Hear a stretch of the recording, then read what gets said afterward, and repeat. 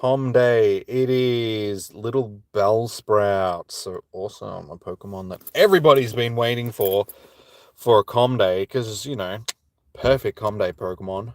Everybody's favorite. Let's get this game restarted since we don't have any spawns going. Yeah, so everybody's most favorite Pokemon in the entire world. But how are we doing? The characters, yeah. Yeah. If you see what it's like on Twitter, everybody's on that same way of thinking. The character changes look terrible. Hey Negan, how you doing? Welcome in. So yeah, good times for everybody. Everybody has ugly looking characters now. And a lot of the clothing items don't even work either. Like I try and put different pants than what my character is wearing right now. As you can see, my character is looking a little bit weird. I've got tight pants on, which I don't wear because I can't put any other pants on. For some reason, I try and put other pants on my character, and they just don't save. They work in the character creation screen, customization screen, but as soon as I exit out of it, it just defaults me back to the pants that I was wearing previously, and it's like, well, that doesn't help. Is that a guy? I don't know. It's supposed to be a guy character. You wouldn't be able to tell with the body shapes and such, and the baby face on the characters as well. Makes it look a little bit silly.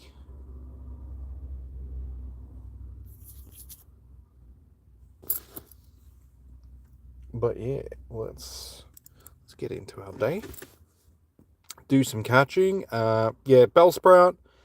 Not the best Pokemon in the world for a Com Day. I honestly don't know why Niantic decided to give us Bellsprout for Com Day. Maybe they knew that people weren't going to like the changes to the avatar stuff, so they gave us a crappy Com Day just to try and distract us from. It's like, how can we distract them from like crappy customizations? I know. Let's give them a crappy Com Day. So yeah, we have a crappy Com Day to go along with our crappy characters.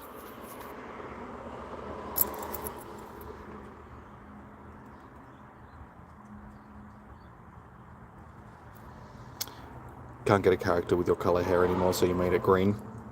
Yeah, they'll definitely have to make some changes to it. It'll be the same thing with the leaders, because when they released the leaders, once they did the edits to them, everybody was just like, "Bruh, what is this?" and then quickly changed it.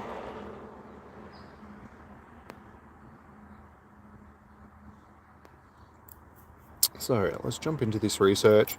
Hello there, Jimmy. Have you happened to do any exploring today? It's quite the sight, let me tell you. It's a lousy, yeah, lousy with Bellsprouts out there. I've never heard lousy used in that sense before, but okay. They tend to prefer hot and humid places, but right now they seem to be everywhere. And there's still plenty for us to learn about the flower Pokemon. Would you be a pal and catch one of them, the faster study? Yeah, sure. I've already done that. So, for our first stage of the research, I don't know why they haven't fixed this, so stuff is actually at the top with the new research. All about Bellsprout. So, we've already done our 5 great throws or whatever it was, 15 Bellsprout and power up a Pokemon 10 times, which we can do. So let's chuck our incense on and then start Zvorking. Incense, we'll grab some research as well. I need to power up a Pokemon anyway, so we get rid of that one. And quickly, shiny check. No. So yeah, this is a shiny that I don't need. I've already got a full quota of these. Alright, what are we gonna power up? 4-star. Let's go with You know what? Actually, is probably a good one. 1, 2, 3, 4, 5, 6, 7, 8, 9, 10. Done. Hey, don't cosplay. God, welcome in. You don't like the white the character looks. Oh, sorry, how white the character looks, and if you change it, it looks weird. Yeah, I think all the additions to the stuff, like the body shapes, the skin tones, just the faces in general. Yeah.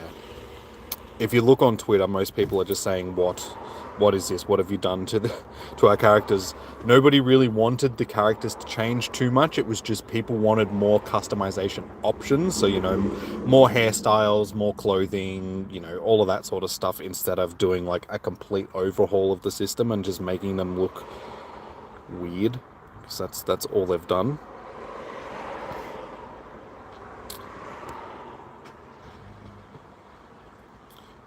Alright, we'll grab them, spin these stops, get some research, and then we can start our walk for the day.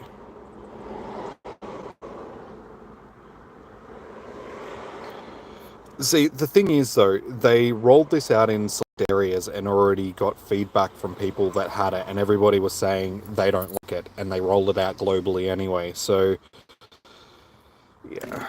Well, additional stuff for our characters, but yet Niantic decides to work on that sort of stuff rather than fixing the glaring issues in the game that actually need to be fixed. So they really seem to have their priorities in the wrong places, which I think is a little bit... It's just Niantic in a nutshell, isn't it?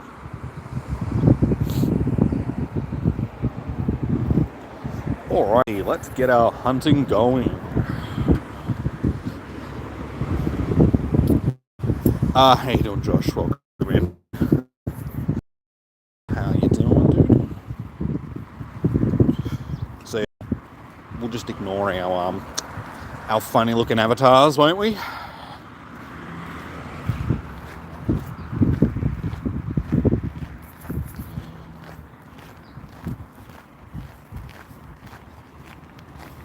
You don't know if you'll be able to do the com day because of the weather. You should still be able to do it at home. Like, even if you can't go out, just chuck an incense on, walk around your house trying to get some spawns. You need a couple of shinies. Like I said, it's not the greatest shiny in the world. It's been around for quite a long time. Yeah, it's definitely awesome.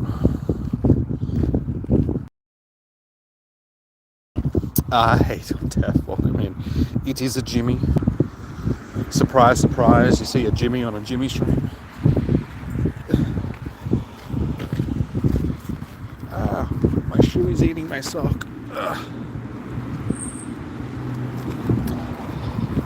When your shoes start eating your socks, it's a good indication that you probably need new socks. So anyway, enough about the lousy looking characters. We're out to catch some shinies, even... Of course, I can't click on that one, whatever. Not going to get it, because stupid pit of... how many shinies do you think we're going to get for the day, guys? Hey, you got your first one? Nice.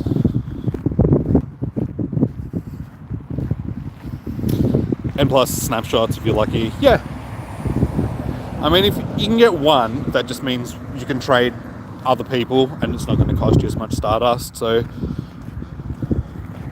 But you got 3 hours, so fingers crossed you'll end up with at least the 3.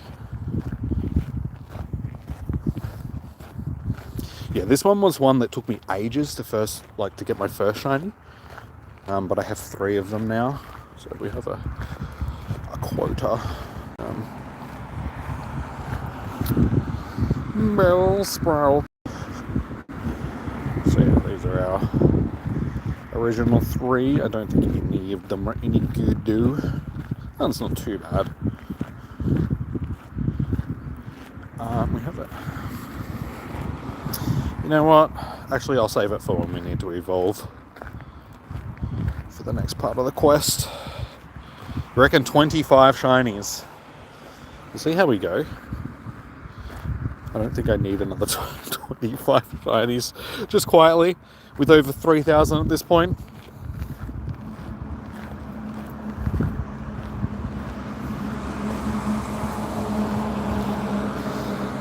You're tired? You spent your entire afternoon cleaning, I'm guessing that's what it means, not just after. I had to read that a few times, just like, wait, what did she do? She probably means after. Afternoon. How you doing, X-Drive? Welcome in. How are you doing today? Okay, let's get this. Research shiny.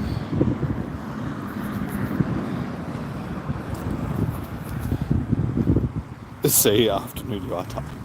Yeah, that's okay. Like I said, I knew what you meant after a moment of thinking about it.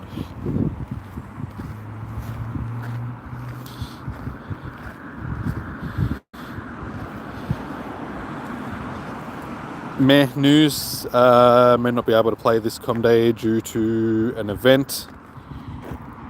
Yeah, I have like a tiny little spider hanging off my finger. I think. Is it a spider or is it? Yes. It is a tiny little spider.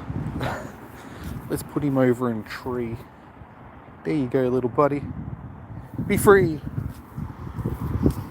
You need to use your camera as your phone as a vid camera for the afternoon. Well, dude, honestly, out of any com day that you could have missed out on, this one's probably a good one. This month, I think our com day classic was better. That might be why they ended up giving us sort of like an average com day, because they decided that we already got a decent com day this month with the com day classic.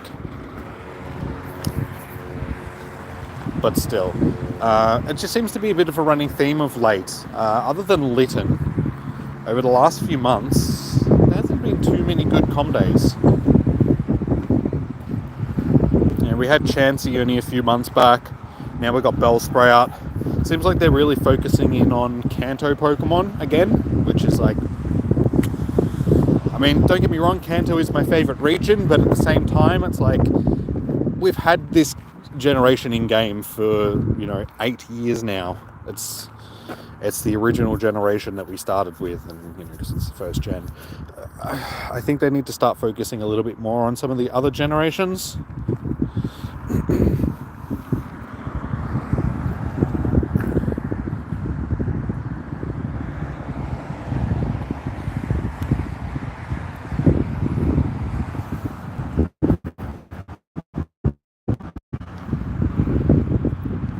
No, they would never do a legendary com day. Oops, like these. I mean, it would be nice, but they'd lose money doing that because they're for raids. They know how much, like especially like Mewtwo and stuff like that, given that it's probably the most popular raid that we get. There's no way that they would put it in a com day. Just because they would lose hundreds of thousands of dollars doing that, because everybody would get 40 shinies of it, and then nobody would want to raid it anymore. I mean, people would probably still raid it, but yeah, they would never take away. And then it would just become way too common. I mean, it's already incredibly common, but putting legendaries into com days and stuff like that, yeah.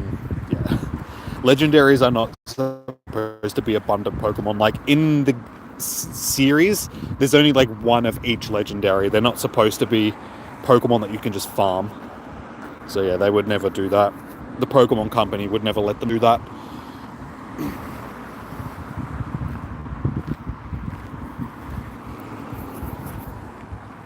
Because yeah, at the end of the day, you got to remember that the Pokémon Company still has the main say.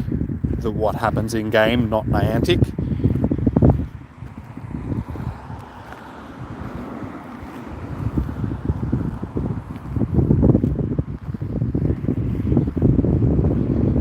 You cannot. Hey, there we go, shiny. Guys, there is no distance trades in Pokemon Go. We should know that by now. You cannot trade with people unless you're within 100 meters of them. There we go, first shiny, 15 minutes in. Our little golden fleshy. Because, I mean, out of all the Pokemon that I could have chose as well, this one does look pretty sus. There's a lot of memes. Oh my god, heck. There's a lot of memes of it looking like a certain something.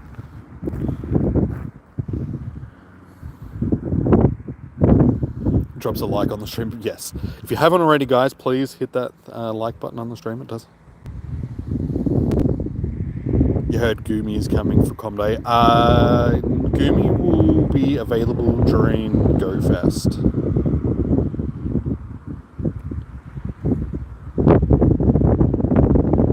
Because it's a pseudo-legendary, so they always do the pseudo-legendaries releases and then have them available during... We will get it for Com Day eventually, but it'll be available in the wild for this year's GoFest.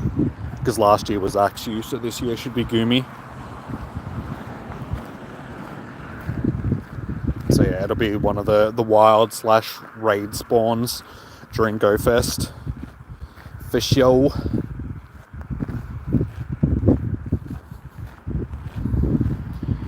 Victory Bell.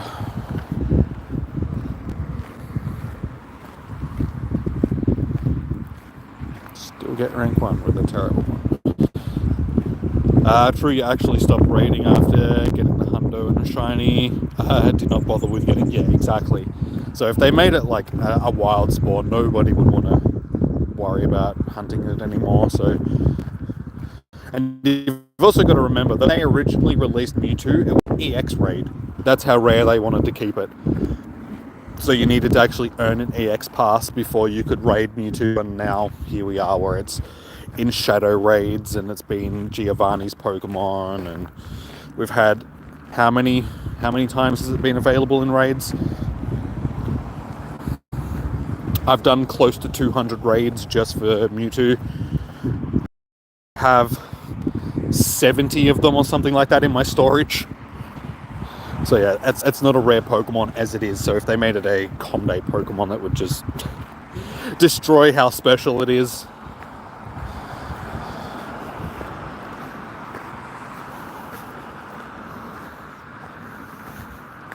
Bellsprout looks like a certain something, looks like from Plants vs. Zombies. That too. That too.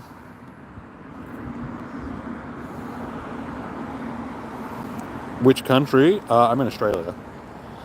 Australia.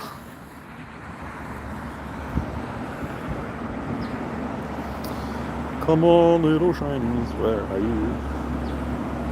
And also, this is not useful for it. Like, even with its new move, I don't think Bellsprout is Victory Bell is really going to register.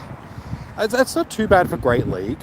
But yeah, there's better, like, Venusaur is always going to be a better poison grass type.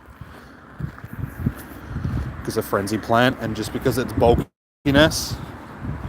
So yeah, I can't see Victory Bell being too useful. So yeah, again, it's a very sort of hit and miss Com Day.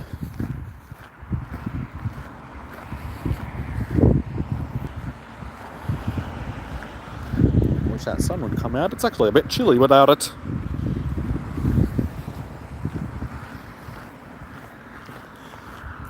Do these checks and we'll go on to our next stage of the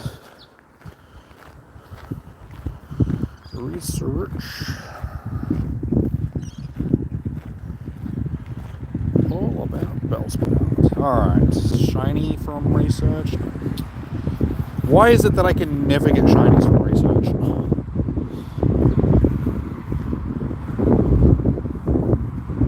You don't want to know. You already know what the other is. Come on, guys. We already know. Not good. Bellsprout isn't so sus. It's more Weeping Bell. Weeping Bell is the very sus looking one.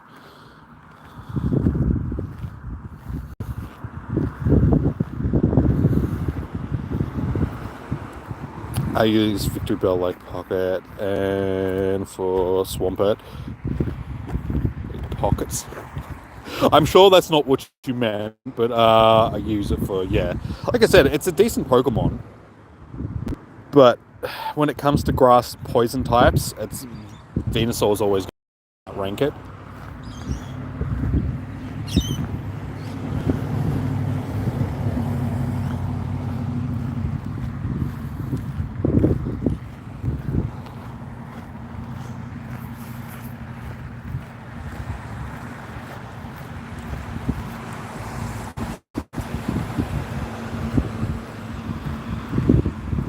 It is what you like. Okay. Oi, that's actually not too bad. Not too bad. We'll hold on to that one for now. It's raining. Yeah, it's supposed to be 18 and sunny here today.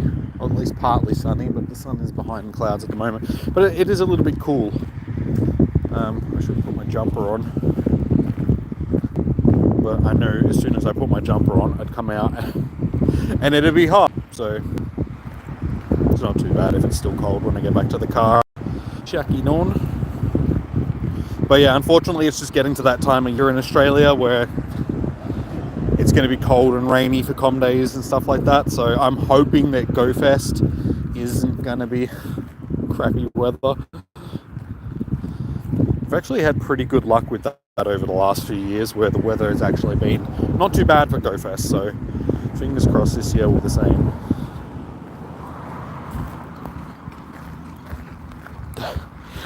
So you're like, yes, now I get what you're referring to. Yeah, see, it's hard not to... Once you see it, you can't unsee it. You're just like, damn, my childhood has just been ruined. Welcome back, Jimmy, and what a great specimen you've brought. Do you know that despite their slender frames, they can move lightning fast and catch insects? One more reason to be glad we're not bugs. But there's more for us to learn about this fascinating Pokemon. Drop by again after you've evolved your Bellsprout into a Weeping Bell. I'll leaf through my Weeping Bell research notes, so I'm ready for when you get back. Cool. Transfer 10, catch 15, and evolve 3 bellies.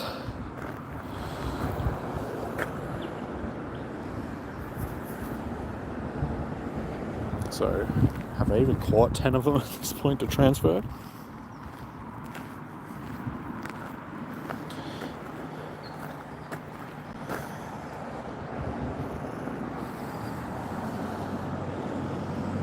I'm a bit light on the shinies. I've noticed this like for the last few months when it comes to com days. It seems like the shiny odds have been like turned down. Because I don't seem to be getting as many shinies as I used to. Like, is it just me, or do other people... Have you guys been sort of noticing the same thing?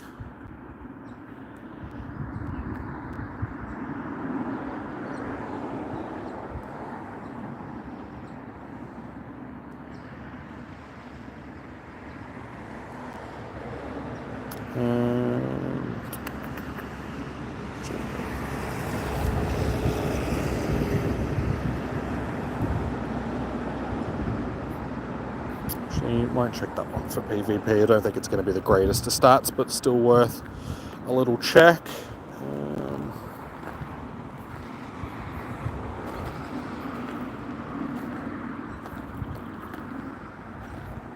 Same with that one.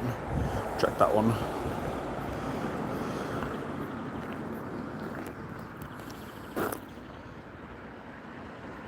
One, 2, 3, 4, 5, 6, 7, 8, 9, 10. On your bikes, evolve.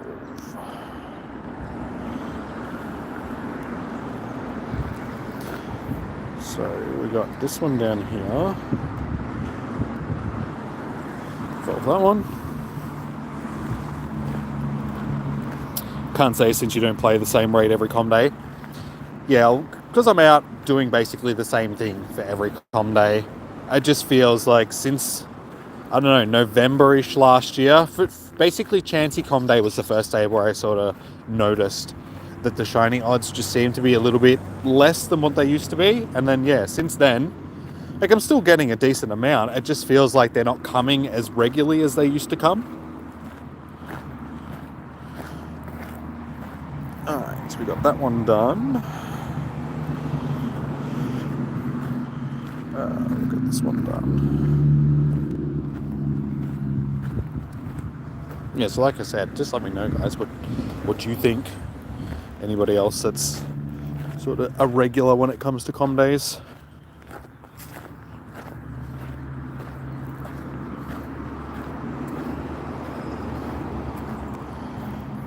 And lastly,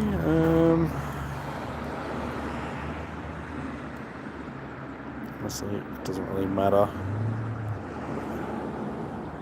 I actually don't have as much Bellsprout candies as I thought I would have had. In comparison to like most of my other Gen 1 Pokemon, like to have under 1,000 candies or something just seems like a very strange thing, because there's things like Eevee and Magikarp where I've got, 10,000 plus candies for each.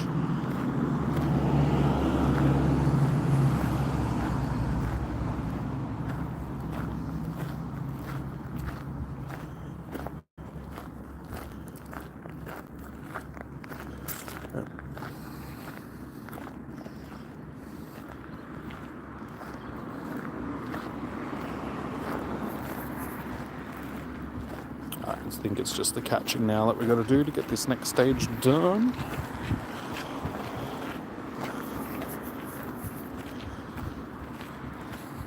So everybody's being incredibly quiet.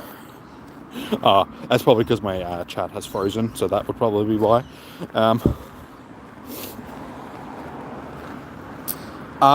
You missed what, Cash?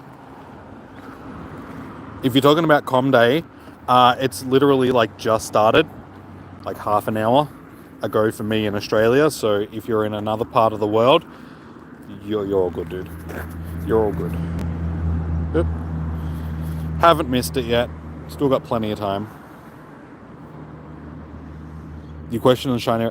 I feel like the shiny rates have been lowered for remote raids, because I've definitely noticed that since they did the remote raid pass nerf, that shinies seem to be popping a lot less often than what they used to, and it seems to be from remote raids. If in-person rates seem to be the same, that 1 in 20-ish, but I feel like remote raids are more close to like 1 in 50 these days.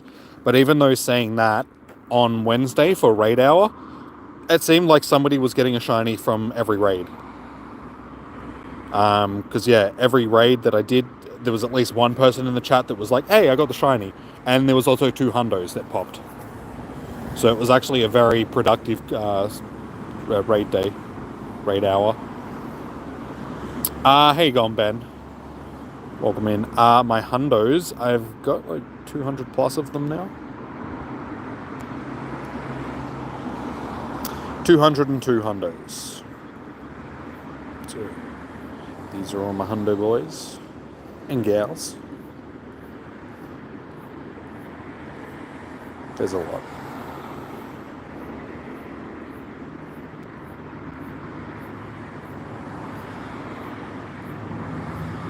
And there we go. That is my hundos. Get them shinies. I'm trying to. We're on 1 so far. Half an hour in, 1 shiny. We're just discussing the shiny odds and how they feel like they're just not as much as they used to be. Because I've had average com days before where it's taken me a while to get them, but it just seemed like it was every once in a while. For the most part, com days would be like, half an hour into a com day, I'd already have 3 or 4 shinies. Over the last 4 or 5 com days, it's like 1 shiny in the first half an hour.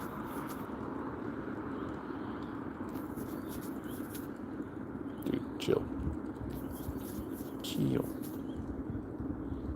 Seems to be less. Sus Jimmy, that's what Weepy's for. Yep, that's what I was saying.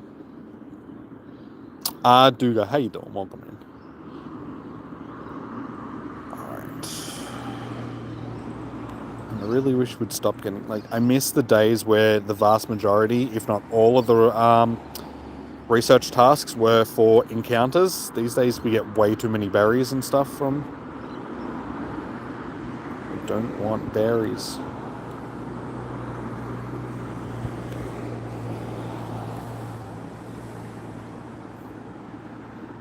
Okay, still need it.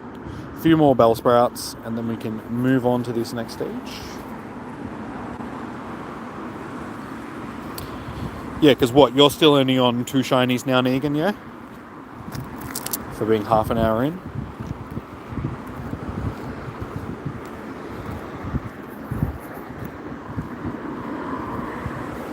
Like, don't get me wrong, I'm not really complaining, because I think it's excessive when we go home with 30 plus shinies anyway, or 20, 30 shinies. But I just feel like lowering it now after we've already had comm days for however long that we've had them, I just feel like this is the sort of thing that they should have tweaked at the start rather than 4 years into comm days. Oh my god, my chat keeps freezing. Sorry guys. Like usual. Show my shinies. Dude, I've got over 3,000 shinies, and it's going to take 10 minutes to go through all of them. How you doing, shop girl? Welcome in. Welcome. You killed it for Bagon Com Day in Florida. You used special rend and play it very casually and pulled 35. Yeah, see, I ended up getting for Bagon, what was it, like 20, 25, something like that. But at the same time, I wasn't actually really hunting too much for the shinies during Bagon Com Day, because it was one that I've already done Com Day for. I already had, 10 or 15 shinies. I was focusing more on candies, so I was doing a lot more catching rather than just shiny checking. So yeah, it didn't end up with as many shinies as I would have gotten if I was just shiny hunting.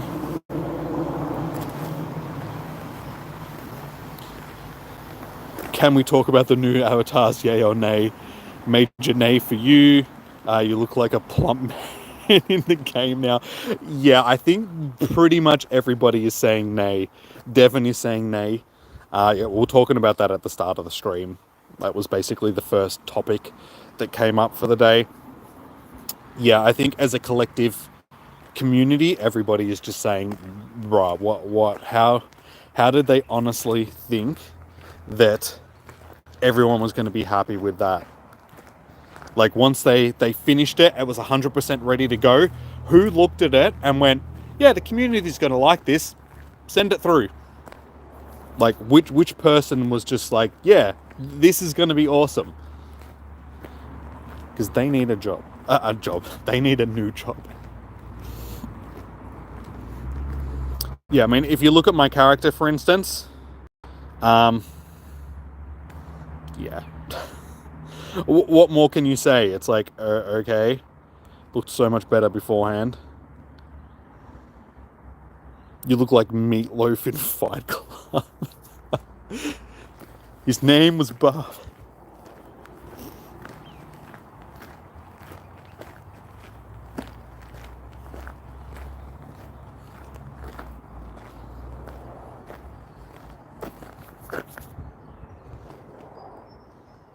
How you doing, Becky? Welcome in.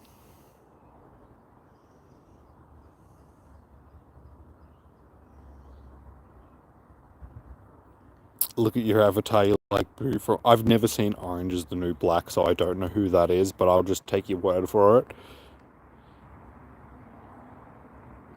You look like it in real life and in game too. Yeah, like, it's only a few little tweaks that I think that they need to do to fix it. Like, they need to make the bodies more distinguishable, because one of the main things that I saw on Twitter when people like complaining about it, they were saying that the bodies look too androgynous, which, that's fair enough. Have that as a body type in there if that's what people want to identify as. There's nothing wrong with being trans or any of that sort of stuff, but not at the expense of cancelling both males and females, because that's what it looks like they've done. They've made it that there's no distinction between the different genders now, where it's like, there's still a lot of people in the world which identify as both male and female, and for them not to have representation in the game now just feels like it's a bit... Yeah, I don't know. I don't know who they were trying to please with the way that they've set up the body types in the game now. It seems to be a lot of women are the ones that are upset more so, just because there's no representation for what a womanly figure actually looks like. Hi, Devin. Are you saying hello to Becky? Okay. But I'll say hello to you too. How are you doing? Welcome in.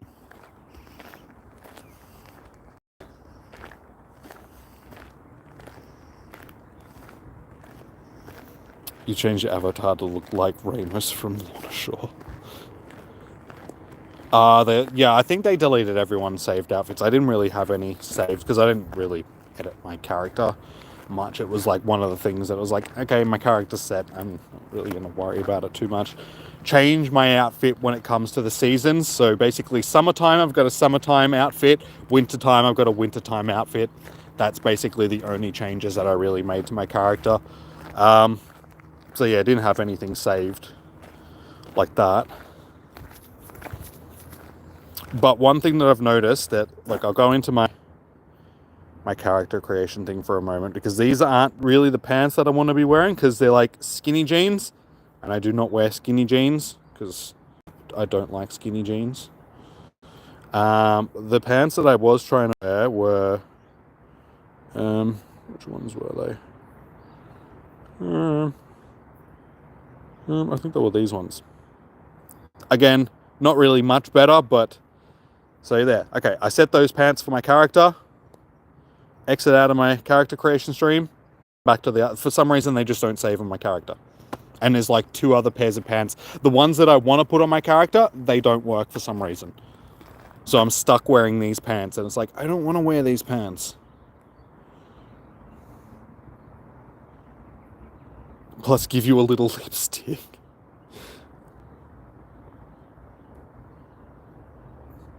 Yeah, I'm not a fan of the faces, the way that they've changed the faces, because my character looks like a 20-something-year-old 4-year-old. Like the eye, that's why I'm wearing glasses, you know. Because if I take the glasses off...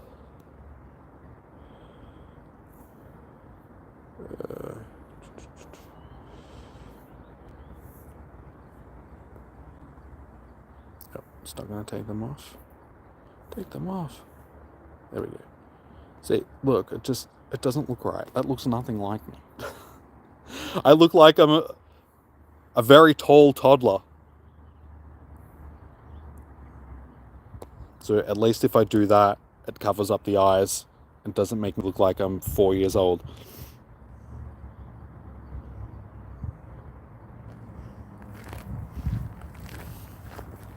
Got theta jeans. Jimmy's jeggings. Yeah, I think they need better pants options. Not a fan of the pants options. Where are the baggy jeans? Where are like the early 2000 hip hop jeans and stuff?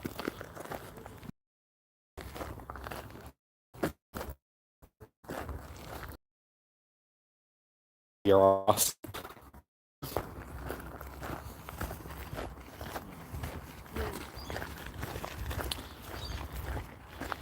Head and neck not proportional. Yeah, there's a lot of issues with the new character creation, so they'll have to change it. Because like I said, the same thing happened when they did the release of the updated Team Rocket leaders. When they released them, they looked atrocious. Same with the gym leaders.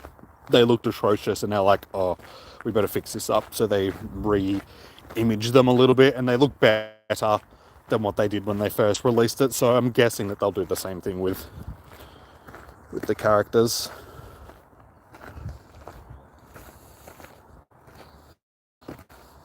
The arms are too long.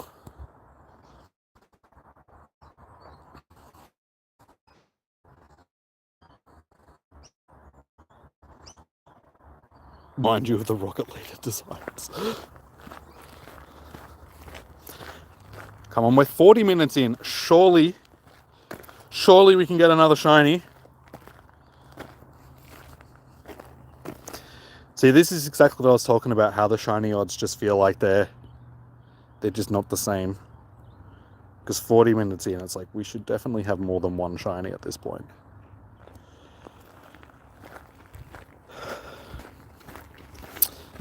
How you doing, Man Go? Whoa, man, how you doing? When is this event over? People will bombard Tapu Bulu and other taboos with victory bells.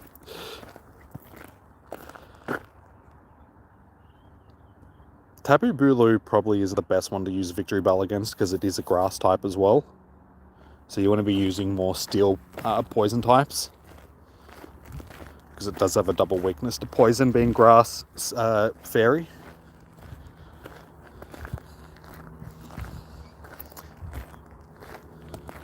So now that the sun has actually come out, before I was just like, oh, it's a bit breezy. Now it's like, oh, it's hot. I should have put sunscreen on.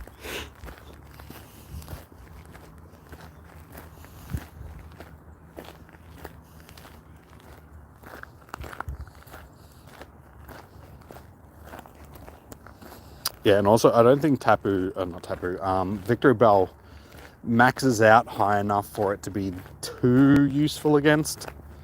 There's going to be better ones that you can use, better poisons and steel types and stuff like that. Hey, there we go. Finally, shiny number 2. It only took us 45 minutes-ish to get 2 shinies.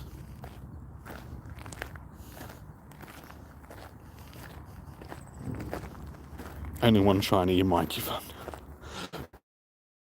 Dude, there's still 2 hours left. Don't give up just yet.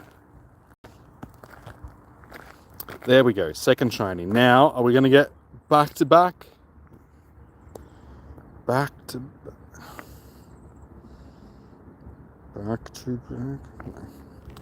Alright, we'll see if it's going to take me another half an hour to get another shiny.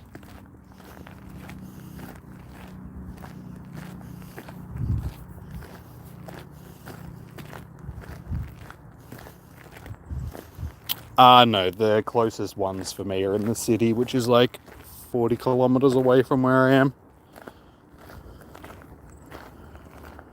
So no official Com Day meetups for me. I've been to one of the official meetups, like one of the first ones that they did. And yeah, honestly, it's better just like where they hold them isn't even in a good place to do an official meetup. Like there's not really a good amount of spawns around. There's not a good amount of stops around. It's just sort of in a centralized location. And it's at like Crown, like South Bank, which is like where near the casino. So there's just a million other people walking up and down because that's like where all the shopping center like stuff in the city is as well, like up around South Bank along where like Crown, blah blah, like I just said. So yeah, it's just crowded with people that aren't even playing. There's hardly any stops, not really good spawns. So it's honestly, you're better off going to the actual places where people go to play.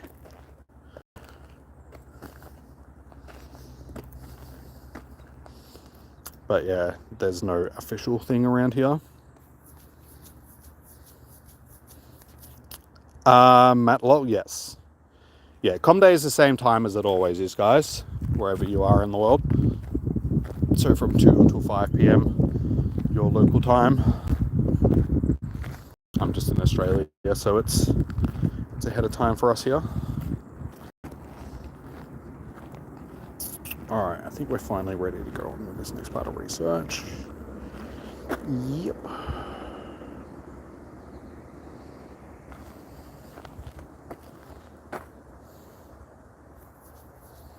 Like 40Ks isn't that bad. Like I drive, so but it's like an hour and a half to get into the city sort of thing, because I got to drive for 40 minutes and then catch a train and actually get to the location and all that sort of stuff. So it's not worth the effort to go and play in a place that isn't really a great place to play. Like where I am is a so much better place to play than going into the city.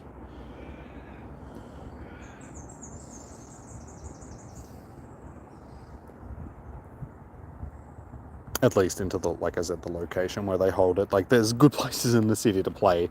And if they moved the meetups to those locations, then it would probably be a better thing.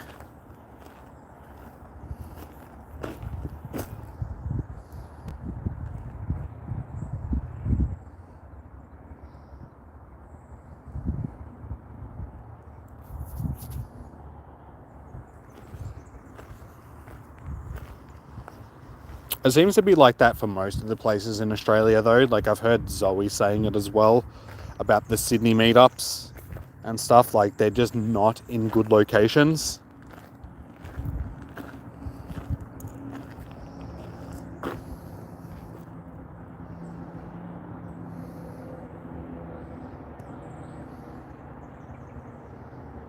Excuse me?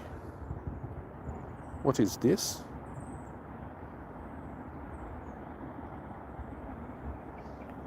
Okay, I've never seen that before. What was that about?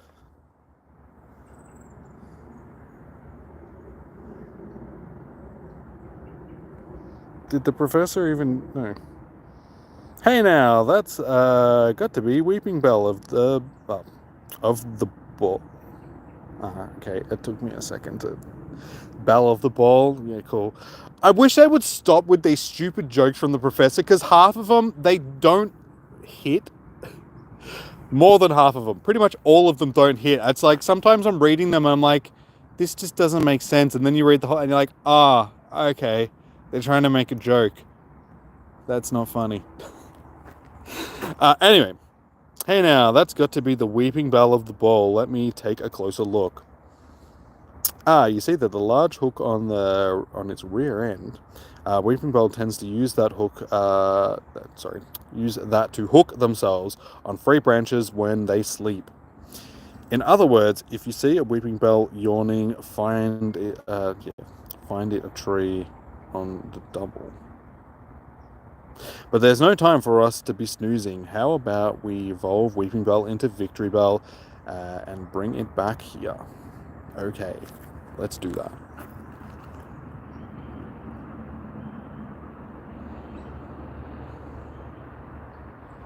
I've got an incense on. I'm not going to waste the Stardust on special rend on a Pokemon that's just not worth it, sort of thing. Okay, so make 3 Great Ball Throwers, catch 15 Bellsprout, and evolve a Weeping Bell. We can do that. David, sorry man, I didn't see you. David Ramirez. Hello from Australia. How you doing, dude?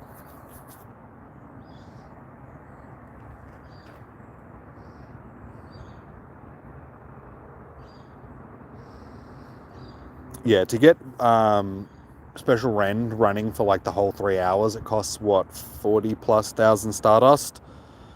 It's just not worth it. Not for this Pokemon. If it was a better Pokemon, then sure. But not for Victory Bell. Yeah, not Victory Bell. Bellsprout. Seems. Dude, chill. You're a Bellsprout.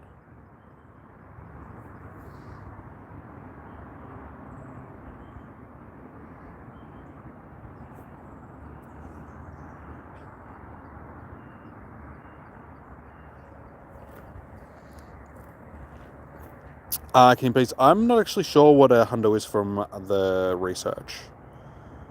You can see all of that. So if you get the Leak Duck app or just look at the graphics for them, they'll tell you all of that stuff.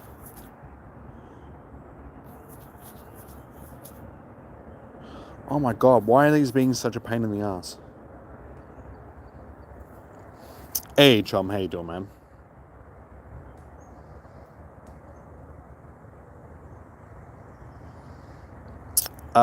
If I had the choice between baby chicks, little bunnies, or bear cubs, is there anything else I'd... Are you just asking me which one I would prefer, or which one I would prefer to eat, or which one I would prefer to wear as slippers, or... Like, what are we choosing these for? Which is the fuzziest and the fluffiest. Okay. Should put all of that into one thing, dude, just so I know It's all good. What would I choose? So what are they? Bunnies. I mean, here in Australia, rabbits are vermin, just because they're an introduced species that just destroy everything. So I'm not a huge fan of rabbits. On many occasions, I've seen my older dogs, tearing them to pieces, and the cat eating them on the doorstep, like baby bunnies, just eating a baby bunny on the front doorstep. I'll probably say bears, just because, I mean, bears are cool. Chickens are chickens. And if you've ever had chickens before, you know how much they stink. So, I mean, yeah. So I'm going to say bears. How you doing, Leon? Welcome in.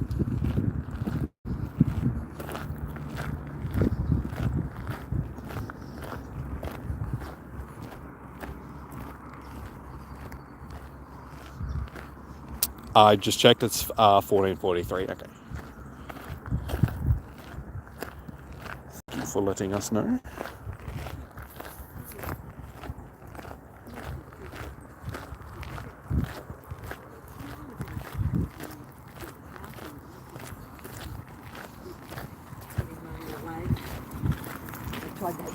You like little bunnies the best.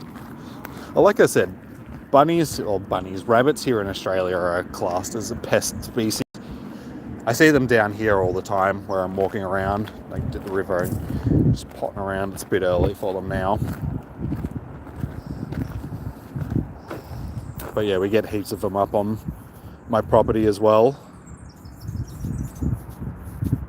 But yeah, they just shit everywhere. And destroy your plants and all of that sort of stuff. Compete with native species for food.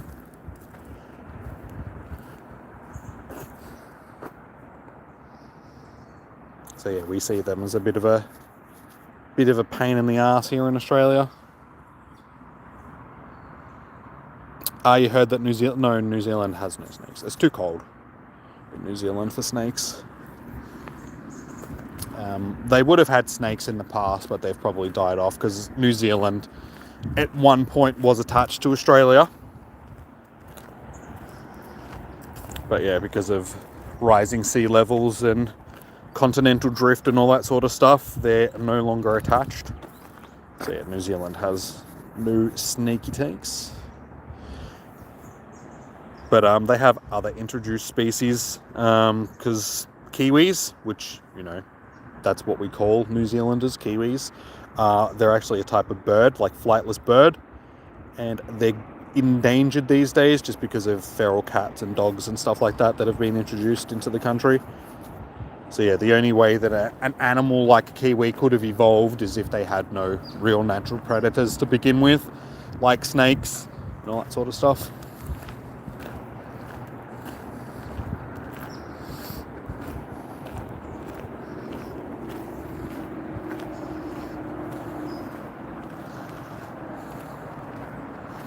GoFest League suggests Necrozma raids on day 1 and day 2 fusion, turning into Solgaleo Lunana after defeat, like mega raids. More than likely. I mean, if it's going to be like Mega Rayquaza, they'll be available for both days.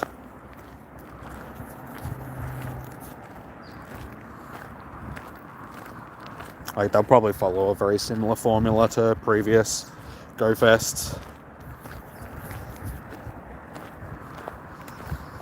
But honestly, it means that they're going to have to put Solgaleo and Lunala into raids as well.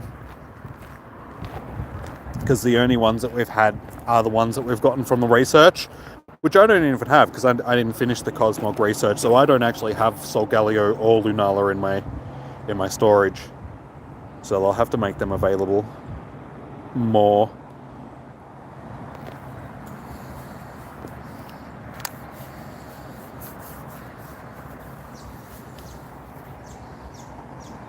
Bunnies, cane toads. Dindo? For a second I was just like, wait, did you say dingoes or mice, foxes? Yeah. They're all pest species, all introduced by the Europeans when they came.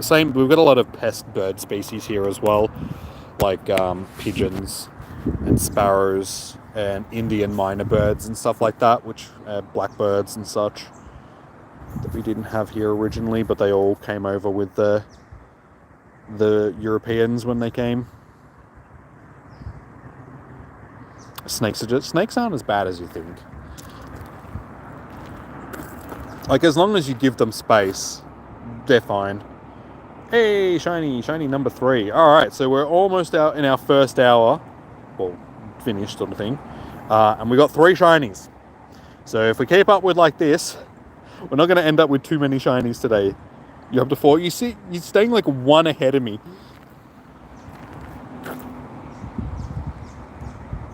Yeah, honestly, when I was a kid, I actually wanted pet snakes and frogs and lizards and stuff. I did have a pet lizard for a while, a pet blue-tongue lizard. But yeah, I wanted like a whole enclosure filled with snakes and frogs, and so I don't really have too big of an issue with snakes. Speaking of introduced species that are pests, there's a whole bunch of wasps around here. European wasps. So you did say dingoes are introduced species, but they've been here long enough that they are a native species to Australia now. They actually came over when the Aboriginal people first arrived here from Southeast Asia, like from the Indonesian islands and stuff, because that was like 50,000 years ago at this point. So dingoes are basically are an Australian species, but canines didn't evolve here in Australia. It's like all canines like originated from wolves, and then they spread out into the other species of canines that we have in the world, and all of our bred canines, every dog species and stuff like that. But yeah, every natural dog species, i.e. foxes and all that sort of stuff, originated as wolves originally. So yeah, dingoes are another one of those species that they were with man at the time when they came over here. And so yeah, once a species been here for like 50,000 plus years, you can sort of say that it's a native species.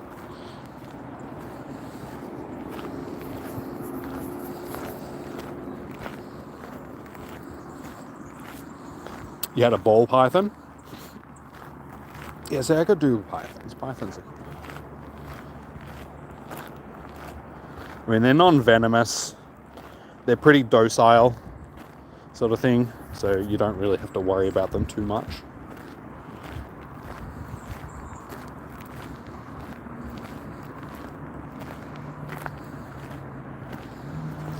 When you were a kid, snakes used to come inside your village and cause havoc. Like, don't get me wrong, some snakes are like, if there's like a king cobra or a brown snake or, you know, any of the super venomous snakes in the world, which we have here we have like 9 of the top 10 most deadly snakes in the world here in Australia. Yeah, don't get me wrong, I don't want them in my house or anything like that, but I don't tend to have an issue with them out in the wild just doing their own thing.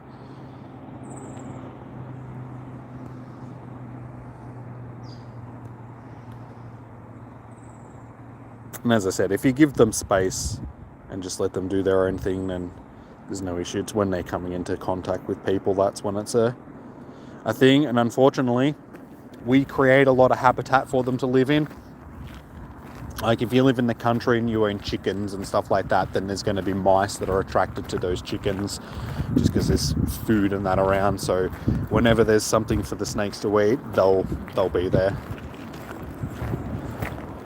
And we have, you know, dark, warm places for them to hide in sheds and all that sort of stuff. So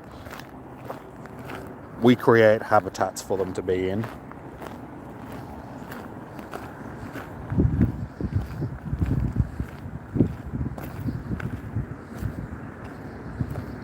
Who brought them? The British. In all of their intelligence. And you got to remember that back in the day when Australia was settled by Europeans, we didn't have the same biosecurity laws that we have these days. And like, same thing with foxes. Basically, the British slash Dutch slash French. It wasn't really the French, it was more just the British and the Dutch. When they came over to settle Australia, they brought a lot of their native species from England because they wanted it to feel more like home, and they wanted to have things to hunt. Because, you know, the whole fox hunting thing is a big thing in Britain, at least back in the day, where you'd have all the aristocrats on the back of their horses hunting after foxes. So yeah, they brought all of that shit over here to Australia just so it could feel more like home. And then they just became pest species because rabbits breed like rabbits.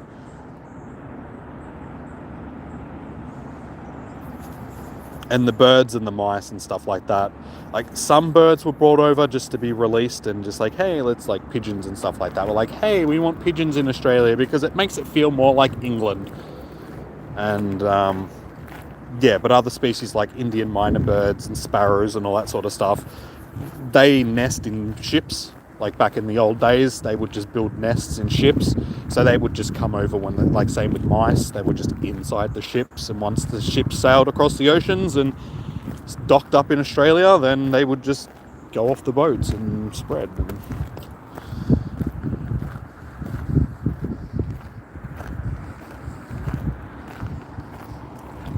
So that's basically how we got these things as pest species in Australia.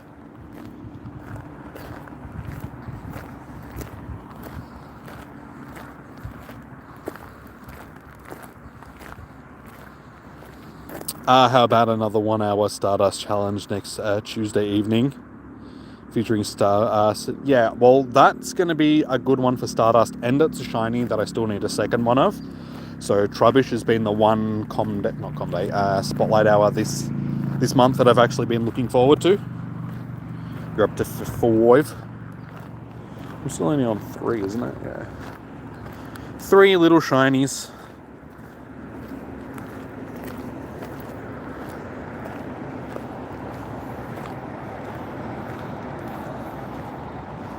Evolve the Weaving Bell, okay. We'll do that and just get this research done, and then I don't need to worry about that anymore, and we can just concentrate on the shiny hunting. Oh my god, there's a tiny little spider hanging on. Wait, is it a spider? Yeah. Is it a spider? I don't know.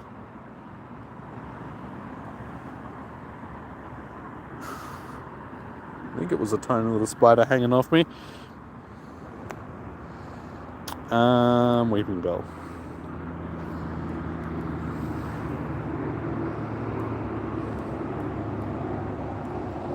There's a 98%er. Oh, hang on, does this? Yeah, let's do the Shadow. Shadow Weeping Bell. The Shadow Victory Bell. Which is actually pretty good. And if I purified it, it'd be a hundo. That damn monarchy. Yeah, pretty much. It's just what the British did. Like, it's just what they did everywhere. Like, any traveling, well, I should say colonizing, because that's what they were doing. Any colonizing empire back in the day, the French, the Dutch, the English, all of those dudes, they just did whatever the F they wanted when they went wherever they wanted. That's why they persecuted the native people, as well as just releasing all the animals that they shouldn't have, and bringing disease with them, and a whole bunch of other really shiny number 4 horrible things that they did. Yeah, colonialism is probably one of those things that you look back on history and it's just like, yeah, that wasn't such a good thing, eh?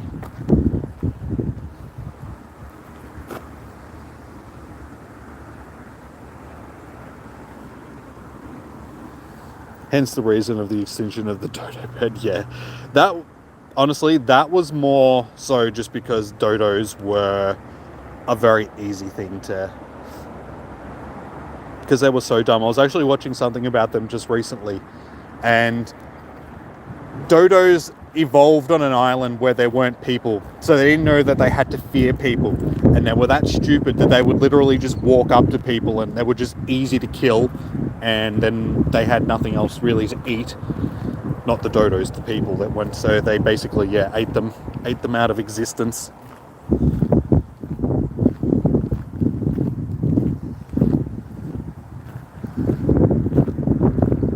They didn't have, yeah, until man came along.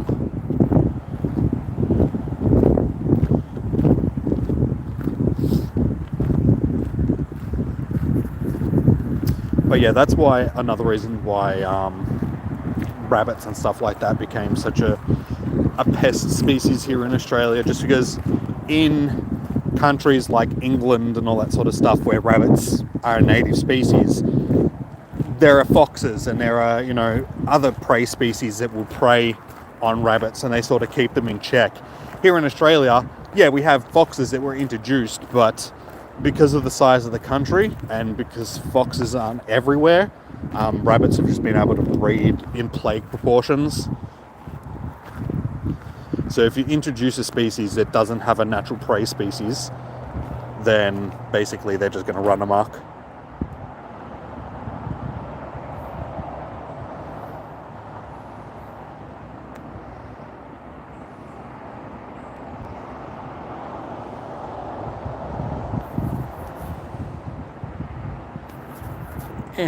Oh my god, just balls right in the mouth.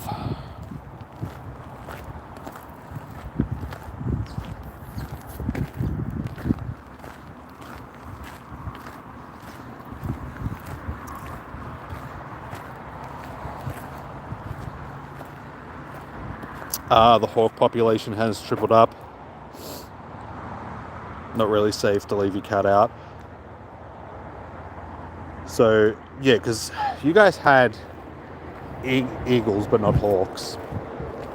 But again, eagles are, they're a native species, so they already had their prey species, so they're not really going to be preying on people's cats. I'm pretty sure hawks are a native species here in Australia. I think.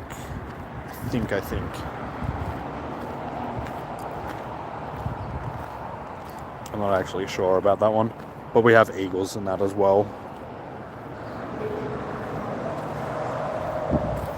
How you doing, Ryuga? We have 4 of the little buggers at this point, so not doing too well. Hopefully it'll pick up shortly.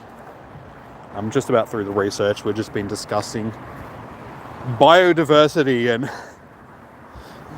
bio-invasionism. What would you call it? Introducing of pest species into countries and stuff. Hey, you're victorious, victorific. Let's have a look at your victory bell, Jimmy. These large plant-like Pokemon live in huge colonies deep within the jungle. No one who's visited has returned to tell the tale. That's short foreboding. Although if I put my professor cap on and think about it, how do we know about one's colonies unless someone did make it back? There's something to ponder. In the meantime, thanks for letting me observe your victory bell. I'm sure you're the first. I'm sure you'll be fast friends in no time. Just watch out if they dissolves. Too many stupid puns makes it too difficult to read, and you just sound like an idiot, Professor. You're supposed to be smart.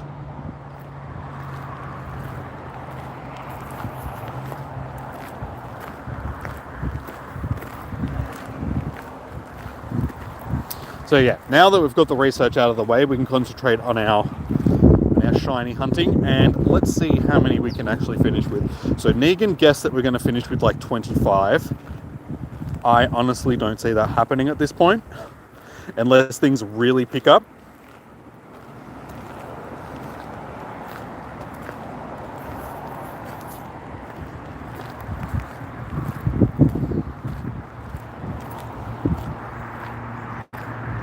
So yeah, if you haven't already, guys, please hit that thumbs up button on the stream. It does help out immensely, and I appreciate it. And that's terrible IVs, like usual. Yeah, also consider subscribing. Also helps. We're getting close to 7,000 subbies at the moment. So we're on our way to 10, getting very close. So hopefully we can get to 10,000 before the end of the year, which we should be able to. It's still fairly early on in the year. Some good growth lately. So you're up to 6 now. I'm just not having any luck with these shinies. I am starting to fall behind.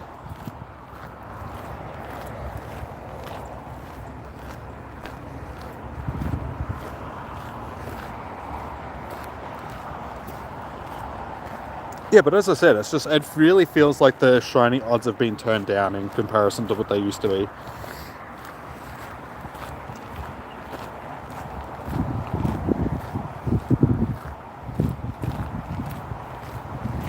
Yeah, because they have it happen during like 1-2 com days. You'd be like, yeah, okay, that's just the way odds work. But it just feels like it's been a steady decline over the last four or so com days, where it just feels like the shiny odds just have not been the same. And they've even got weather boost as well, so.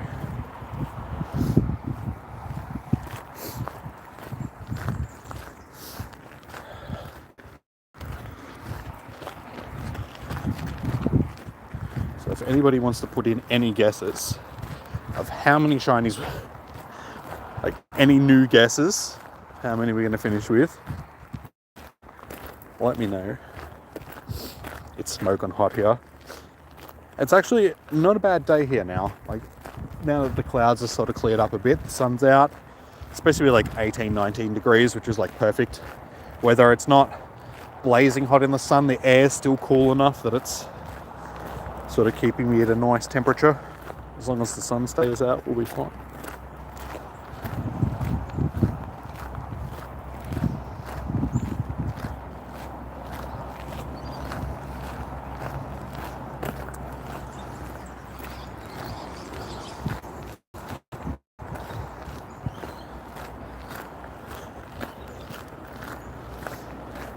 Hey, there we go.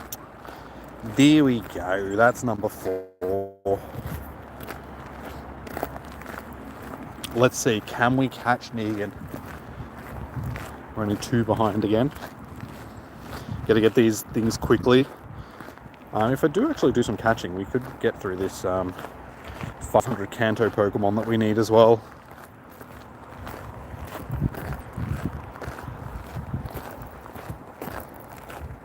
Because then I think it's only Johto that is the one where I still need a fair amount. Yeah, Johto, I suppose Sinnoh is still lagging behind a bit as well. We're almost finished with Kanto. As you can see, I haven't been getting through that particularly quickly.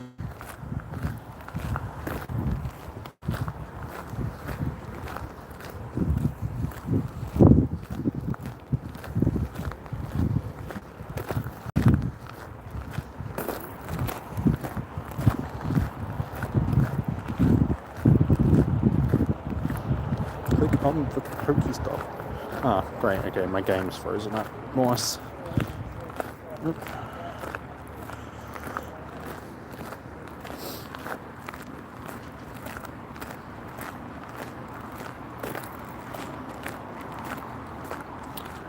I'll be catching only shinies. Yeah, for the most, because like I said, this isn't a Pokemon that's really worth collecting too many of, sort of thing, so I'm not going to waste my time catching everything. This is what I usually do during com days, sort of thing, just focus more on just the shinies. Oops.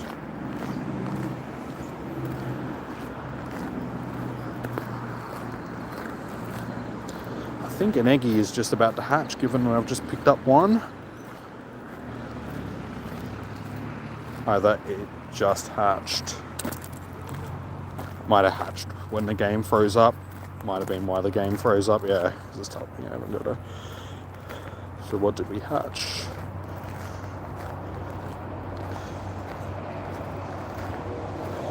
Another Licky. Seems like that's all I hatch these days. Terrible IV Licky.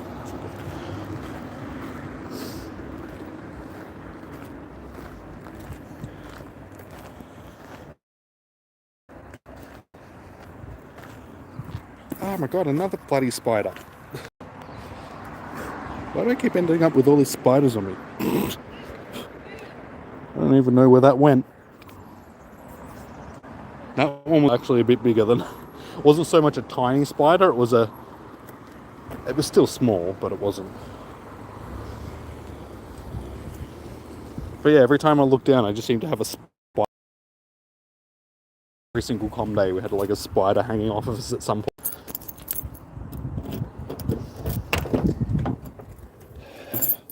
Water.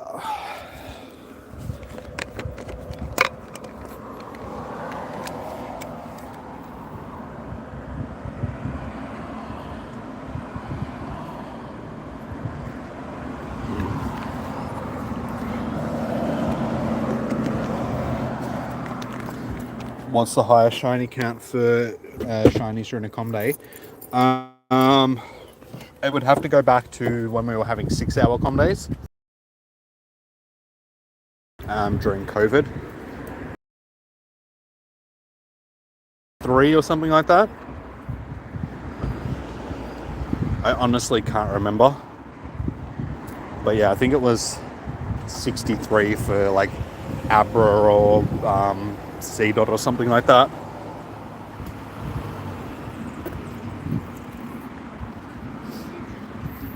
Like I said, I can't remember exactly just because it was quite a while ago.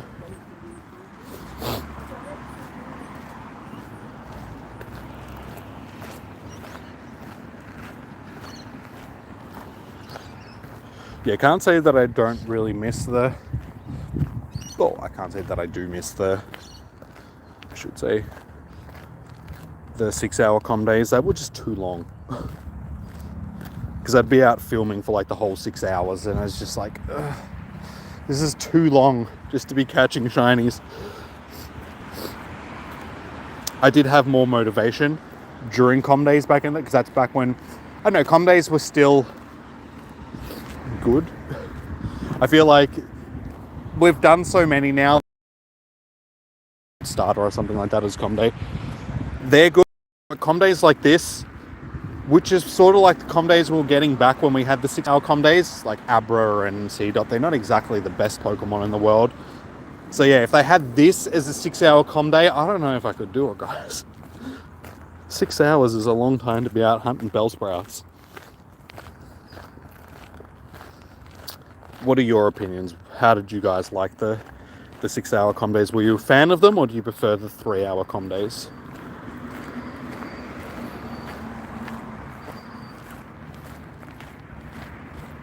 Yeah, it was during the COVID time when everybody was in lockdown. We had 6-hour comm days. Just so people had more time to try and get the shinies. That's when we still had all the at-home bonuses, which are no longer a thing in the game. So yeah, you didn't have to be moving to get spawns from incense. They would just spawn every minute and a half instead of you having to be moving at the same time. There was a whole bunch of other bonuses and that. Increased spawns and so on.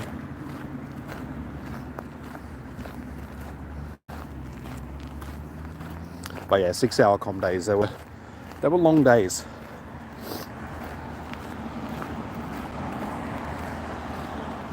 So yeah, Weedle was one of the comm day Pokemon during the time. That's when they first started introducing some of the Pokemon that we were going to get Megas for. So we didn't have Megas at that time, but they started giving us the Pokemon that we could stockpile for when they did introduce the Mega Evolves.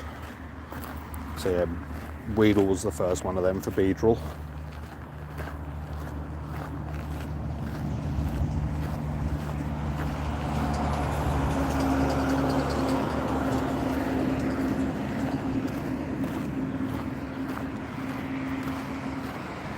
Come on. We were almost halfway through and we have a total of 5 shinies. Surely we should have more than that. Like, being nearly halfway through, we should be up to like 10, 12 shinies at this point.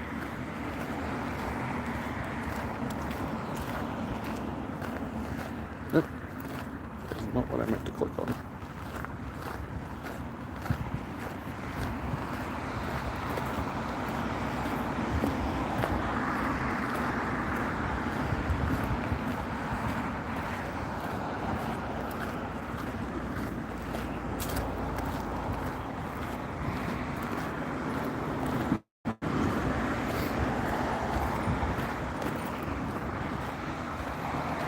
Again, everybody's being so quiet today. It's hard to interact with you guys when you're being so quiet. It is 40 plus here. You grind 2 to 5. It's gonna be tough. Yeah. Thankfully, it never really got that hot here during summertime. I think our hottest com day was Chansey Com Day, and that was like 37, 38 degrees, so getting close to that 40 plus degrees, that was a hot day. And not only that, I was in the sun for most of the day as well, walking to the location where I was. And then Sinnoh Tour was really hot as well. The first day of Sinnoh Tour, I got burnt so badly because I wasn't wearing sunscreen. So by the end of the day, it's like my arms were like red. Like red like that. I ended up peeling for like the next 3 weeks afterwards, like all the skin on my neck and my arms.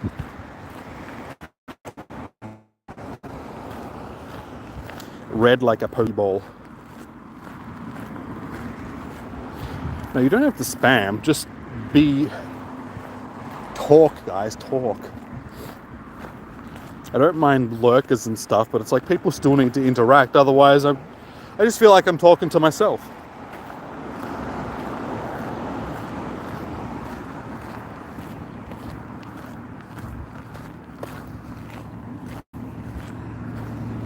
Alright, my goal is to finish with at least 10 shinies by the end of this hour. So we've got 25 minutes to try and get ourselves another 6 shinies.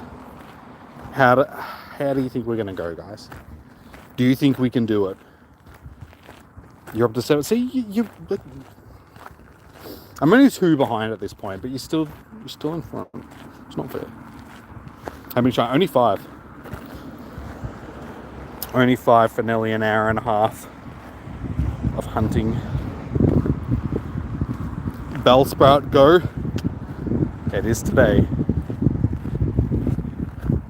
Bellsproutus. Hey, that's again, haven't been seeing many small or large ones. Tiny or huge ones. Yeah. Seems to be another thing that seems to have dropped off quite a bit during com days, because I used to see quite a few of each. Now I see very few. Same thing happened during the Com Day Classic. I only saw like one large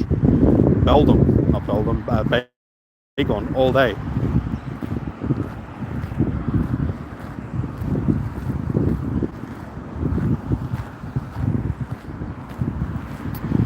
Doggies, what they did, they absolutely smashed St Kilda. Goes to show what we're capable of when we actually play. We should have done that to Essendon as well. Like, we just didn't play. That's why Essendon beat us. And yeah, we should have ended up winning against Geelong as well if we played like that, instead of not playing as because there was only certain times during that Geelong match where we were just off the ball a little bit and we kept letting Geelong kick away. If we just stayed with them, we probably would have outscored them in the end. But yeah, it was the Essendon match that was really an embarrassment, because that was a team that we should have smashed easily, because Essendon is not as good as what they're playing, sort of thing. They've just been playing down teams. Am I evolving any of these? Once I get to the end of the day, I'll go through the ones that I've got for PvP and then evolve them. The big Bellsprout.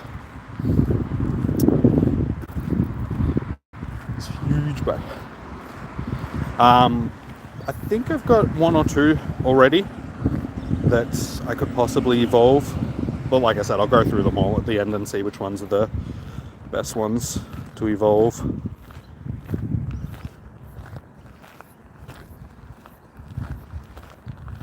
If that defense stat was a bit higher, but we'll check that one after. Again, we'll check that one. I don't think it's going to be any good though. Another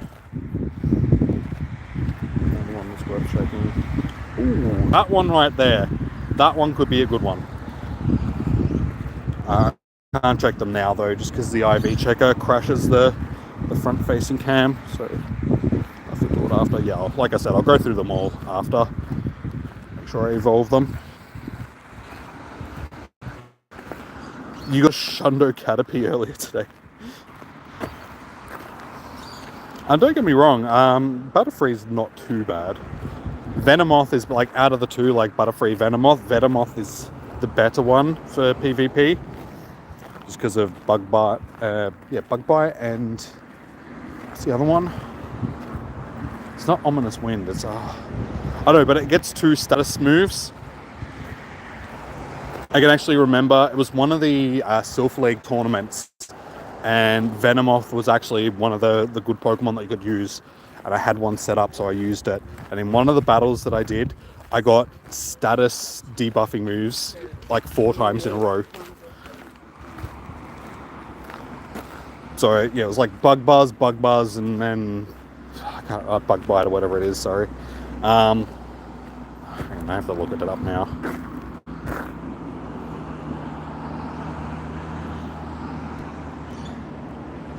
Yeah, use this one.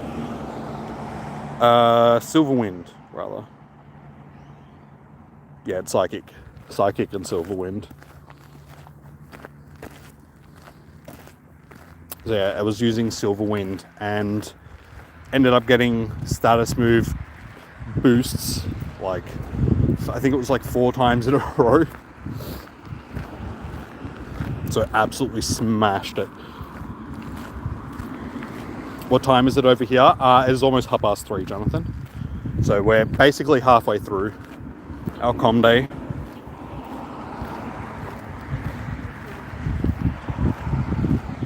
So yeah, to only have 5 shinies at this point, we're not doing as good as we could be, that's for sure.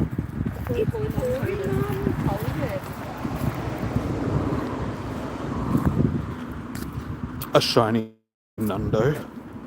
I don't have any shiny Nundos. Like I think it was last con day or when we were talking about Nundos. I'm not a big fan of them, just because they're useless. I got a few, but I don't tend to keep. I've transferred a few as well. Anyone trade Pokemon? You can only do trades in Pokemon Go if you're within 100 meters of the person you're trying to trade with.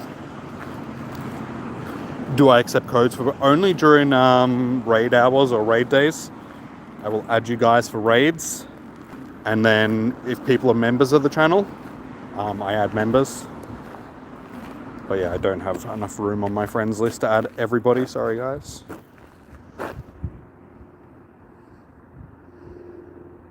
You're Brisbane tonight.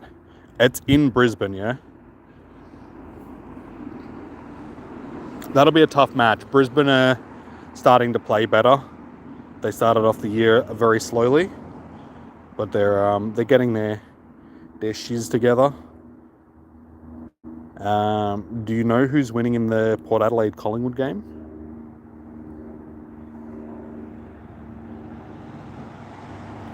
Because when I left Port Adelaide, when I got out of the car, Port Adelaide was leading, but that was like the first quarter. No. Alright. Let me have a look. I have the ability. I have the AFL up on my phone. Give me a second. Collingwood, damn it. It's 77-58 in the third quarter. Collingwood's way. Come on, Port. I would much rather see Port Adelaide win than Collingwood. Keep Collingwood out of the 8.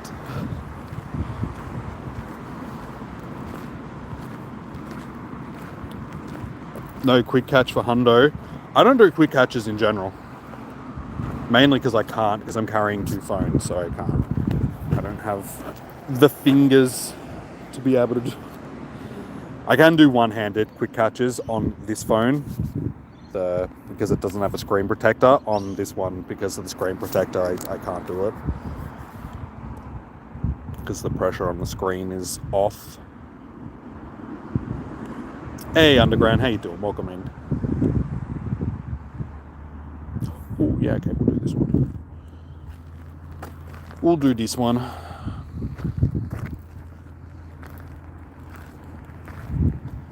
Dratini.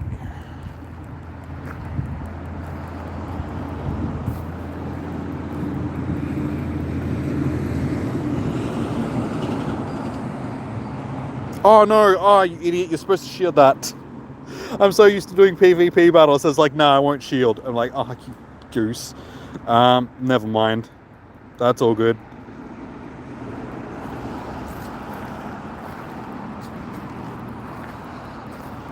For some reason, I'm like, no, I won't shield because I want to save my shields. And you don't have to do that in these battles.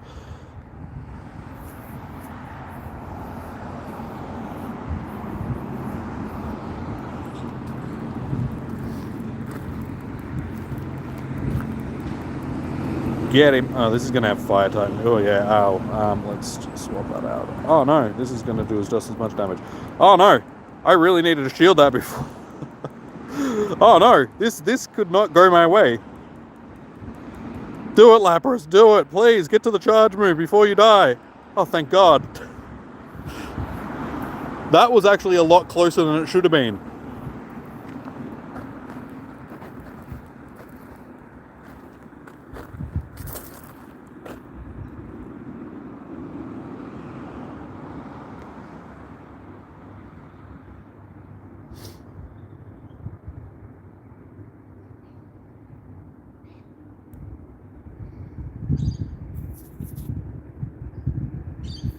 LH, like I said, you got to be within 100 meters of the person that you're trying to trade with.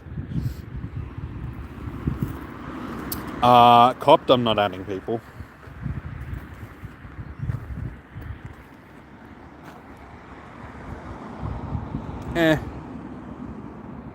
Could be better, unfortunately. Alright, whatever.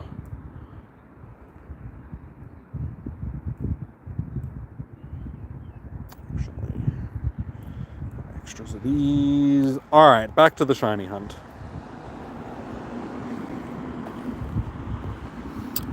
You can check your code in the chat for people to add you, just don't spam it. Sort of thing. I don't mind you guys adding. How do you activate the AR settings? If you go into your settings, there's actually an AR section. So, AR encounters, AR buddy. So just turn them on there.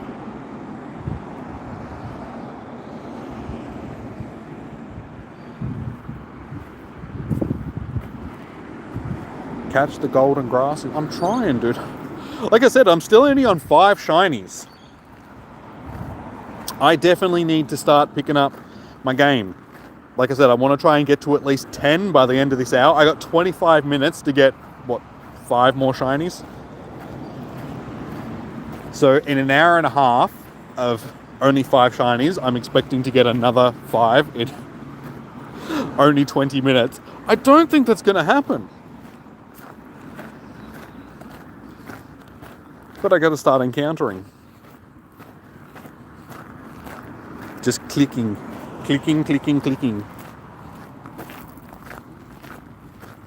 Yeah, I know. I didn't make the avatar changes. Niantic did that. And it's like, I do have long hair, as you guys know. But the only long hair options, I mean, I've got the hair down, or I've got the hair up like that, but that really doesn't look any good either. So unfortunately, that's the only thing that I've really got to go with.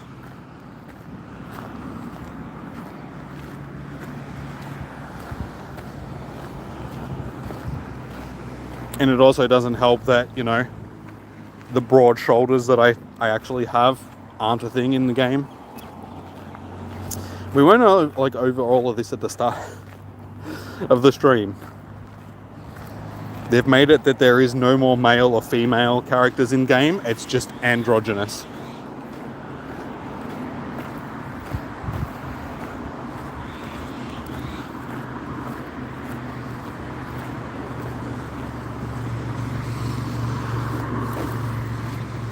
you don't have the AR setting, you should have it. I don't know why you wouldn't have it. Go back as well. Because I don't think there's another setting that you need to...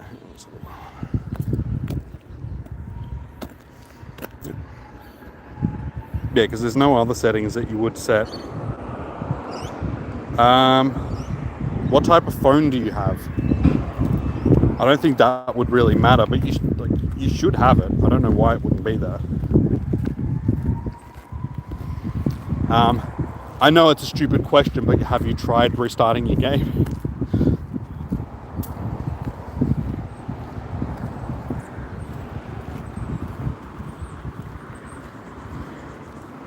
Oh, it's only on Android. What? Did they remove it from iOS? Another reason why iOS is...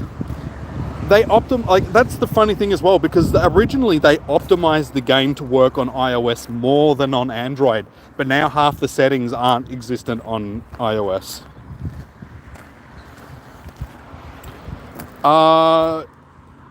You have an Android, try restarting. I mean, you can try restarting, re-downloading the game data. Hey, a shiny, there we go. Also, I mean, if worst comes to worst, just try uninstalling the game and reinstalling it and seeing if that helps. Other than that, I don't know how else to help, dude. That might be something that you might need to contact Google. Contact Niantic. Don't say Google. Google won't be able to help you with that. You could try searching it on Google to see if other people have had the same issue. But yeah, either try reinstalling or... Hey, it's a 420 shiny grass type. Huh. Funny. It made a meme of itself.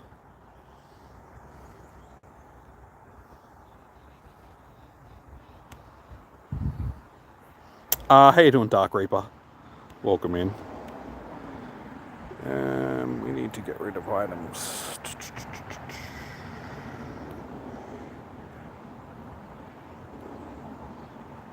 I wish we could just turn off berries.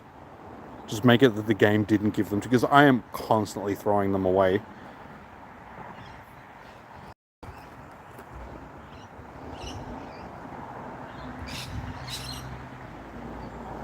Alright, so 20 minutes to get another 4 shinies.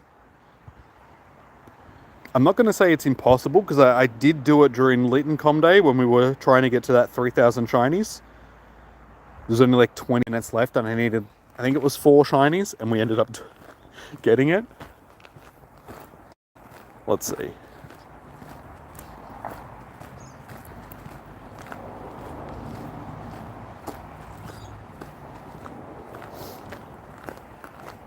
I think I'm on 6 now. Oh, okay. Iggy.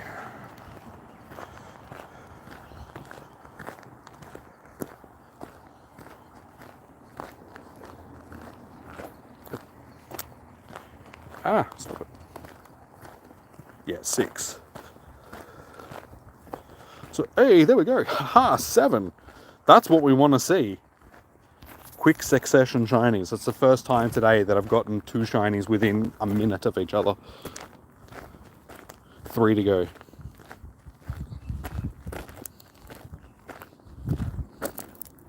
The Shadow Dratini, it's not good. Got it just before. So, yeah, not even good for PvP sort of thing. Not worth it. I think I've got better ones anyway.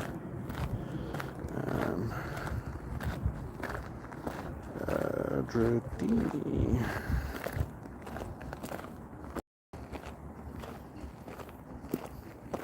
Yeah, I think this one is, again, not the greatest, but still a little bit better for PvP.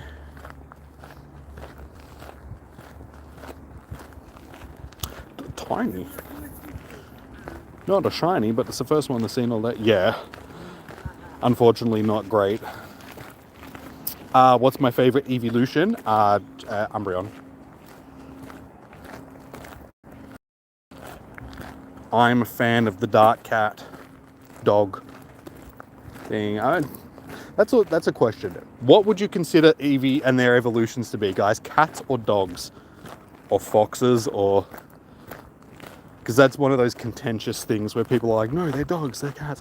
They look more like cats, I think, but... I mean, especially... Another one. We're up to 8. We caught you, Negan. We caught you.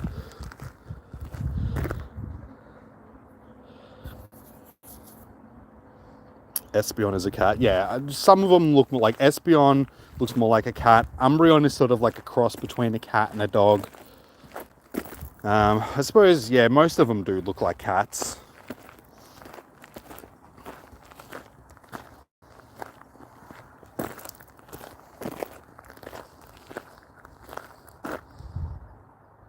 Well, we have a good chance of actually getting to this 10, like I said, guys, because we've just got 3 in quick succession.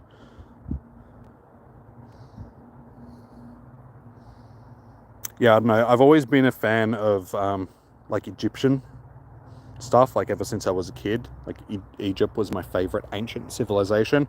And I feel like Umbreon just looks like an Egyptian cat.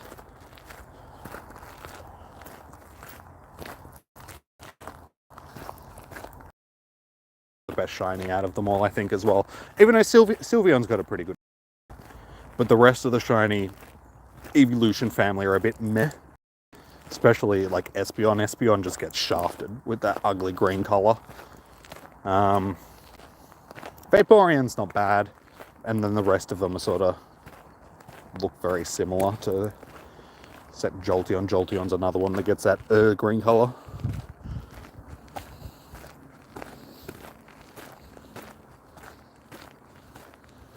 Umbreon, Jolteon, Flareon, and Sylveon are dogs. The rest are cats. I don't know. Sylveon looks more like a cat, I think. And 9. All of a sudden, we've started smashing this, guys. Espeon is based... Yeah, see, like I said, it's got that whole Egyptian vibe to it. So I think that's why it's my favourite. Even though Anubis is a jackal, which is a dog.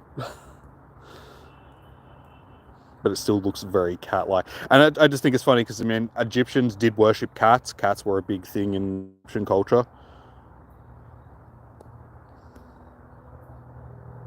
So it's got, like, Anubis vibes to it. But I don't know, I think it looks more cat-like. Especially with the tail.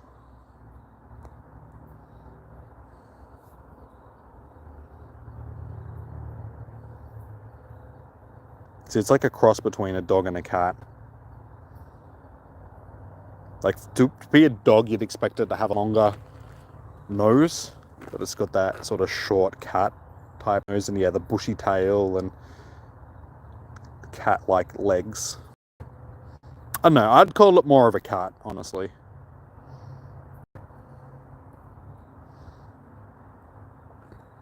You like that? Vaporeon Shiny's not bad. It's better than some of the other ones. But like too many water types, it's just got that purple pink shiny. Pinkish purple. So you got Swampert, you've got like Wailmer.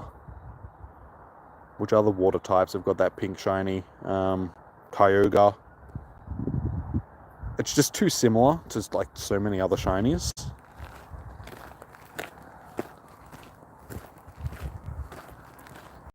You like the green on Espeon, really? Like, I don't mind it being green. I just feel like it's a... Yeah, I don't feel like it's a good green colour. It's too lime. Like, if it was more of a subtle green. If it had the green like Teddiursa. Teddiursa's green is a good green colour. I just feel like this is too bright. At least it's a lot different from its original form. But yeah, I think... yeah, if it was more of... See how this is like that lightish pink colour? If it was sort of like a lightish green colour, I think it'd be a lot better instead of that full, vibrant lime green. Ah, my god, too many spawns. Yeah, I can't even see the screen properly either. It's too bright.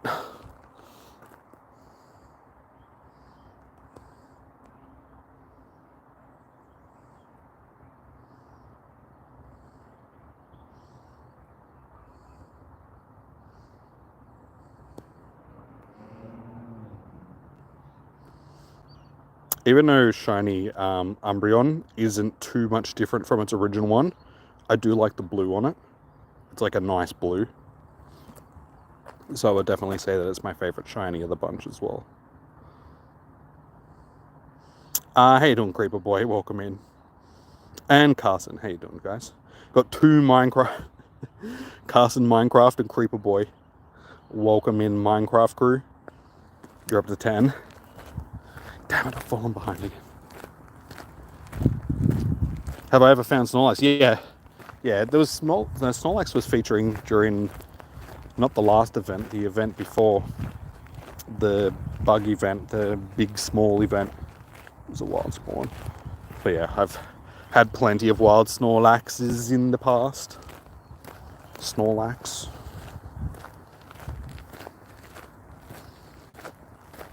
Blissey is in bad shinies, yeah.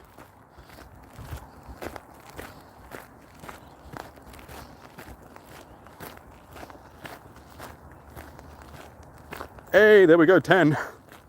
We did it, guys. We got to the 10. It was only, what, 5 minutes ago we only had 5? Or a bit longer than that. 10 minutes ago we only had 5. That's how quickly things can turn around during a com day. 1 second you're just like, oh gee, I'm having a pretty crappy day, and then 2 minutes later you're like, boy, I'm up to 10.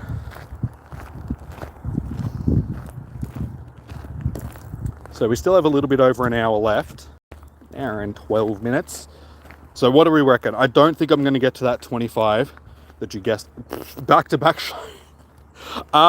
Okay, maybe we will still get to this 25. All of a sudden, we have just started smashing it. What is with all these shinies all of a sudden?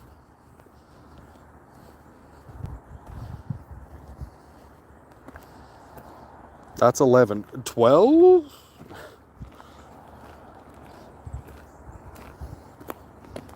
Yeah, but what are we feeling? Like I said, Negan, you guessed 25 at the start of the stream. There's still a chance that we could get to 25. But do we have any guesses of how many shinies we can finish with for the day? And I really need water. Should have brought my water with me. Feeling just a little bit dehydrated. What kind of incense? Just a normal incense.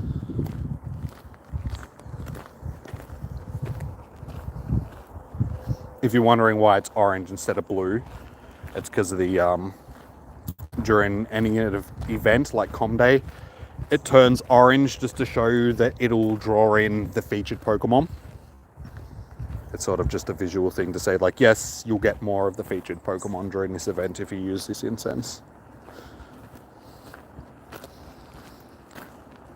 Why does it look weird? Yeah, just like I said. Yeah. So during Com Days or any big event where there's like a featured Pokemon, if there's multiple featured Pokemon, it usually just stays the normal blue color. But during events like this where there's a single featured Pokemon, I think it even says it in the description for the item.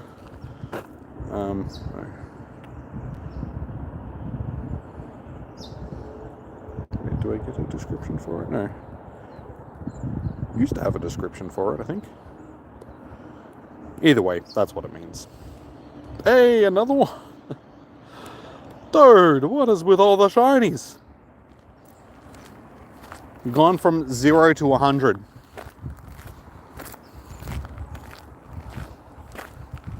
What event is it? Com Day. Bellsprout Com Day.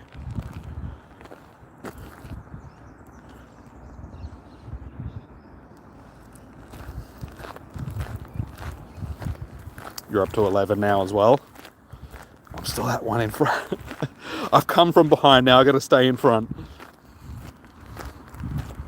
Stina, how you doing? Welcome in. Hello back from Australia. What date? Saturday the 20th? Yeah, it's the 20th today, yeah. From 2 p.m. until 5 p.m. your local time.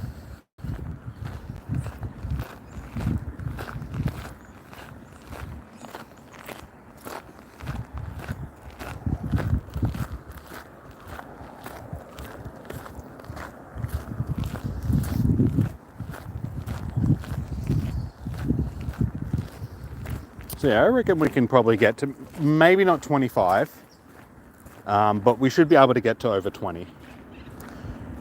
Especially with how we've been pulling them in over the last 20 minutes or so. If we can keep up this good shiny luck, yeah, we should easily be able to get to the 20. No worries, Carson. Yeah, everybody gets their com day. It's just here in Australia. We're one of the first time zones, so we tend to get all the events first.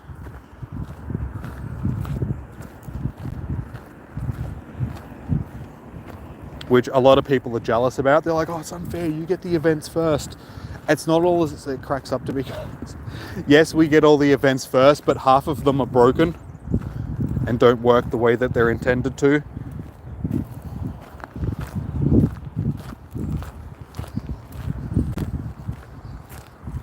It's like 8 in the morning for you. Yeah, you guys in Europe, little bird just popping across the park in front of me. Yeah, you guys in Europe aren't as far behind as the US. So it tends to be early morning at about this time in most, at least, sort of like Central and I think it's East, West Europe. I think it's Western Europe.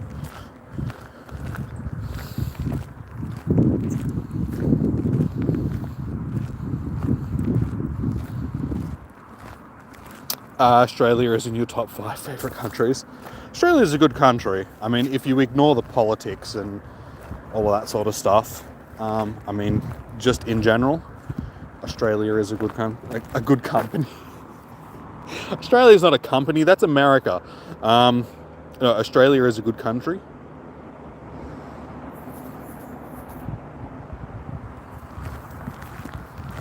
Got a lot to see here. Like if you're coming as a tourist, a lot of wildlife, a lot of natural beauty.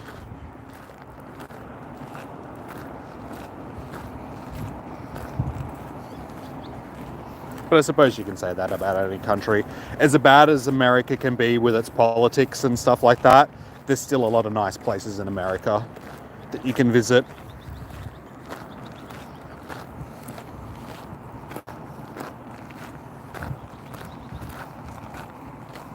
And I'm sure there's even nice places in North Korea that you could go and visit.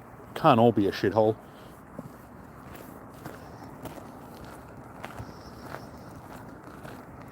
I mean, China is probably a perfect example of that. And look at how politically toxic and just, what's the word I'm looking for? Just, it can be a sort of, yeah, a heated thing when it comes to politics because of the whole communism and, you know, Chinese expansion through the Southeast Asia and the Pacific Ocean and all that sort of stuff. But ignoring all of that stuff, China has got a lot of natural beauty, and it's so different from so many other places in the world. Like if you've seen photos of some of the geographical locations and stuff, it's just like, dude, how does this exist? You only see this sort of stuff in like fantasy movies or in New Zealand or something like that.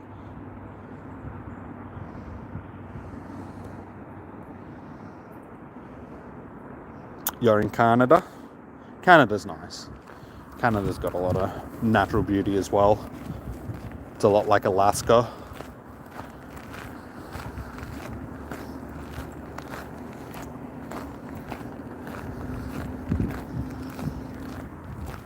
Yeah, I suppose at the end of the day, if it wasn't for people stuffing up the world, most places would probably be pretty nice to visit.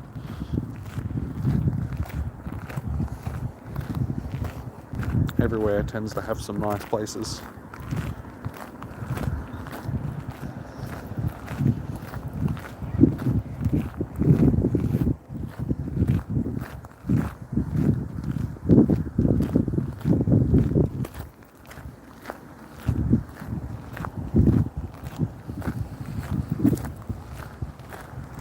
All good, Carson. Thank you for joining in. Enjoy the rest of your day.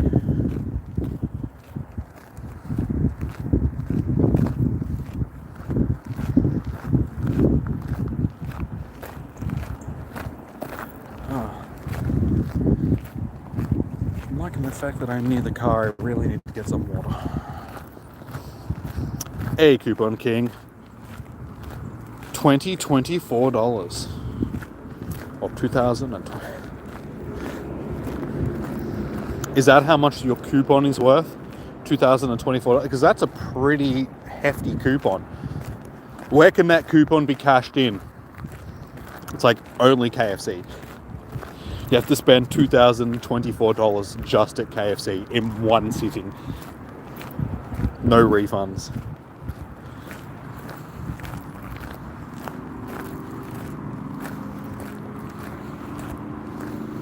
If I ever come to Sweden, you'd recommend visiting Sons of... I'm going to absolutely butcher this. Sundsvall? Was that even close to the pronunciation? The Dragon City.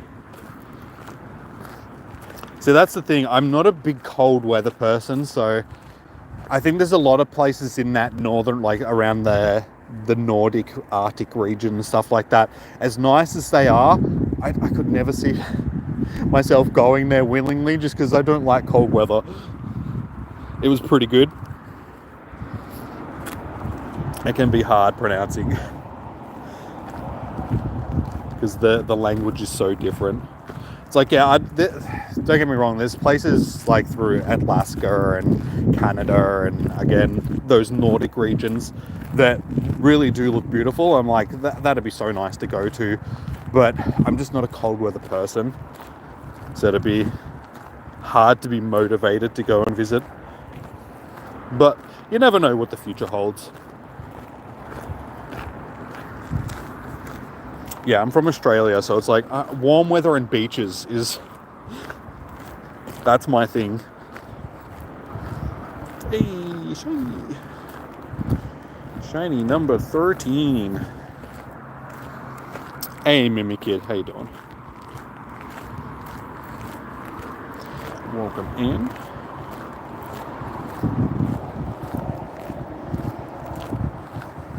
Hey, that one's actually a nice one.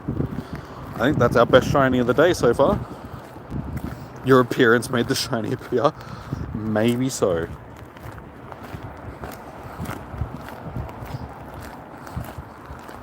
That's just how it works around here. Okay, I'll take your word for it. I'll ignore the other, 15 shinies that I've gotten for the day so far.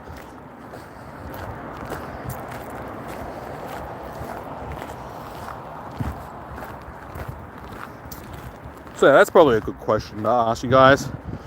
Hey, another shiny. What places in the world would you like to visit, guys? What would be your dream destination to go and visit? Can come in August. It's like, okay, 25 degrees. That's actually pretty nice. I can deal with that. That's very nice weather. Okay, you've sold me. I'll have to come to Sweden at some time. Make sure it's in August though.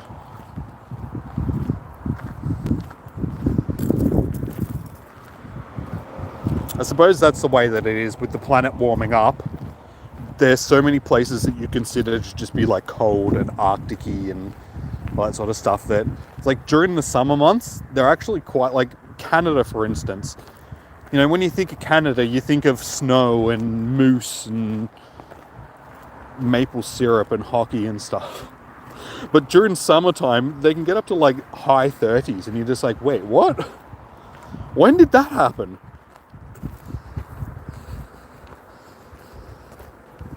You're telling me it's... Sure. Like I said, I'll take your word for it, dude. Oh, you could come during Midsummer? Wait, I've seen that movie before. Do it.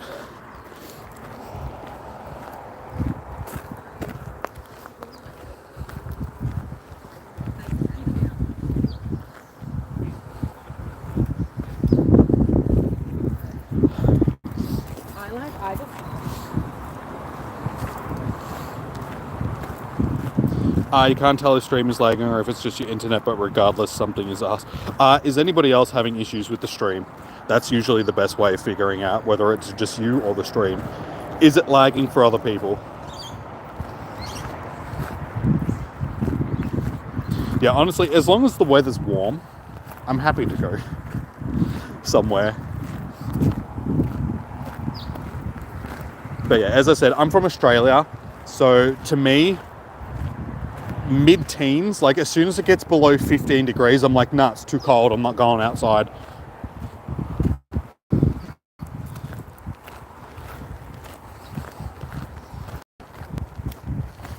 Like last night, it got to like 9 degrees, I think it was. And I was like, I gotta turn the heater on, it's cold. Peterson, how you doing? Welcome. Alright, so we have an hour to go, guys. We are sitting on 14 shinies.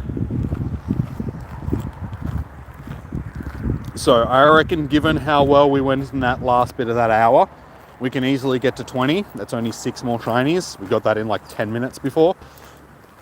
So I think we can get to at least 20. Any more than 20, hey, another, we'll take that. It's a 420 shiny. 420, one rather. Yeah, anything over 20 I think is a bonus.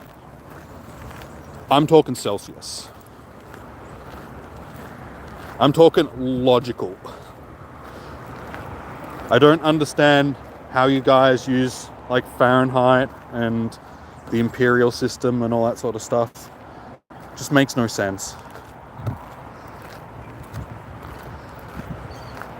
I use the metric system.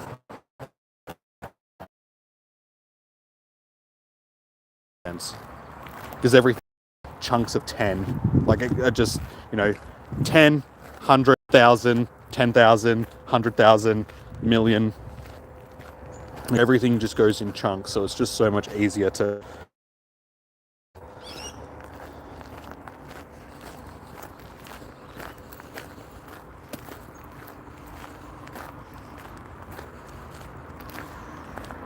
In reality, midsummer is just a holiday where people drink and eat, sing silly songs, and dance around the midsummer pole.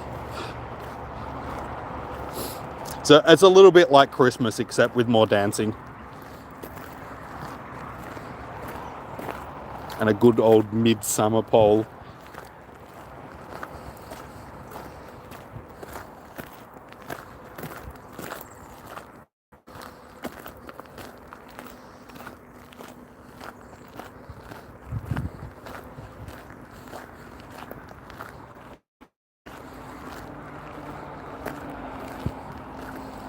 You just assume Fahrenheit is easier because if someone says 80 degrees, it's a big number. But 80 degrees is just, like, to me, if someone says 80 degrees, I'm like, damn, man, were you in the oven? No, like 30 or 40 is, that's equivalent. Like 80 degrees. Actually, no, 80 degrees is probably only, what, 25 degrees-ish in Celsius? So it's not even that hot, really. I think it's like around 100. Yeah, I think around 100 degrees is like 30, 35, if I remember correctly.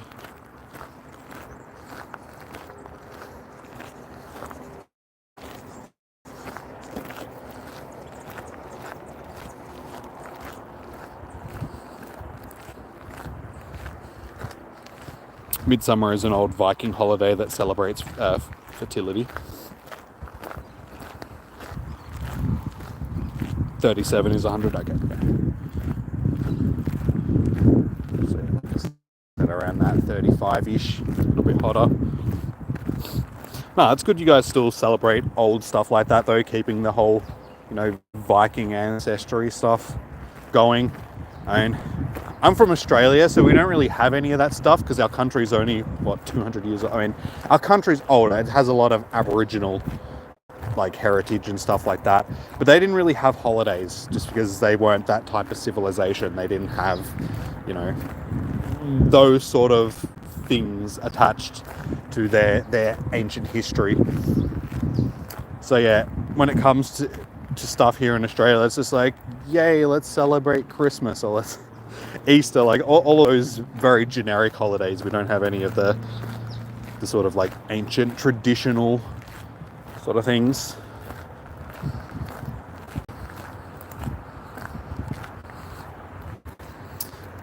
Where you're from, 30, nearly freezing, but it's because it's desert here.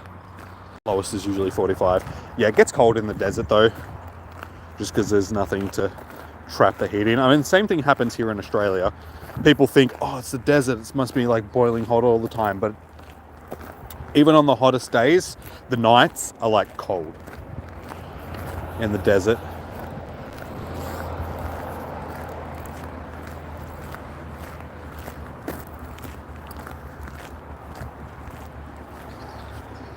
Yeah, because sand doesn't do a good job of retaining heat.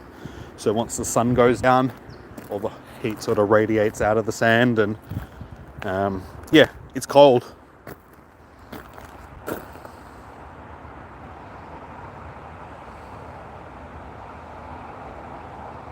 Unfortunately, chemistry has taught you how to convert Fahrenheit to Celsius, and it is ingrained into your brain. But that's a good thing. Like, knowing that sort of stuff, you wouldn't say unfortunately. You'd just be like, no, that's cool. I know that there's a formula that you can use. I think it's like, isn't it like doubling it and then adding 28 or something like that? Is how you figure out like how to translate Celsius into Fahrenheit. So it's like multiply it by 2 and then add 28.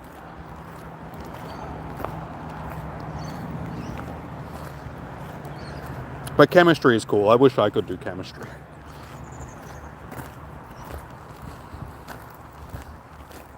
Like chemistry and biochemistry and stuff like that are stuff that I'm actually interested in.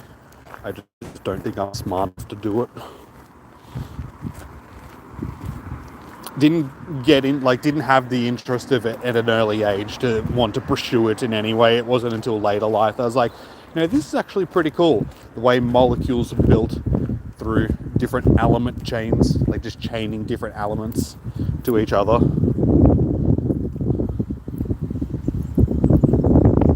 Fahrenheit, minus 32 times 9, okay, equals Celsius. See, I knew that there was some sort of formula that you could use. Again, I'm not going to remember that.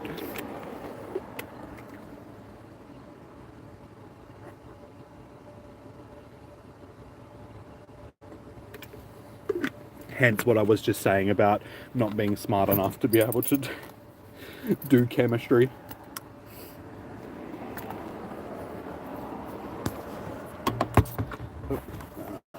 Have water.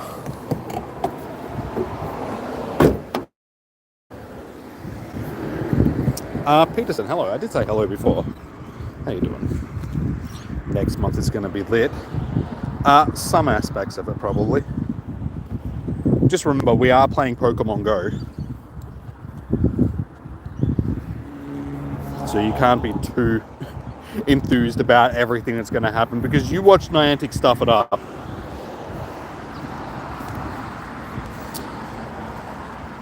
You're currently taking organic chemistry because you're pursuing a medical career, and this class makes me want to stay in the dark room and has never come out.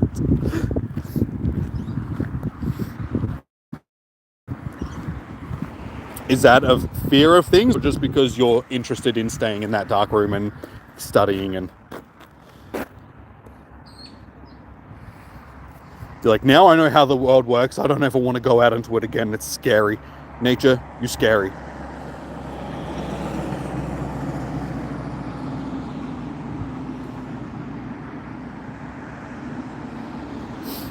No, I just think it's interesting how a molecule can be made in a lab by doing a whole bunch of like complex stuff.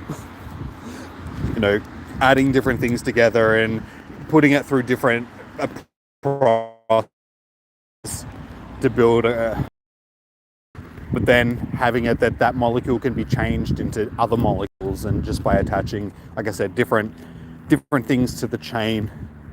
You add one extra carbon molecule, carbon to the chain, and it just makes it a completely different thing. And how people actually figured out how to do the stuff, I find it interesting.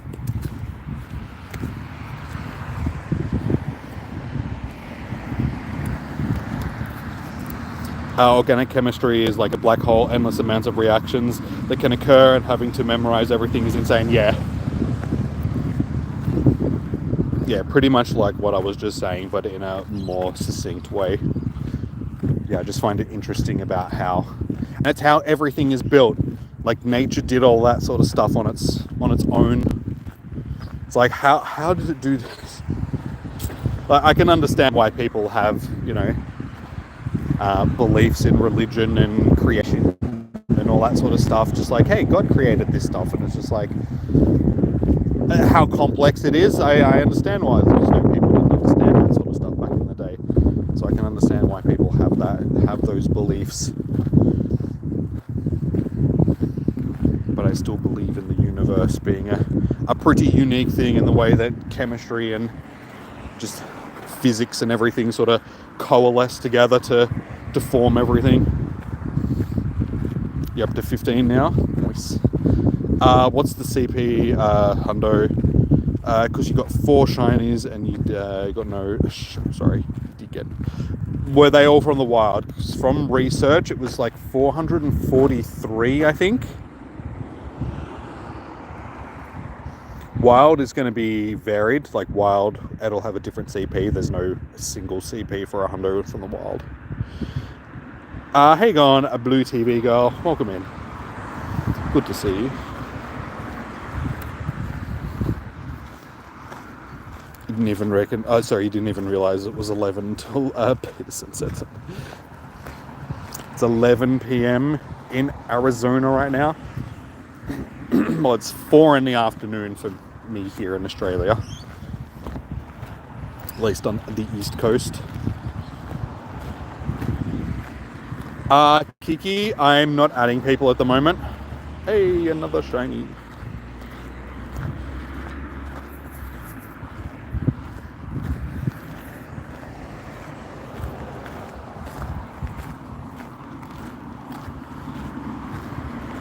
MJ, like I was saying, I think the hundo is like 443. Someone in the chat said it earlier. I can't remember. I know it's like 400 something. It's like 440 something. But that's from research. As for a wild shiny, a wild hundo, like I said, it'll depend on the level it is. Because there's no set hundo for a wild spawn. Because they come in all different levels. Hey, another shiny.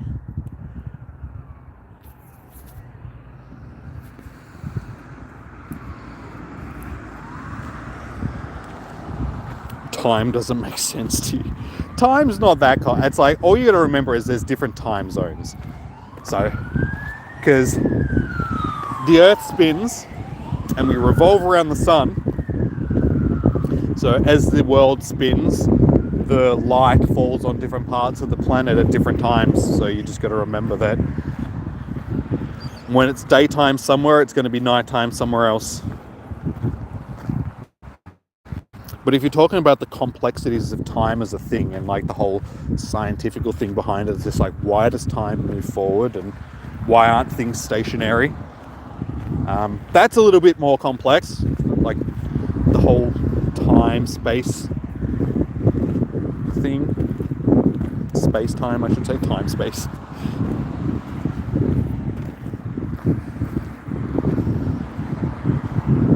I mean, in general, time is a concept of man.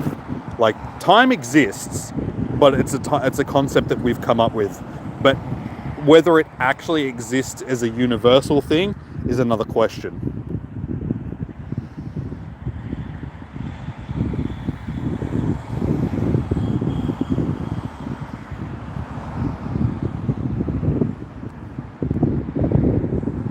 And it's something that, physicists and that are still pondering to this day.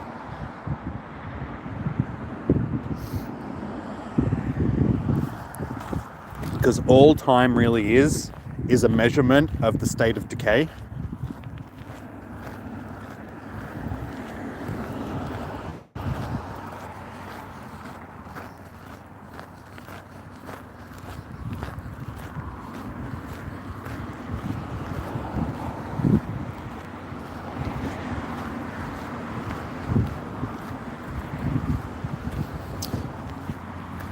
You always catch shinies 3 days in a row, but you don't know. But you don't on the 4th. That's good to have a good, good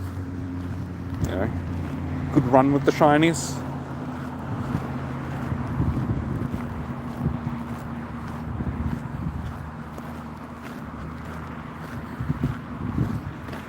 When your girl says she needs time and space, give her Dialga and Palkia plushies. You can do that if you want to get punched in the face.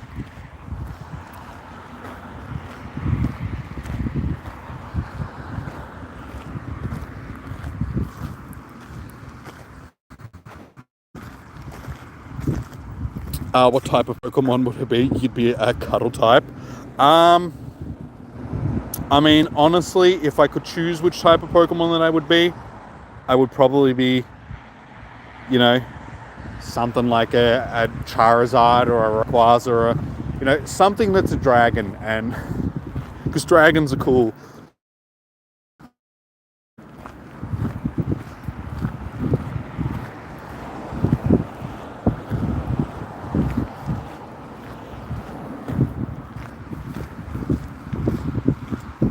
Snorlax, they're big and cuddly. I don't know about that.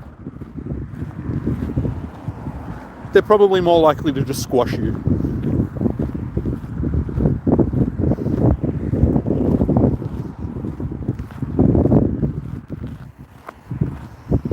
I mean, yeah, I think being Rayquaza would be cool, because it's like you're a big dragon, and you live in the sky, and everybody thinks you're pretty cool, and you can F stuff up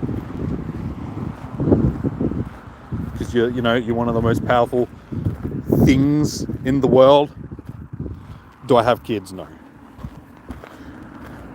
Do I look like somebody that has kids?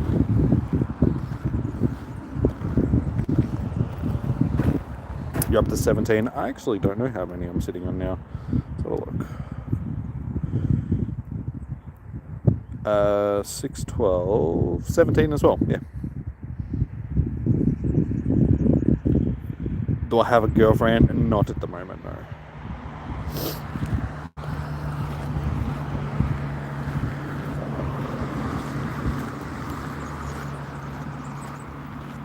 You feel like Bellsprout useless? Don't get me wrong, like Victory Bell can be useful for PvP, but there is better grass poison types like Venusaur, for instance, that you can use.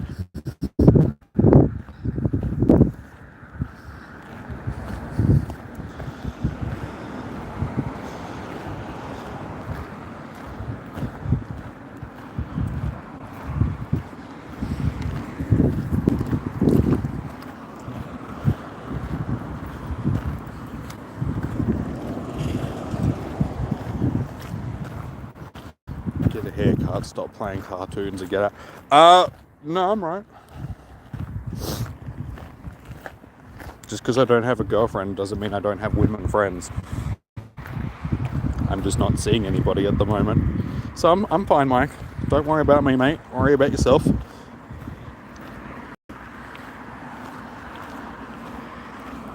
And all the girls that I do know think my hair is fine being long.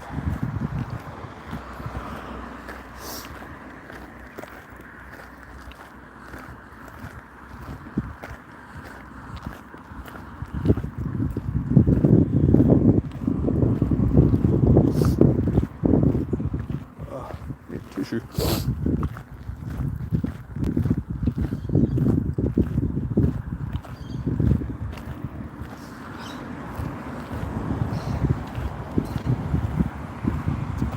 Hair is beautiful. I leave it. Yeah, my hair's fine. I do need to get it trimmed a little bit though. Just get it evened out. But you'd be surprised, women like long hair. It's why they have long hair.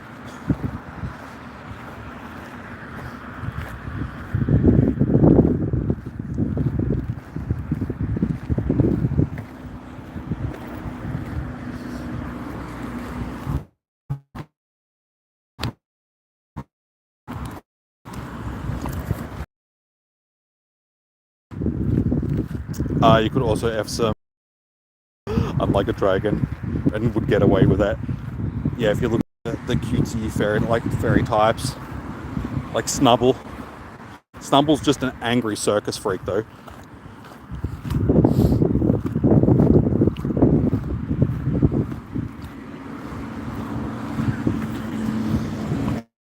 You feel like you and your bro, your dad always meet up on community days, and your mum is also because of how she's always pissed because of how loud you are.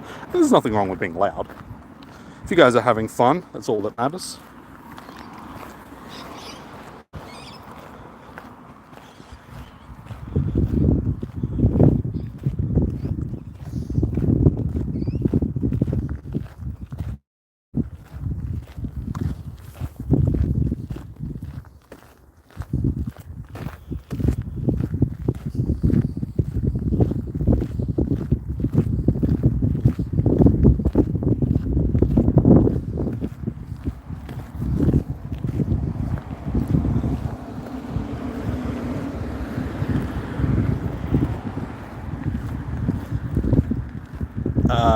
No, guys.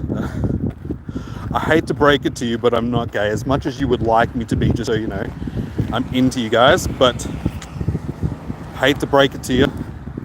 As I said, I got plenty of women friends.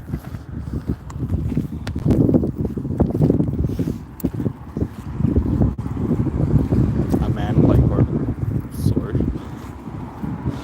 That means absolutely nothing, dude. Just because you're insecure about your manliness and you think that you can't do things that you enjoy because it might make you come off as feminine, that's your issue. That's not my issue. So, do what you want, man. Don't be feared of being judged. Because I ain't. I don't care. I couldn't give a shit.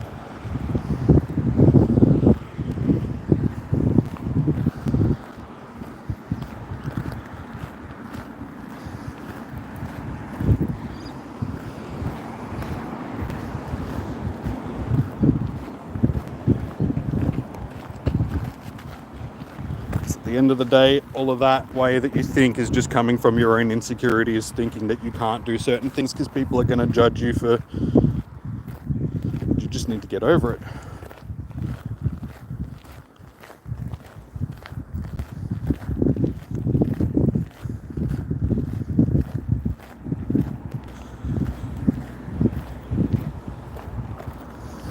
Alright, we got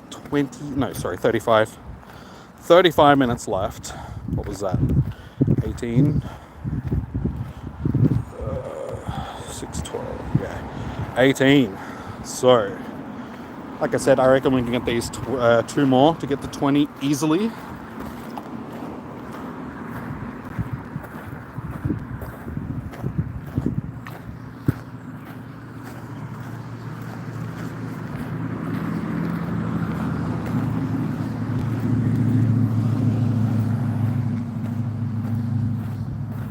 Exactly, Stina. You might go to GoFest this year, which I'm assuming America, because there's 3. There's one in, Madrid. I can't remember the other 2 now. There's one in Japan, there's one in Europe, and there's one in America, obviously.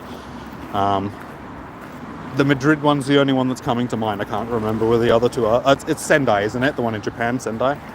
And then America is... It's not New York again. It's Chicago. No, yeah, is it Chicago?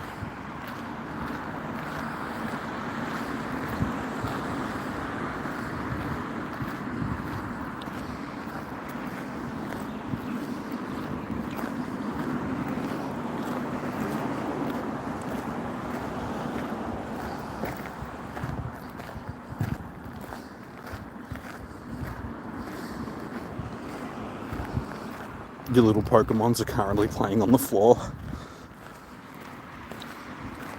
It is New York. I thought they were doing it somewhere different this year.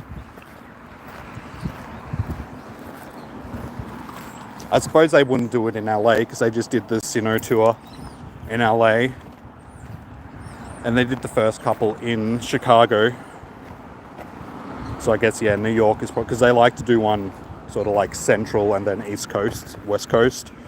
And I suppose LA and New York are the biggest cities. It'd be good to see them some. Honestly, I think that they need to do one in Australia.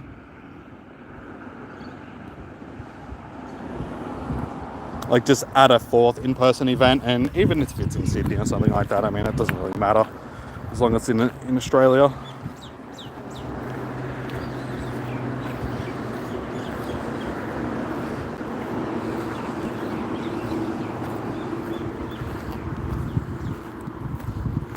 You just recently got a cat and you're debating on if you regret it or not.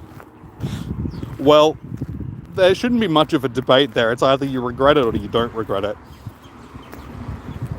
Why would you regret it? Like, what is the reason why you're regretting getting this cat?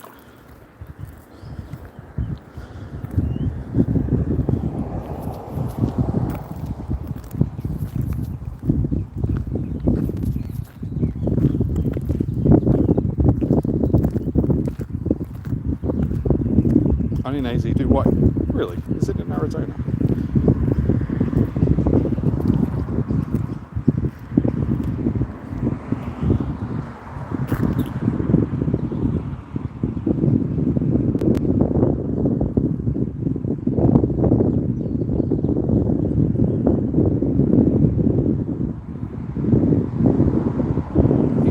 There we go. That is number 20. 19, 20. I don't know. I've lost count. Oh, you want to go to the one in Arizona? That's more central, yeah, though.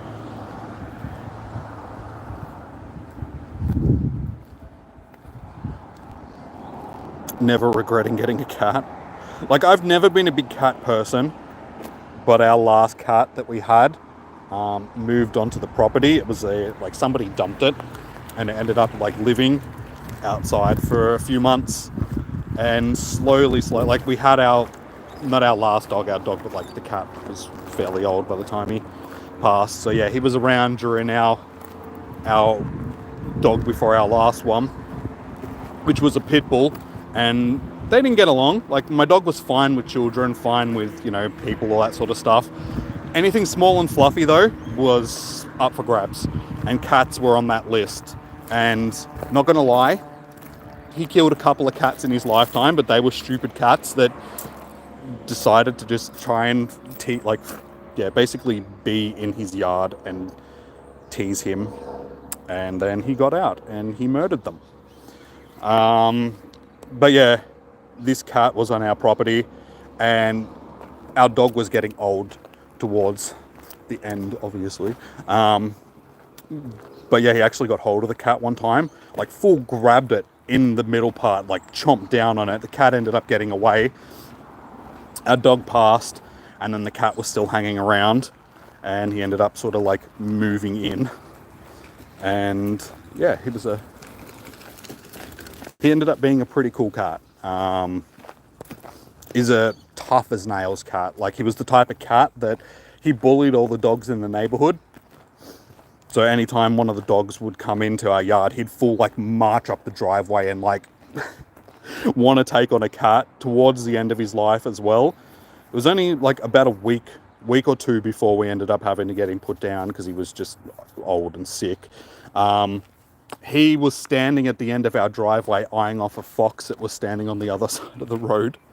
So the fox is standing there looking at the cat. The cat's just standing there looking at the cat, just like, come on. I dare you to step across the road. I will mangle you. So yeah, he was a tough as nails little brute. Fought with all the other cats in the neighborhood, wanted to fight all the dogs. The only dog that he liked was our last dog. They were best friends, but any other dog was just, no. You're going to get murdered. Can I add? I'm not adding people right now, Kiki. You love puppies. Well, speaking of, like, we do have a new dog that we got sort of during the week. This is her sleeping last night. So yeah, she's like just sleeping on my knee. Goober. So yeah, I thought it was very funny. She's just laying there with her tongue hanging out. So I was like, I have to take photos. Yeah, and her name is Smiggles as well. So that was the photos that I got of her the other night. That was the first night that she was... And then, yeah, that was last night.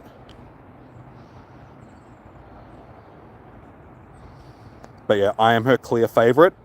She comes up and she chills with me up on the couch. Just lays there. Snuggles up. She's a little snuggle bug. You getting a dog tomorrow? Nice, dude. What type of dog are you getting? The cat just replaced the dog.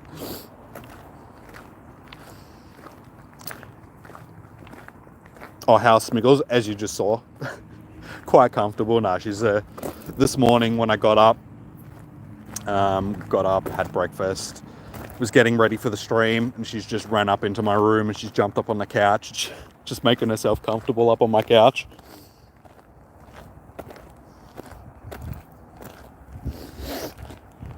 A blue heeler, okay, nice. An Aussie type of dog. Well, it is an Aussie dog. Blue heeler. She is a American Staffy cross. We're not actually sure what she's crossed with.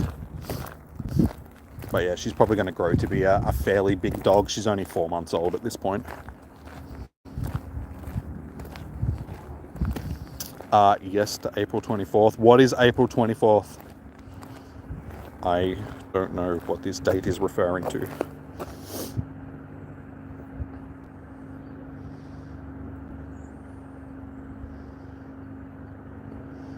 Should get another and call him Smuggles. Well, that's the thing. It's just like, we didn't name the dog Smiggles. That was the dog, that was the name that she already had at the pound. Like,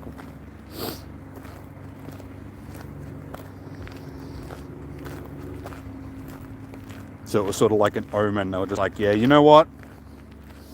Dog's got the same as YouTube name, so yeah, let's get this dog. And it turned out to be good. Like, she's a very good pup. She's really smart as well. Like, she's only 4 months old, but she's learning things really quickly, and she's just smart in general.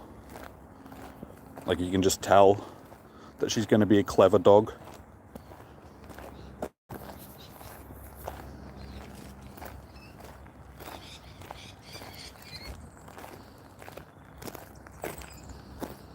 Your dog was like 8 kilograms, wouldn't have had any second thoughts of fighting a bear. That's pretty much like what our cat was. Like, he was big for a cat. Like, he was not chunky, but he was just a bigger cat. But yeah, he had that mentality. It's just like, I don't care how big you are, I'm gonna fight you.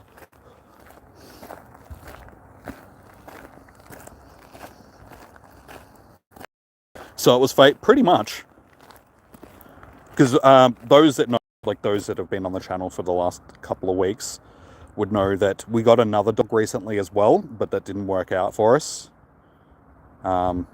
He was just too big and he was getting a bit aggressive. But what we found out is they adopted him out when they shouldn't have, because he already had some behavioral issues.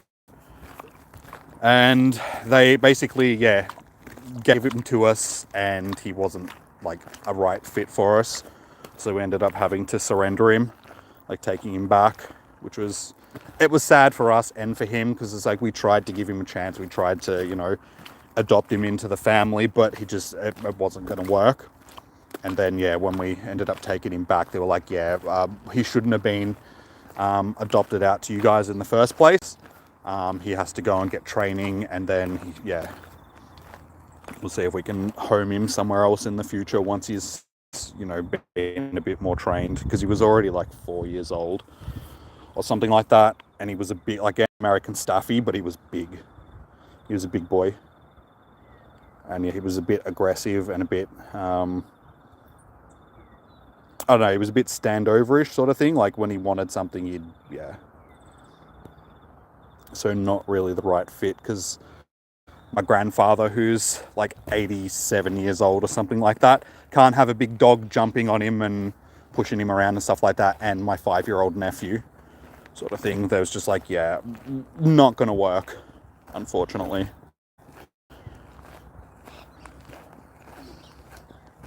No reaction to the show. At this point, that's just like, I've already seen, what, 20 plus of them for the stream, and I have over 3,000 shinies at this point. It's like, after a while, the magic wears off. It's like, yeah, I've already got it. It's no big deal.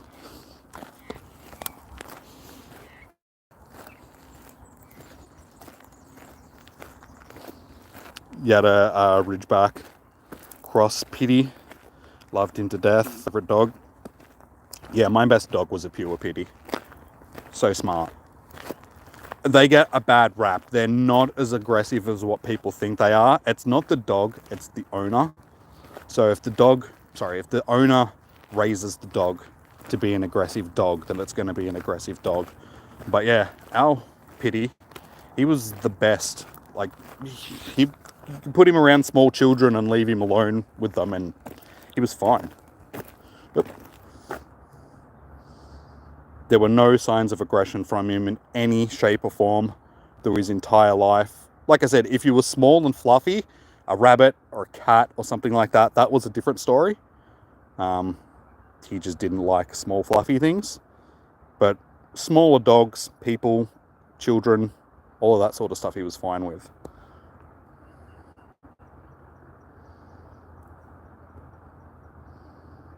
Actually have back when we did have him, my parents used to take him for a walk down at this park where there was heaps of rabbits, and he'd like chase these rabbits. Like, that was his favorite thing to do, go down. We called it the rabbit park. Take him down to the rabbit park, he'd just run around chasing rabbits. He'd bound through, like, there'd be tall grass, and he would bound through the grass like a gazelle. It looked so funny. But one time he was chasing up, it's like, there's actually a couple of stories. On numerous occasions, he was chasing after rabbits.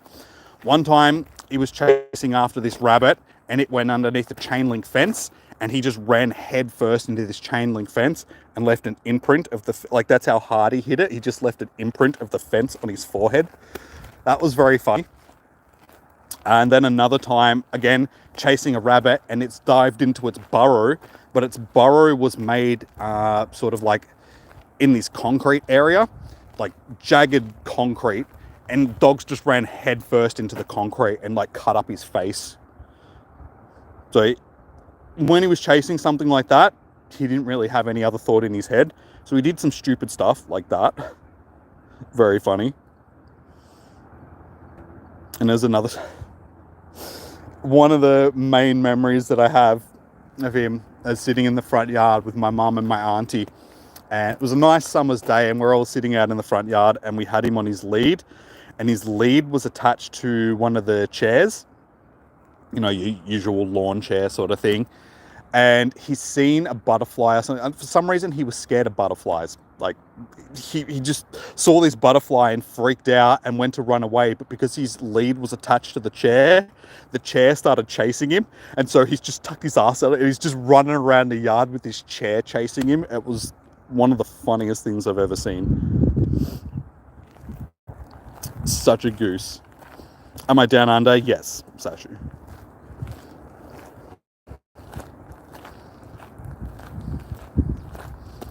You want a dog that's fearless? Chihuahuas are just mean. They're not fearless.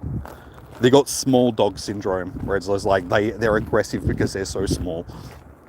Big dogs are usually docile. It's the small ones that are usually violent.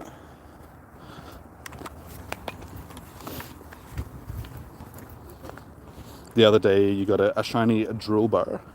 It was a new one for me, but yeah, it was like 2K. Kind of lose the, yeah, exactly. You lose the reaction after you get so many shinies.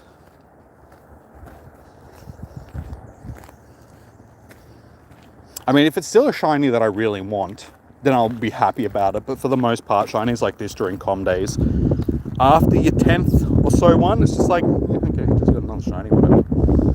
It's no big deal. Location, etc. Explanation, I'm in Australia. Humans are the most aggressive animals. No, we're the most destructive animals. There are more aggressive animals out there. Have you ever seen a bull shark? Bull sharks are just testosterone with fins. Those things, they're aggressive.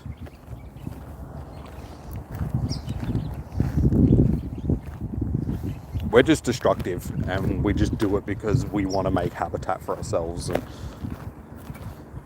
yeah, there's a difference between just being murdering because we can and murdering just because you're an asshole.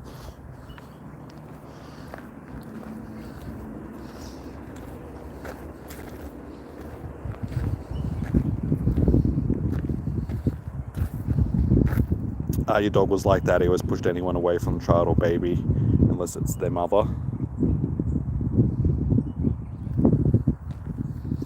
We adopted our previous dog when she was around 6 years old.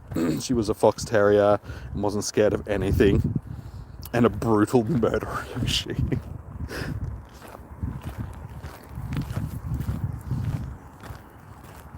Yeah, when I was younger, I used to have these fuzzy bunny slippers, and with our dog, like the Pitty that I was telling you about, he used to attack my feet, but just like I'd like walk backwards and he'd like run after my feet, sort of thing.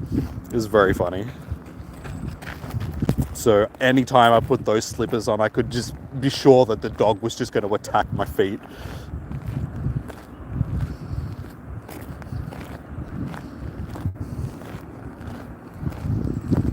Alright, 15 minutes left. How many shinies are we sitting on? 6, 12, 18, 21. 21 shinies. So let's see, we've got a little over 50 minutes left. Let's see if we can get another, what is it, 4 shinies. Dog was abused for years.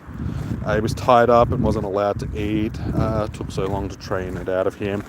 Get him to be a normal, but was the best dog ever after. Wasn't my fault. Yeah, exactly. Unfortunately, that's just, you know, there is a lot of dogs like that that get abused. The dog that we tried to take in, the other dog that I was telling you about, he wasn't so much abused, but we're pretty sure he was a COVID dog. So somebody's gotten him during the COVID years, and then when they've gone back to work and all that sort of stuff, they've just put him outside without really training him. So he was just left outside to do his own thing. So he didn't know how to behave inside or around people. And so he was just too big, too buffy, a bit aggressive. So yeah, we just couldn't afford, like we would have kept him and tried to train him and keep him as a dog if it wasn't for my 5-year-old nephew and my grandfather, sort of thing, because it's just like with them around, we just couldn't afford to have a dog like that.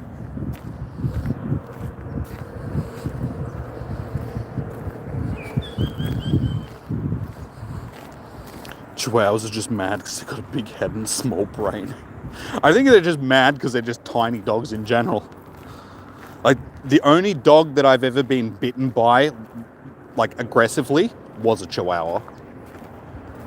Back when I was a kid, the people that lived across the road from us, I was friends with their kids, and yeah, they had a Chihuahua, and it bit me. It didn't like me. It's the only dog in my life that I've really known that just didn't like me. Every other dog, because I'm a dog person, dogs just instantly know that they can be friends with me, sort of thing. Not this dog. He was a little bastard though. And yeah, like I said, he was the only dog that bit me aggressively.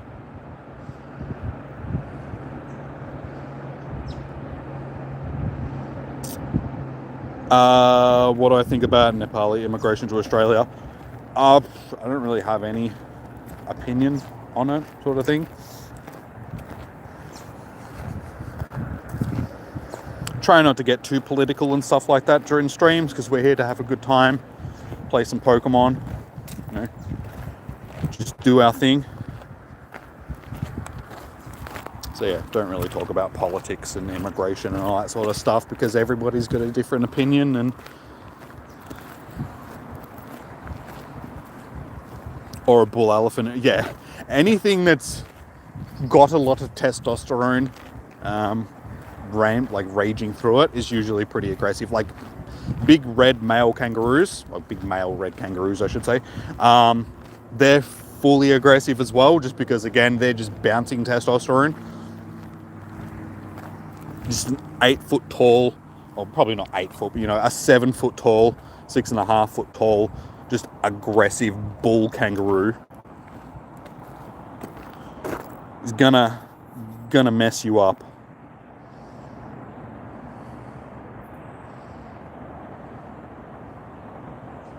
Are you back from trying to fix your AR? You need some app, but it's not capable. Okay.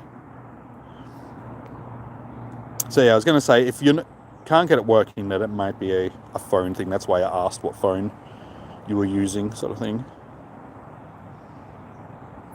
Because I know some of the older Androids and stuff don't have it working properly.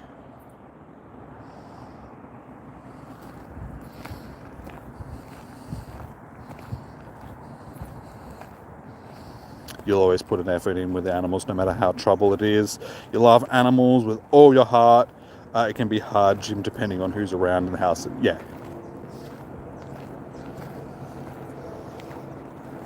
Yeah, like I said, the dog just wasn't a fit for us in our current situation because of small children and elderly people, sort of thing.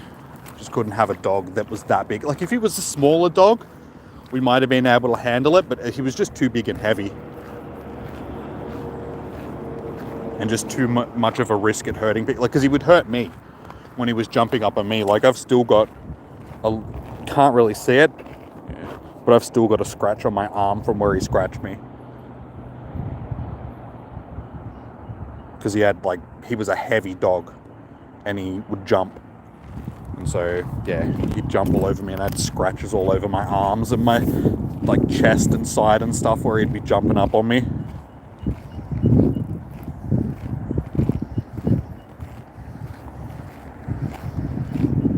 Politics? Nah, exactly. How many shiny Bellsprouts? I think that was 22, if I counted correctly. 6, 12, 18, yeah, 22. So 22 shiny bellies. We've got 10 minutes left, and I'm hoping to get 2 or 3 more. So we'll see how we go. And Negan did say 25 at the start of the stream, so I wonder if we can still get to 25. Can we get 3 more shinies in 10 minutes?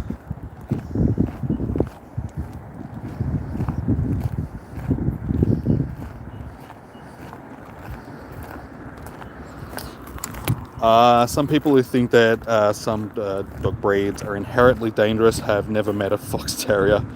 If you mishandle them, you would have a real problem on your hands, even though they weigh around 10 kilograms. Yeah, as I was saying before, it's not the dog, it's the person that owns the dog. It depends on how you train the dog. Any dog can be, an aggressive dog, or any dog can be a sweet dog. It just depends on how it's raised. The same thing goes for people. Some people are aggressive, some people are nice people. It just really depends on how they were raised. But I think that goes across the board. It'll be with pretty much any animal on this planet.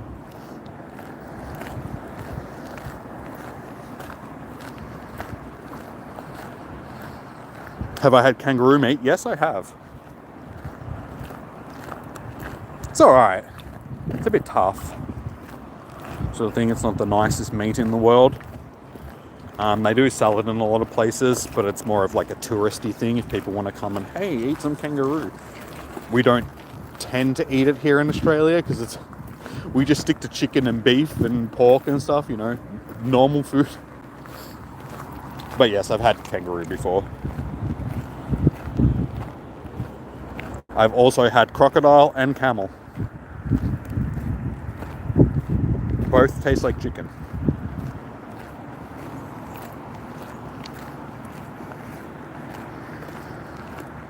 "22 shinies. Damn it, you've taken the lead again."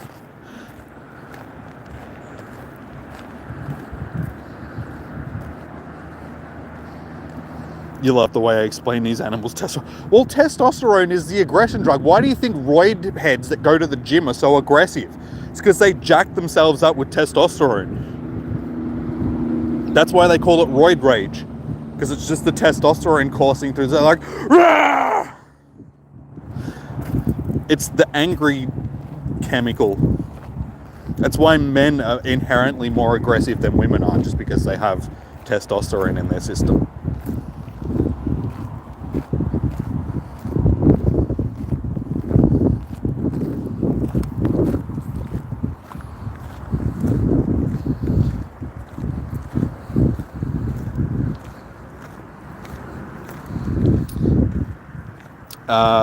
Family friend has had Pomeranian, I'm guessing, yeah, Mastiffs, and they are around 90 kilograms and would have like to sit on your lap, and yeah. So like I said, it's not so much the size of the dog or the breed of the dog, it's the way that they're raised.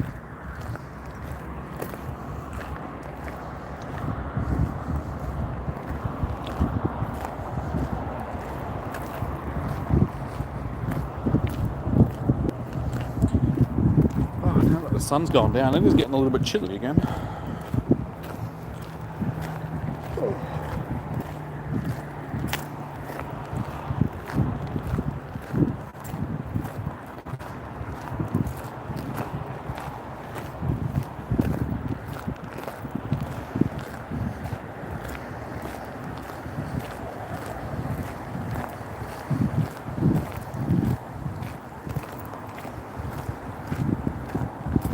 Arvin is Scarlet Violet, owns a Mastiff.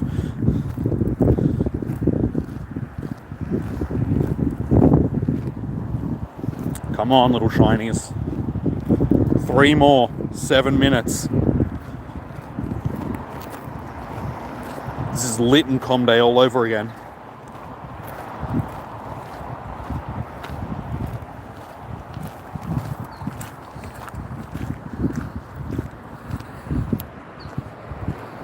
What would be easier, having a Pokemon dog or a regular one? Well, is there much difference, really? One of them just you can put in a Pokeball, the other one you don't. That would be the only difference. Oh, and actually no, one of them can use special abilities, which may involve throwing fireballs at people's. I would assume that owning a normal dog would probably be easier because it's less likely to set something on fire or freeze something or drown a small animal or something like that. Hey, there we go, that's one of them. Yeah, I'll keep my normal dogs. I'd rather cuddle up on the couch with my dog rather than try and have it battle somebody else's dog. Because at the end of the day, Pokemon is just letting children have animal fights.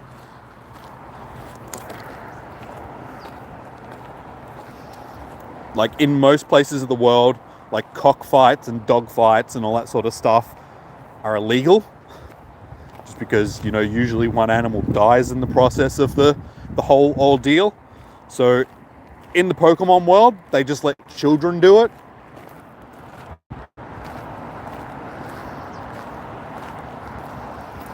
It's just legalized animal fights for people's entertainment. Can we raid, please? There's no raids. Oh, there will be raids once Com Day finishes, but they're in-person raids only for the Weeping Bell, which we will try and do. We'll see if we can solo a Weeping Bell raid. Because, wait, it has double weakness to steel, yeah? Being poison. Should probably check this afterwards. Grass, poison. No, okay, it doesn't. Double type, yeah. Okay, it doesn't have a double weakness. I thought poison type was weak to steel. So I don't know if we'll be able to do it, but we'll give it a shot. We'll see how we go. Yeah, I'll be doing raids on Wednesday for raid hours. That's usually when I host raids with you guys.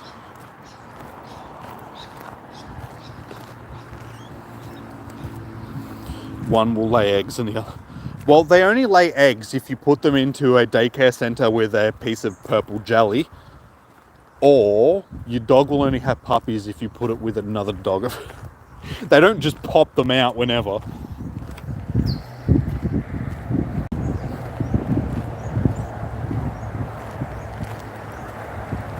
Fun fact, in Sweden, you're not allowed to crate your dog unless it's in the car or during... Really? Well, we crate our dog at night. Hey, okay, there's another one. But she enjoys, like, it's not a punishment for her or anything like that. It's just because she's still a young pup. We just don't want her chewing on stuff in the night, sort of thing. So we just chuck her in her little bed, which she's happy to go. She goes in there on her own volition, sort of thing, at other times of the day. So she's happy to go in there. She got like a little chew toy that you can push food into. So we usually just push a little bit of food into that, chuck it in there for her to occupy herself, and then she jumps in and she's happy to go in there. She spends the time beforehand up on the couch with me, snuggling in them at about 1:30, 2 o'clock in the morning. I'll chuck her in her little cage and she sleeps the rest of the night in there. But yeah, it's only for now, while she's still a young pup. Once she gets a bit older, we won't do it anymore. You just caught your 4th shiny Bellsprout? Nice, man. Well done. That was my 22nd or 23rd one that I just caught. So we've got 2 minutes left to see if we can get another 1 or 2. Don't think it's going to happen, guys.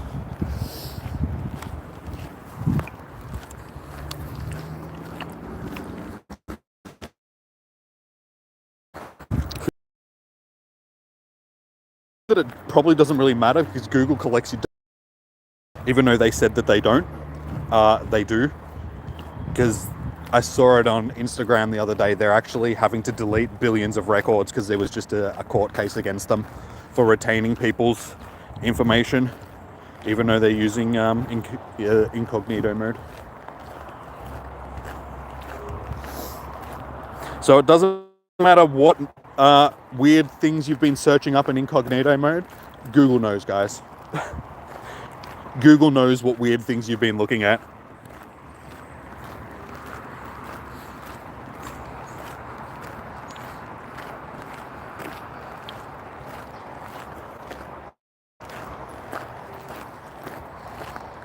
You skipped today's one, but opened up a game, the one that was a shiny. It's always the way when you're not trying, you get the shinies like easily.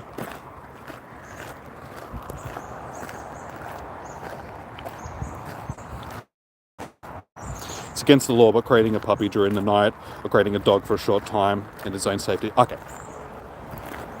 Yeah, it's not like we just chuck her in there just because we need to, sort of thing. It's only when sort of the night, or if we go out or something like that for a short period of time. Game over, guys.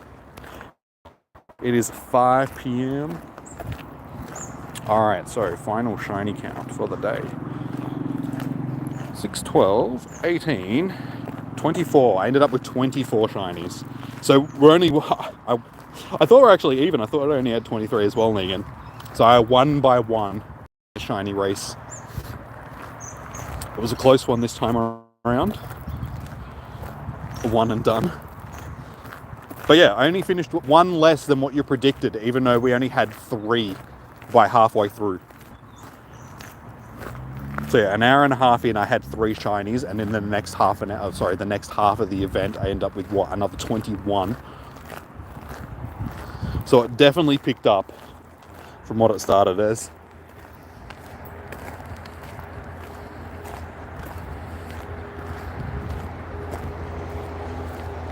You just use incognito mode, and if there's something you like, you bookmark the page. And it's not that weird. All the world is looking, yeah. Yeah, it's not like there's someone that's actually looking at your data in general. It's all just put into a database about you, but then they know what you're looking at and they can advertise to you and stuff like that. Like that, at the end of the day, that's what it all comes down to. It's just so they can advertise to you, because that's how they make their money, for the most part, through advertisements.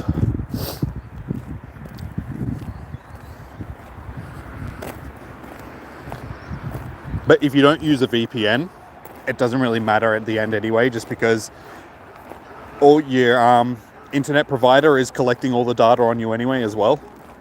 So the stuff that your internet provider knows about you is a lot worse than what Google probably knows about you.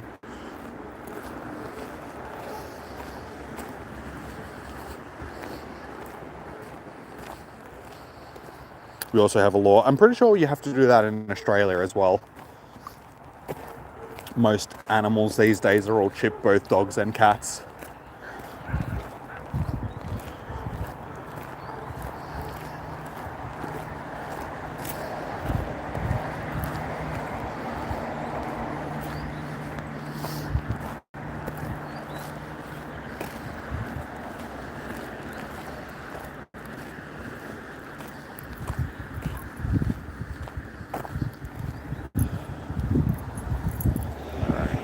Let's have a look, see. Is there any raids popping up around here?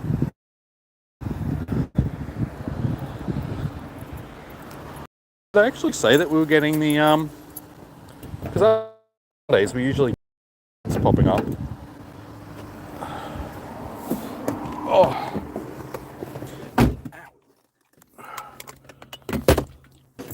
Ah, the sun is bright.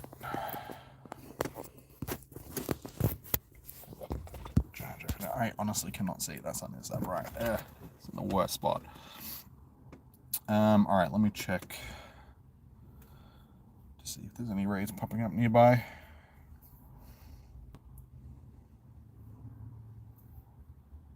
think in Australia we got a new law, keep your cats inside at night. I don't know if that's a law, but I know a lot of people that don't keep their cats inside at night. We've got this one cat around us at the moment.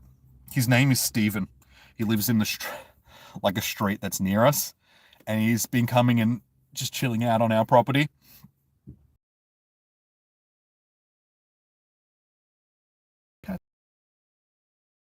Hanging out at our house. But yeah, I thought Stephen was a very strange name for a cat. That is a... Okay, it doesn't look like we're actually getting it. Oh no, there's one there. Only that one though. 5:31 doesn't hatch for another half an hour. Oh, there's another one at Mattingly. That's weird. Usually they're, with the amount of juice that we've got,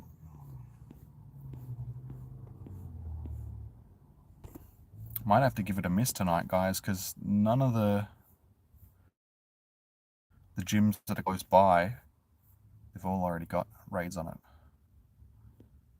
So it doesn't look like there is going to be any of the post-Comday raids.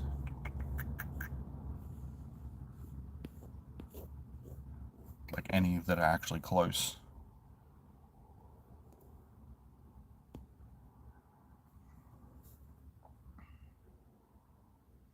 Just got inside, now it's pouring rain. Well, that's lucky. I mean, at least you missed out on the most of the rain. As you can see, it's sunny here.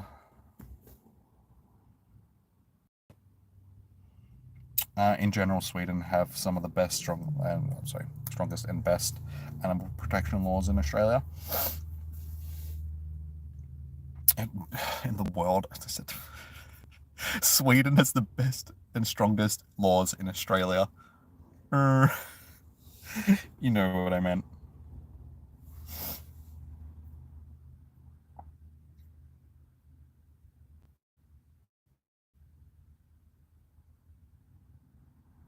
If you ever get enough money and fix your arm, you want to get a farm in Sweden. And what are you going to farm in Sweden?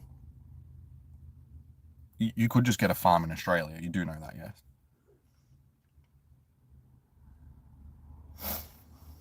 You're not a point in your life to move anywhere, but when you get to it, you'll definitely look into safer places like Sweden. Doesn't sound terrible.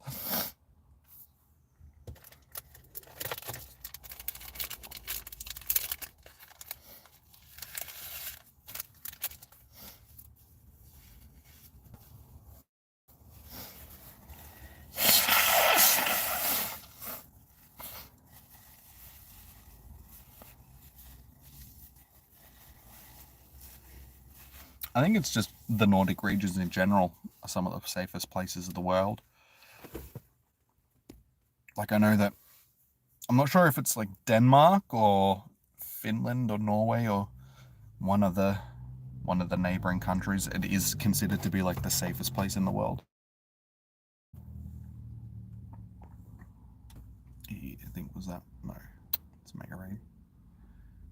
Yeah, we've got free gyms here, so usually when there's free gyms, these post-com day eggs pop up, but it doesn't seem like we're getting any today, because I just checked and there was only 2 that I could see in like all of town.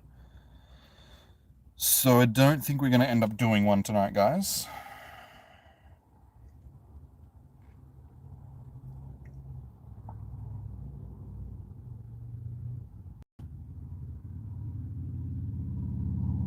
Do people understand English? Most European nations do understand English as well.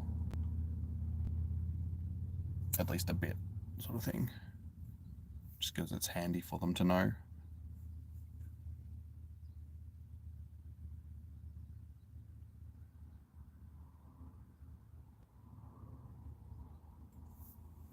Don't know about Switzerland, but here in Sweden we're really good in English. Yeah, I think it's in most European nations. Like, I know a lot of the Dutch countries as well, Germany and Finland, not Finland, Netherlands.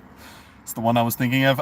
They all pride themselves on knowing good English as well. I think it's countries like Italy and France and Spain and stuff like that aren't so much, but most other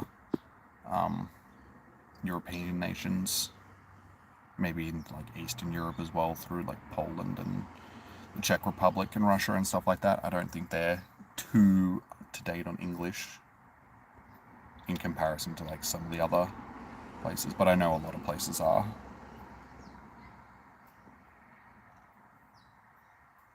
You tell me how you doing, Pokemon.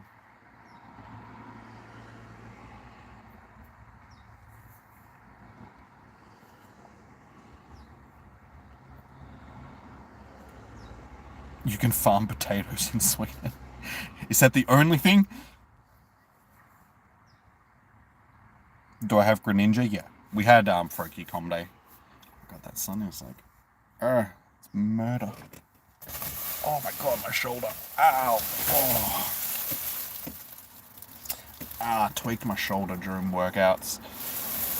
So it's very hard to rotate my shoulder to the side. Ow. It's been fine all day until I reached behind me to grab the sunshade. Just chuck that up there so the sun isn't blazing me in the face. There we go, that'll do.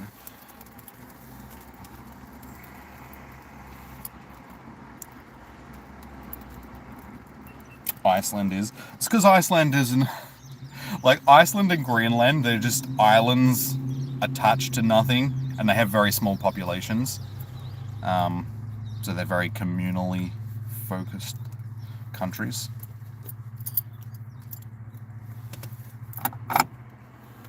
I think it was Denmark that was like the happiest nation on earth, maybe not the safest.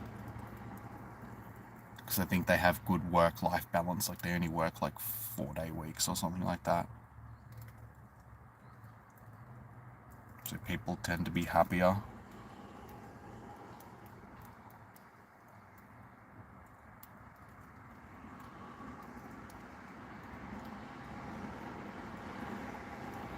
Australia and New Zealand are isolated. If a nuclear war goes down, you might want to be there. Nah, probably not. New Zealand, maybe. But Australia is too far up America's arse that if a nuclear war breaks out, we'd just get nuked as well. Like, what's it called? I can't remember what the... Pine Gap, that's it. Pine Gap, which is a military base in the center of Australia. It's an American military base. It's not so much a military base, but it's a CIA station. So it's like one of their main spy stations here in the Southern Hemisphere. And they do a lot of nuclear weapons tracking and stuff like that there. So, yeah, Australia would definitely be a target.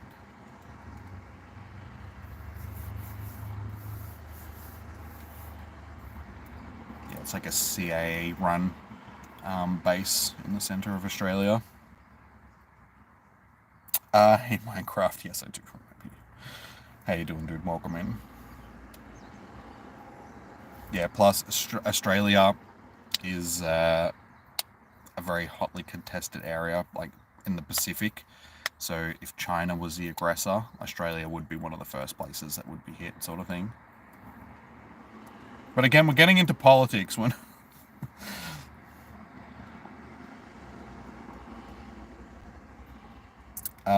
Fun fact, Sweden has the largest amount of islands in the world. Well, there you go. I thought, like, Argentina or, because Argentina has a lot of islands sort of at the base of it. Same with, I think Alaska and stuff like that have a lot of islands as well. I think any of the Arctic regions have a lot of islands. So I think that's probably why Sweden is. But yeah, southern Argentina is close to the Antarctic, and Alaska and stuff are in the northern, so the Arctic. You're late, you know, just a little bit, dude. We finished like 15 minutes ago. But that's alright. How have you been, man? Depends on where you are in Sweden. But in the south you can farm a lot of stuff. Yeah. I mean, if you want to be a farmer, Australia's... you can do that stuff here in Australia, dude. We farm a lot of things here. Don't have to move to Sweden to be a farmer. Can't lift more than 3 to 5 kilos. Can't move most ways. But do therapy at the hospital. Yeah, well, like I said, my shoulder, like, as soon as I go to lift it, like, up at the moment and out, back, I've got an impingement in my shoulder. I think I just tweaked it during my workout the other day. I think it was when I was bench pressing.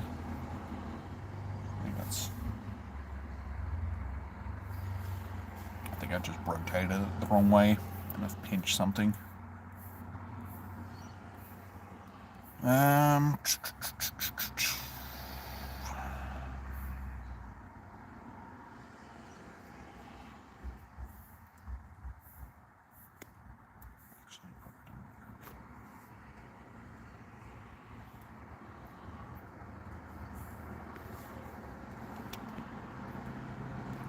That'll do. Plumi, how you doing? Good to see you.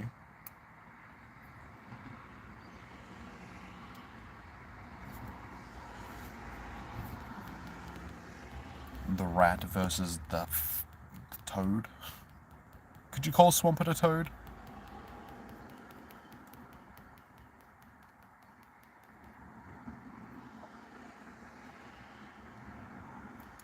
Indonesia has lots. But Indonesia, it's like their whole country is basically made up by small islands.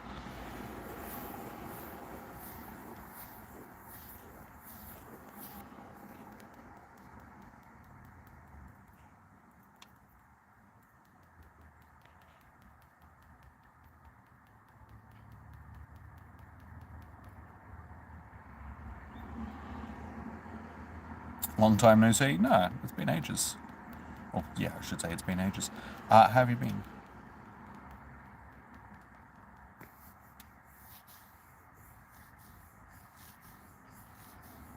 Sorry if I'm not looking at the chat at the moment, guys. I'm fighting for my life.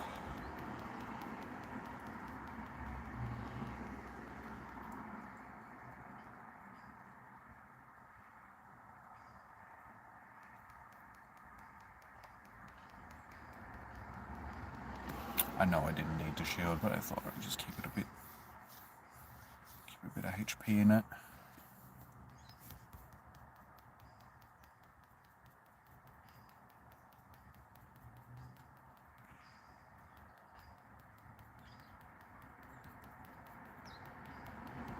That was not a clever switch, dude. You should have stayed with Thing.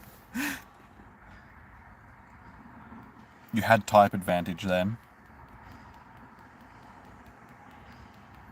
You changed one of the flying type. You still put a flying type in your team, which I knew you would. That's why Lantern is on my team. Sure.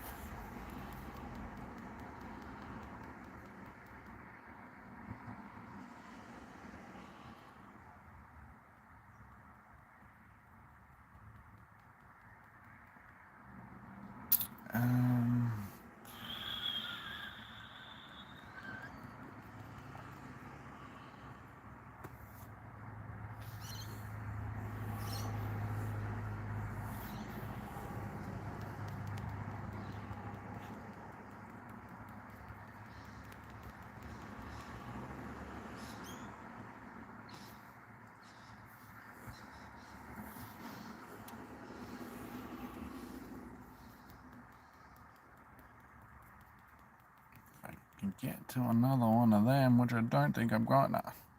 It's alright. I think I may have... Honestly, dude, I would have saved that charge move. Without shields, you were going to kill me anyway. That probably would have worked a lot better against this. Because you could have got the KO on this pretty much straight away, rather than KOing something that was about to die anyway.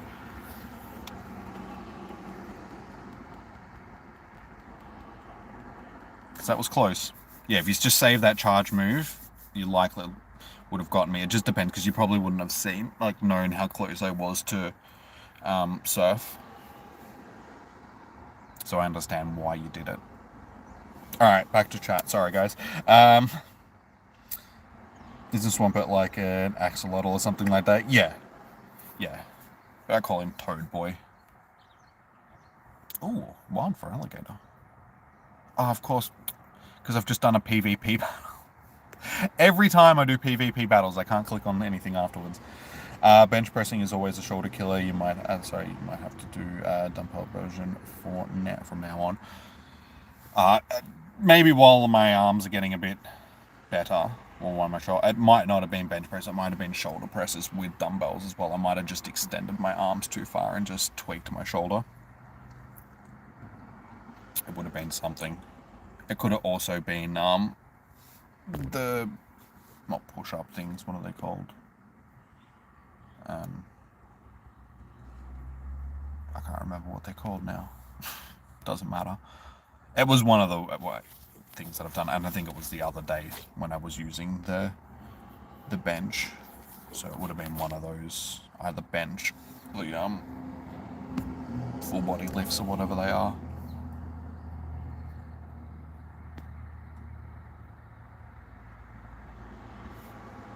You would say Swampert is like a giant frog. See? It depends on your perspective. It's either a frog or an axolotl. It's like a cross between the two. Oh. Okay. Try this then.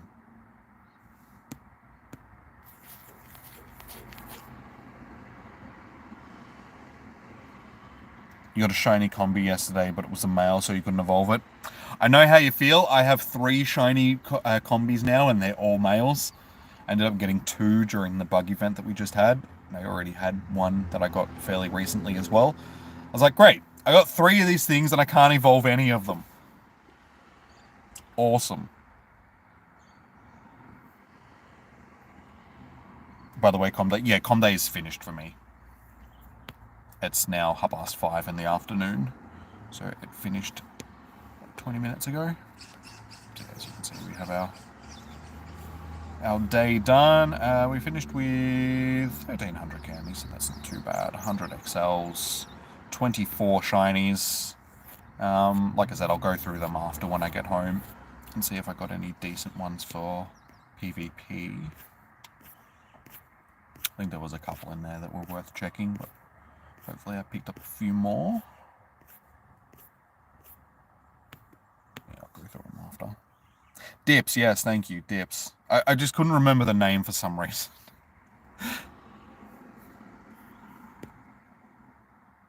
Those are the ones, yes, dips. It could possibly have been when I was doing them. Either the dips or the bench press. Or it might have even been the, yeah.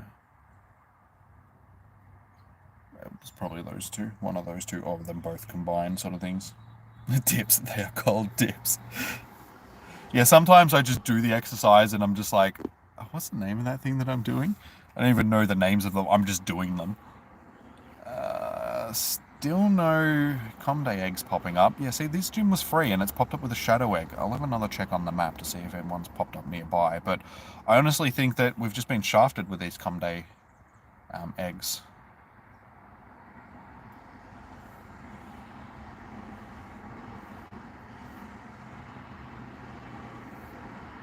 You see, there's 3 free gyms down there, and oh, there's one right there at the end of the Ave. It doesn't hatch for like another 20 minutes. Yeah, there's a few popping up, but none that are close by. So I don't know, I don't think we'll end up doing one tonight, like usual, because after the com days I usually try and do solo one of the Comday eggs just to see if the raid is possible. See how, like, give you guys an idea of how many people you might need to do it, which is usually only like 2.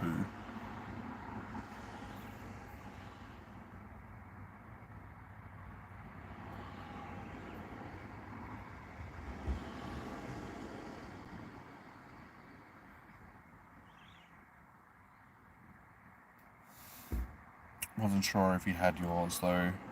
It was the same DPS as mine. Are you talking about the sorry dude, the battle?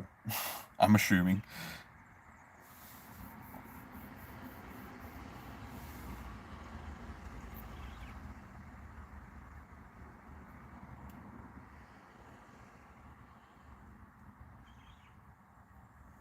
Home workouts are inefficient. They're not too bad. Like, I do home workouts. You just have to have the equipment. Like, of course, you're not going to have all the equipment of a gym, so you can't target muscles, but no, home workouts are still good. Like, really, if you've got yourself a bench press, which I do, and dumbbells, and basically like a pull-up bar and stuff like that, you can get most stuff done. And resistance bands are good as well. Like I said, you can't target stuff as well as you can in a gym, but you can still do decent workouts. It's just about maximizing what you've got, sort of thing, using it to your best advantage.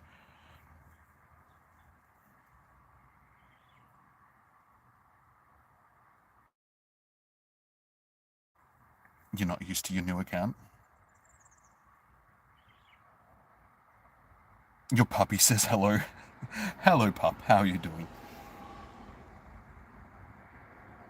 Can you transfer all the shinies to Pokemon Home? Gen 1 shinies, yeah, are a lot easier to transfer to Pokemon Home because you can do it through Let's Go Pikachu. So Gen 1 shinies you can transfer in mass. Other shinies transferring into Pokemon Home from Pokemon Go, they've made it difficult. So you can, but it's just going to take you a while to get through a lot of the shinies.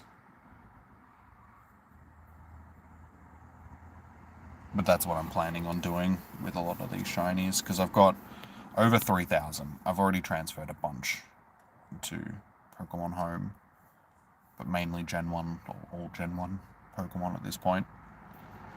But yeah, I need to go through and start transferring some of these into Pokemon Home so I can just send them to people. Just one to trade and just send people shinies, because it's like, I don't need 3,000 plus shinies. It's just too many.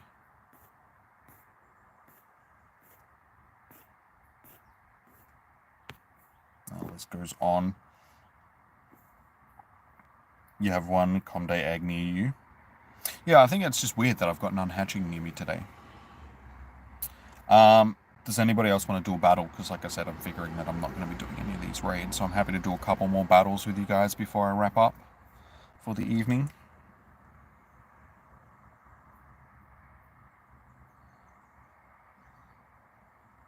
But Dip, I know that they're Dips, I just couldn't remember the name.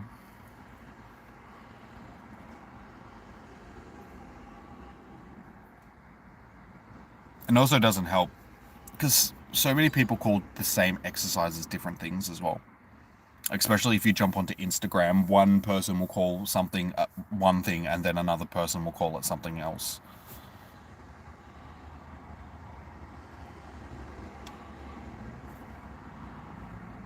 I just couldn't remember the name of the things off the top of my head.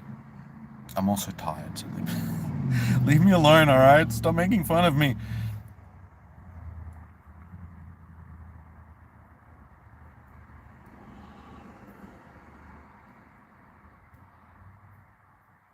You don't need effective home workout stuff, just do push-ups and stuff without equipment and stuff.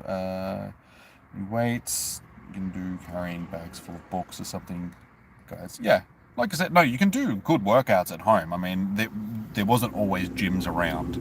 It's just when you're doing a workout at a gym, different equipment will target different muscle groups. So it's a lot easier to train certain muscles instead of when you're things about home workouts is you tend to have better balance and better all-round strength and stuff like that, just because you don't have the same stabilizing capability. Well, sorry, you're using more of your muscles to stabilize rather than letting a machine stabilize for you. So there is different pros and cons of doing a home workout compared to a gym workout. But yeah, if you're doing a gym workout, like I said, the machines are usually targeting a certain muscle group, so you can train that muscle up, so you'll see gains in that muscle group a lot quicker than what you would see if you're doing them at home. It's just when you're doing a home workout, it's just, yeah, you've got better stability and stuff and so on.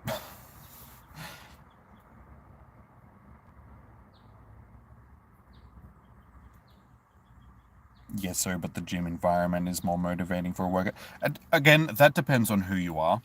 Some people just don't like going to gyms just because they're like, oh, people will judge me. Like, a lot of people are scared of gyms because they're scared of being judged. Or they're just embarrassed because they don't know how to use the equipment and all that sort of stuff.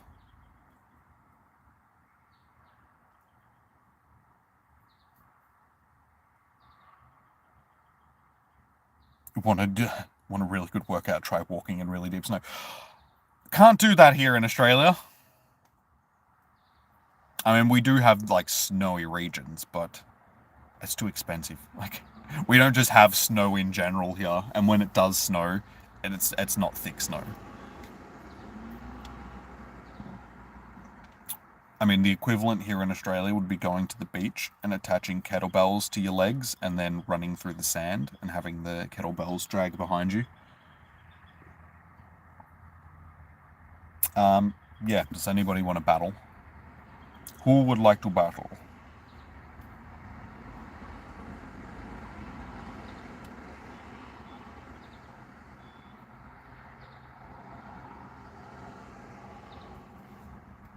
You're right, you're just presenting a alternative perspective. But you're right as well, I guess. Might be a bit biased. I mainly do home workouts as well. I know that I should probably go to a gym, like especially because I'm not getting as many gains as I would if I was going to a gym, because I could target different muscle groups. So I'm sort of stuck in doing sort of repetition rather than being able to do a bit of different stuff.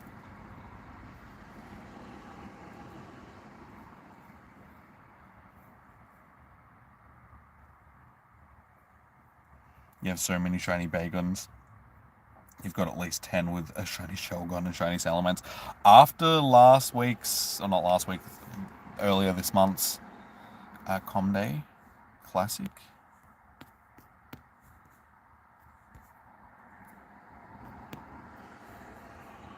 I have 32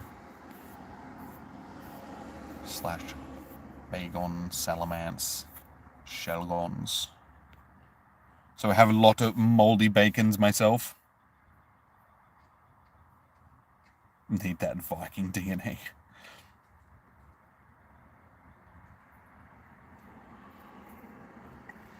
Imagine if you had weighted clothing like in Dragon Ball Z, wear them.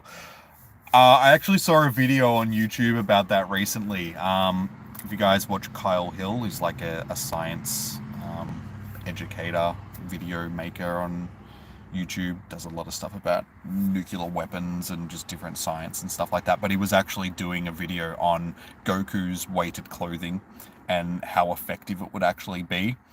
And it turns out that it's not as effective as you think it would be. It doesn't work as well as what they make it out in the cartoon, like in the anime.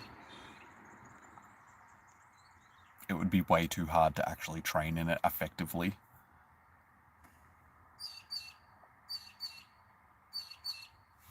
Harry Squatter in the Chamber of Gains.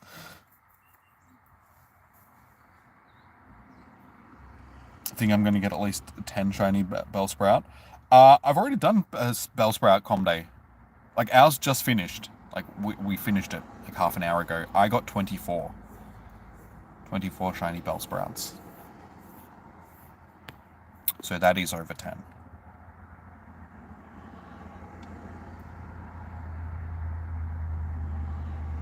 What mobile do I have? It's an S20. Yes, S20. Yeah, Samsung S20.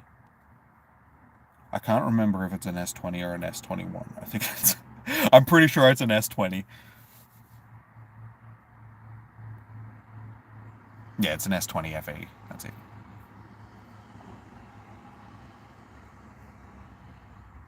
No battles? No, I keep asking. Does anybody want to do a Pokemon battle? Does anyone want a battle?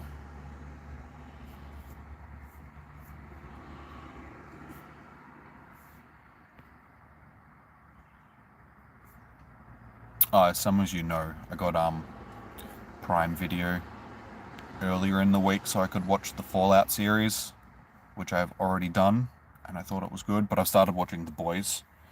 So I finished season 2 of that last night, and what a demented series that is.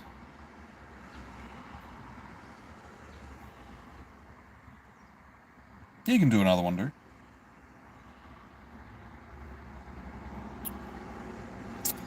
Thank you, Sasha.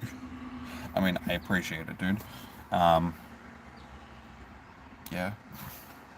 That's all good. Black Noir is your favorite. Hasn't said a single word. Honestly, probably don't have a favorite of the superheroes just because they're all dicks.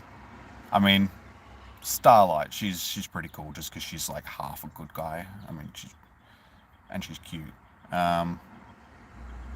But I'm probably more of a Billy dude. I think Billy's just a funny character, running around calling everybody a twat or a C word.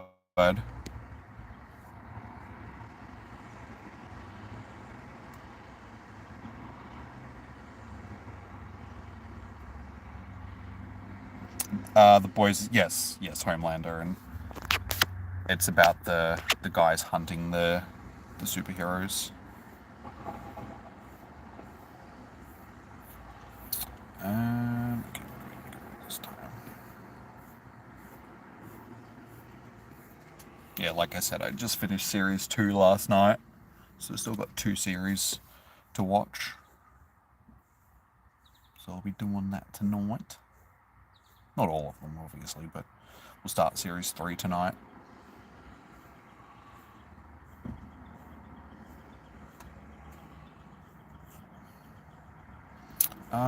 Honestly, I do not know what to go with. Try and use something different, because I always use like the same sort of Pokemon on my team.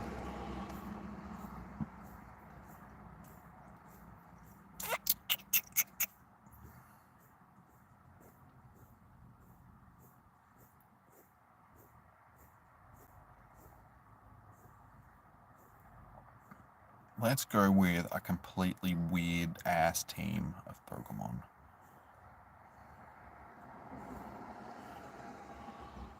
Sure, that's weird.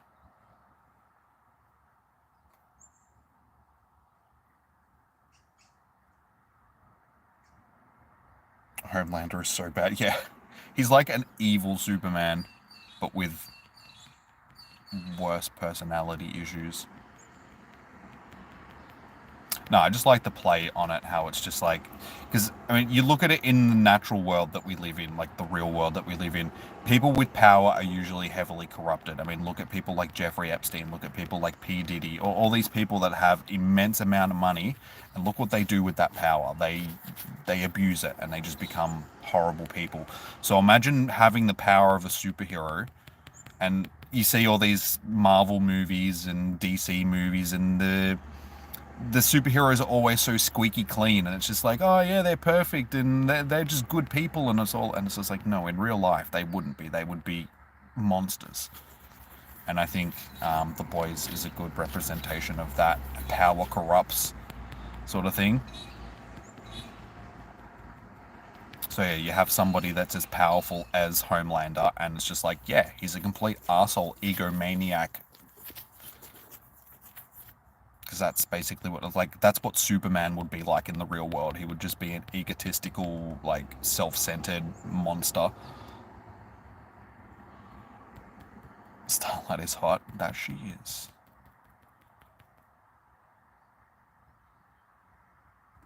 Season 4... Isn't it? It says that it's out. It says that there's 4 seasons on thing.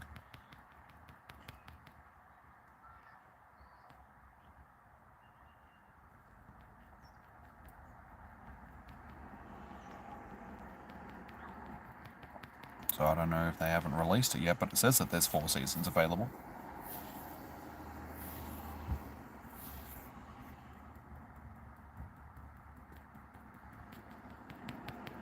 Well, doesn't look like this team's going to work very well.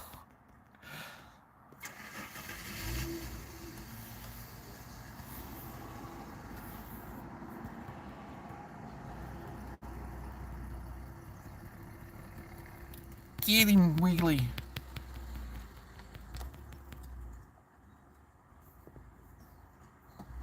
Rishika, I am not sharing my code at the moment. I only do that during raid hours and raid days.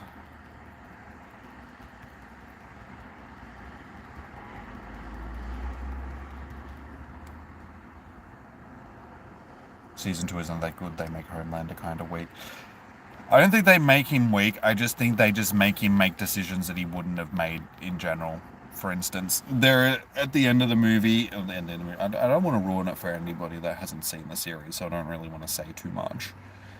There are just decisions that he could have made that could have ended things a lot quicker than what he does. So it's not that his power was weak. It's just that if he really wanted to, that would have just, ended stuff then and there rather than. Sorry, man, you can't join streams often. Your study load suddenly increased since. Oh no, that's all good. That's all good. Alright, well, we do have one of these raids, but again, it's not hatching for like 25 minutes. I don't know if I'll still be streaming in 25 minutes. We'll see how we go. My phone is on 20% battery, so I should plug it in.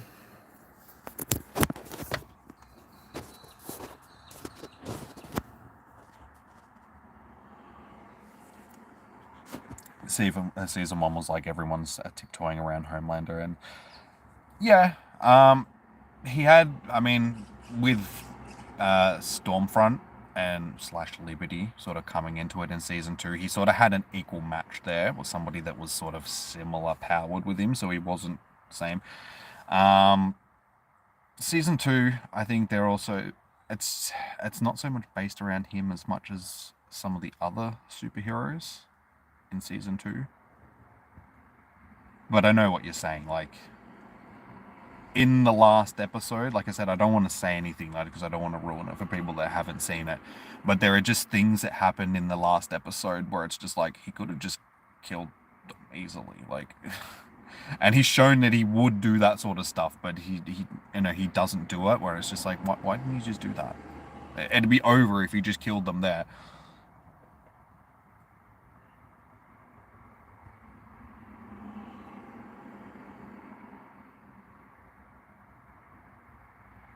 Have I watched? No, like I said, I only got Prime Video earlier in the week, so it's another one that's on my list that I'll get to.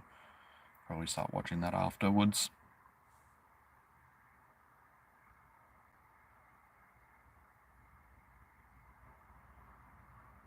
And season 1 as well, he was also kept under wraps a bit more by, what's her name? I can't remember her name now. I only watched this. The director of Vaught Industries, or whatever the hell it's called. Elizabeth Shue's character. The chick that was in charge. She kept him in check a bit more in the first series, now that she's gone. And like I said, they brought in somebody else to be that role in series 2, and that was Stormfront. That sort of kept him in check.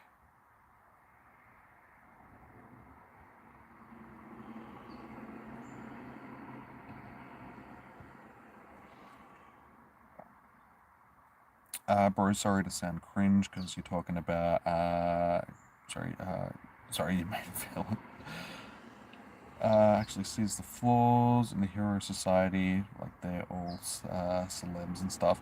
Yeah, that's what a society is. I mean, because that's essentially, it's hard to put into words, but that's what a society of superheroes and stuff would be like in real life, sort of thing. They would be celebrities. And I mean, you look at the DC universe, or you look at the Marvel universe and how those movies are portrayed, and you know, they are celebrities, but they're not used the way that they are in thing. I mean, if you look at our real life society that we live in, stuff like The Boys is more in tune with that, and how we would portray these people. We would be, I mean, look at people on the internet, for instance, on Instagram and Twitter and stuff like that. All these people get worshipped, and they're nobodies. Like, they're just fitness influencers, or they're just an influencer of some description, but we put them up on pedestals. So imagine what somebody that an actual superhero would be like. They would be worshipped the way that they portray it in thing.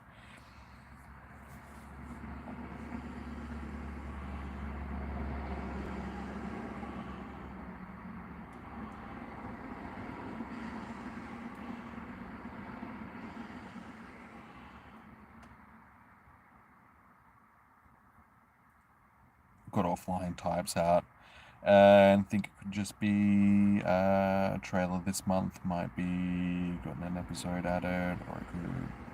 Oh wait, for the next series.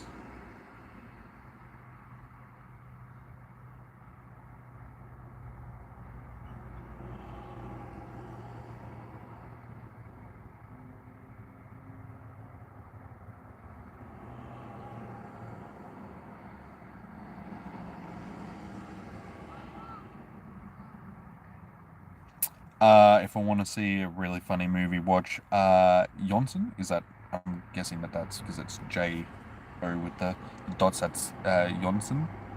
Ligon. Is that on any of the streaming platforms, or is this something that I would have to track down? I'm assuming that it's like a Swedish movie, yes.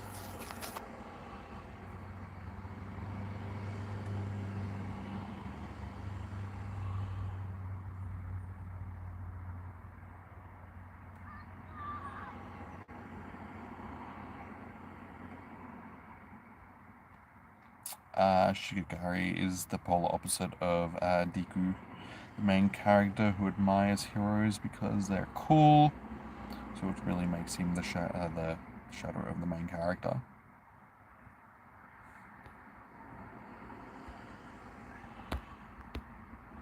Oh, I didn't even realize that today is the 20th of the 4th. So it's 4/20 if you look at it in American dates. Huh. Funny.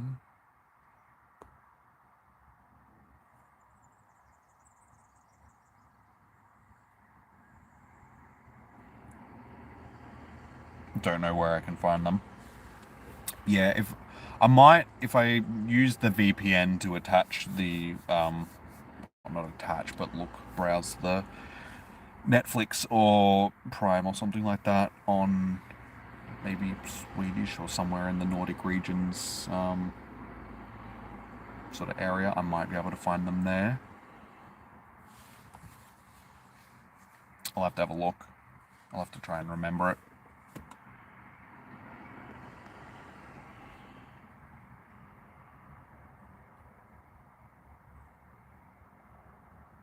Oh no, that's all good. You're not annoying me with the... I haven't seen the series, so I don't really know what it is. But it's all good, man.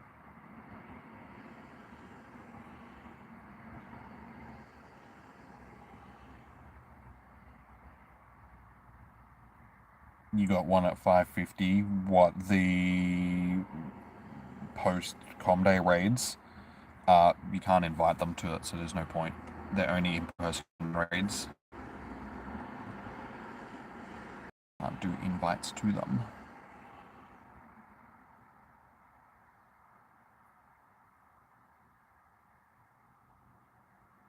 You can also watch the original Millennium series, the one with the dragon tattoo. Wait, wasn't that the series that was made by Chris Carter? Millennium series? Wasn't that, like, back in the day with the X-Files and stuff? That was that series, wasn't it?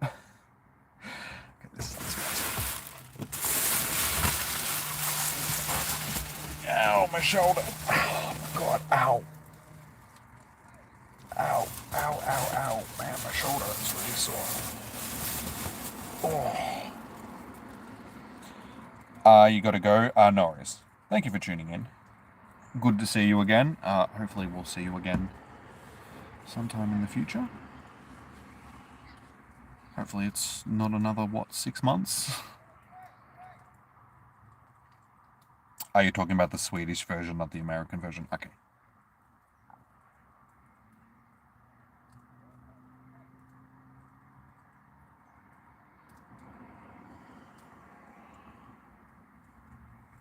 Is that the woman who woke up in a bag in New York City? They thought it was a bomb. No, I'm thinking of the old school series. It was like from the mid-90s. Had what's his face in it? Lance Hendrickson. And it was about the kids that were psychic. Or the kid that was psychic. I remember because it was... But it was made by the same dude that made X-Files. Chris Carter. Oh, God, my shoulder. Alright.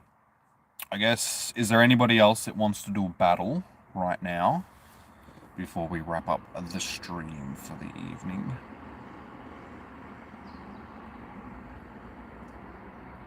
Miss Futurama. I haven't watched that in so many years. I used to watch it all the time. Before it got cancelled. Because it got cancelled and then they brought it back. I don't think I've seen any of the newer ones.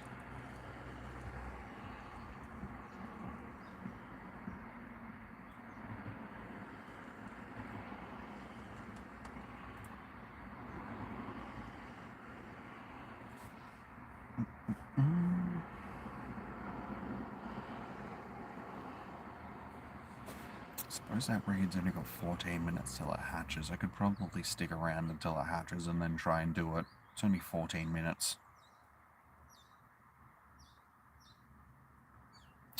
But, like I said, is there anybody that would like to battle to fill in this time? Or we can continue just talking about random TV shows and stuff until then. What's something else that people have been watching recently that's worth watching? So yeah, I've watched the Fallout series recently. I've watched first parts of The Boys. What other series are worth watching?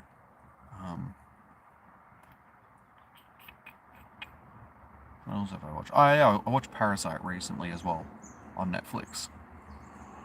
Parasite the Grey, which is based on, it's like a live action version of both an anime and a manga. I watched the anime for it, I think it was last year.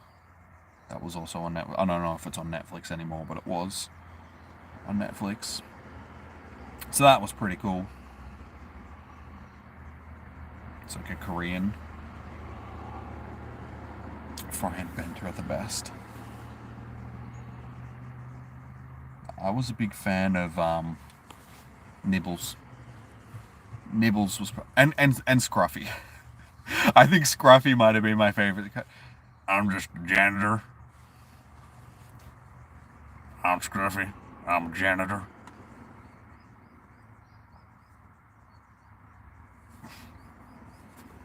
His beard. She'd be like, I'm Scruffy. I'm a janitor. That was like his only line.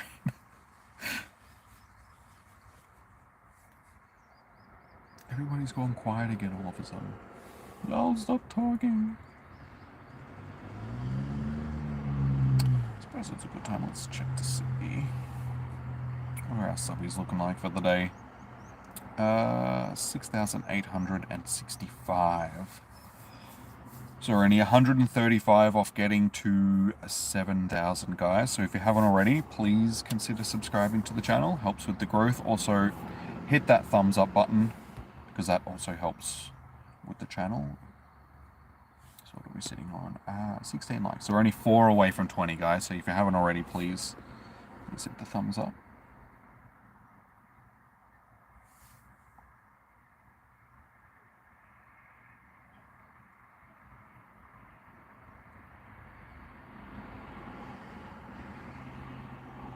Oh, what was the robot's name? Not Bender, the crazy robot. It's like, hey there, Red! I'm gonna stab you! Oh, there was Clamps, there was... Yeah, but what was the crazy one's name? I can't remember his name now. Like I said, it's been so long since I've seen...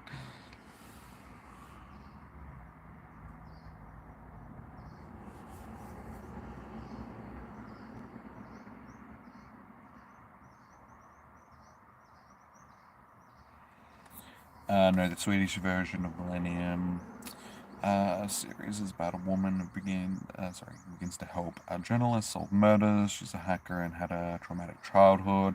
It's complicated. The story is really good. Yeah, they made movies on it, didn't they? Because you just said the girl with the dragon tattoo. So were those movies based on the series? Because they made, what, 3 of those movies, yeah?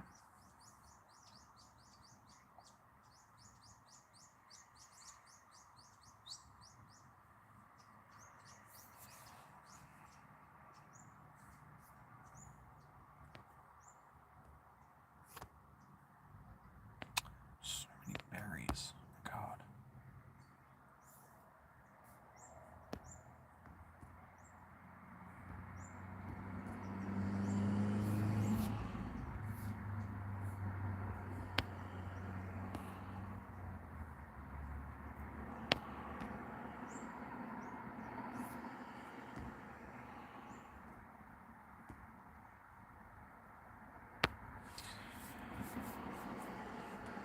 Usually have people that want to... Like James is like the only one that wants to battle tonight. Is there anybody else that wants to battle? Because we just need to fill another 9 minutes in until that raid hatches. So I can go and try and do it solo, and then once I've done that, I will wrap up the stream, guys, so we can... Well, I can go home, see my pup.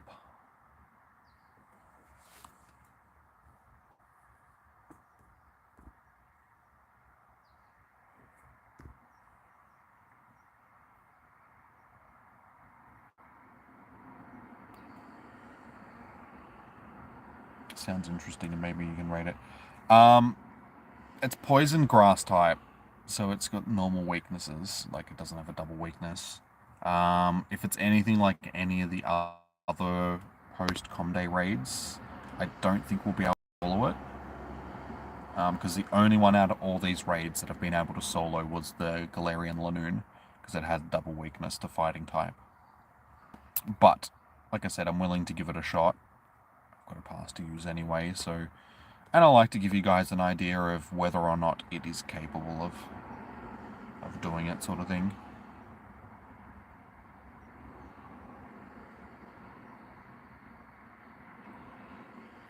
Lisbeth, the main character, is a real badass.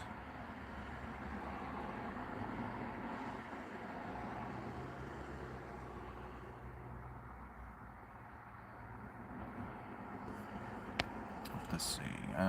So what's it? Week 2 fire, ground. Let's have a look. See if we can get a decent team up and running for it. So grass, poison. So fire, flying, psychic, and ice. Okay, so not ground.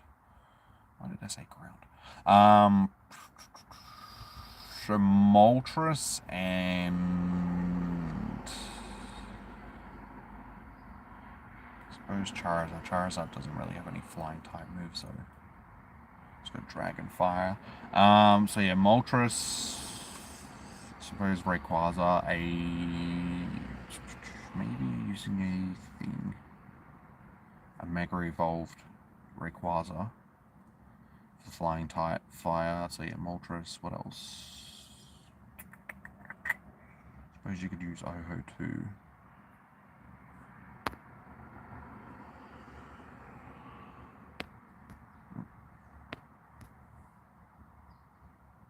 Alright, let's Mega Evolve.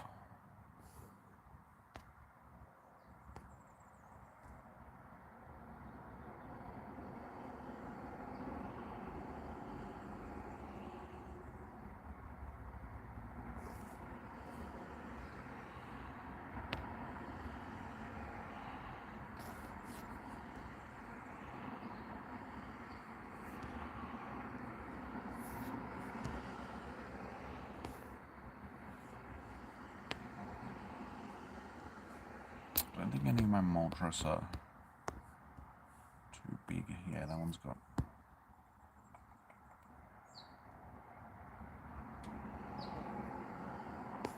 I think those ones, the Wing Attack, Sky Attack ones, would probably be the better ones to use. 24, 33. Don't really have any decent flying type ones set up though.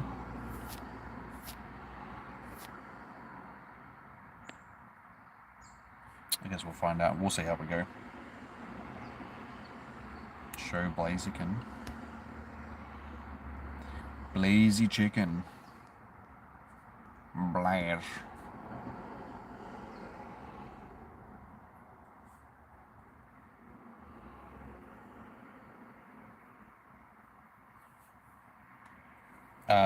Lisbeth Salander is not like others, genius and child of misfortune in one of the same person with a dark past.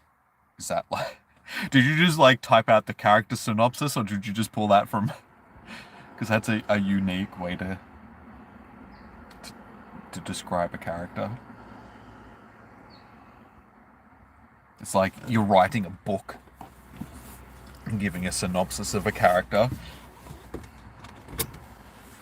Junius, Mikael Blomqvist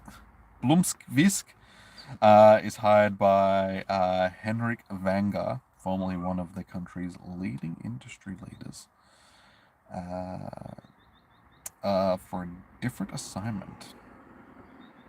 Use Mega Ray. Yeah, I already got Mega Ray set up. Elizabeth and Mikael's paths cross. And together they dig deep into the history of the Vanger family, which is darker and bloodier than either of them could have imagined. I feel like I should be reading that with more of a Showtime voice. Elizabeth and Mikael's paths cross together as they dig deep into the history of the Vanger family, which is darker and bloodier than any of them could have imagined.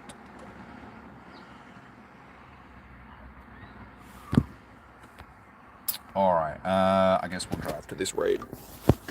Only a few minutes until it hatches. Can I do Mega? I just didn't do a Mega Evolution. Just Mega Evolved my Rayquaza. So if you would like to see that, go a couple of minutes back into the stream and it should be there.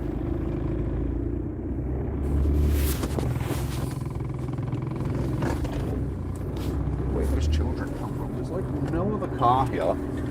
There's just children running around playing with them. Where the hell did they come from? Oh, there's a car there. Okay. I'm like sitting in a car park and there's no other cars, but there's just children, and this isn't a place where children could just come by themselves because there's like no houses or anything around here. So it's just like, are they the children of the corn? Are they those weird black-eyed children that are just going to come to your house at night?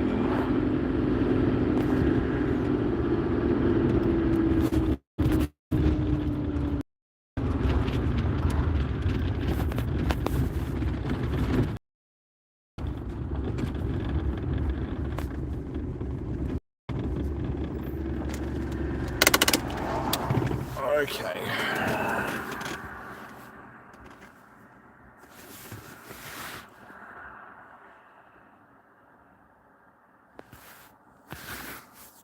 There are many people in Sweden who are blonde. I'm pretty sure they'd have other hair colors as well, James, but I'm assuming that a large portion of the population is probably, since it's a stereotype that we all see. Alright, so like I said, guys, these raids I cannot invite people to because they're only in-person raids, so I cannot invite anybody to these, but I'm just trying to solo it to see if, one, it's possible, just so you guys know whether or not you'll be able to solo them, and two, to see if I can actually do it. So as soon as this hatches, we will jump in. I got my Mega Ray, and yeah, we'll see. We'll chuck Moltres and some Charizards and stuff on team. Unfortunately, both flying and fire types, they're not exactly the strongest types in the game. I mean, other than Mega Rayquaza, which is hands down the best flying type. Moltres, I think, comes second. But none of my Moltres, as I said before, are really set up for flying type moves. And I can't... Can I TM? Hang on, let me see. Can I TM? Yeah, that's a 90. Let's see. Can I TM onto this thing? Item. Charge TM. Ancient Power. Heat Wave. Because isn't this a legacy move? Heat Wave. Ancient Power. Heat Wave. Am I just going to go backwards and forwards between Heat Wave? No, Overheat. I think Sky Attack is a legacy move on. Yeah.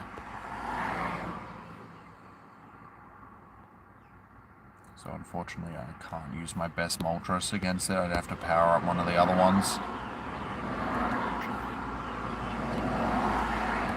Which is a shame, because some of these would actually be really good if I could get flying type moves on them. Alright, here we go.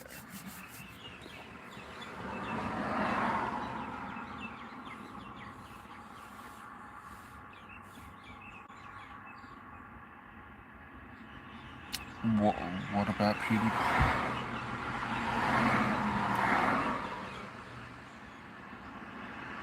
The thing on the side for 7 hours? Oh, that's the Mega Rayquaza. Because I Mega Evolved Rayquaza.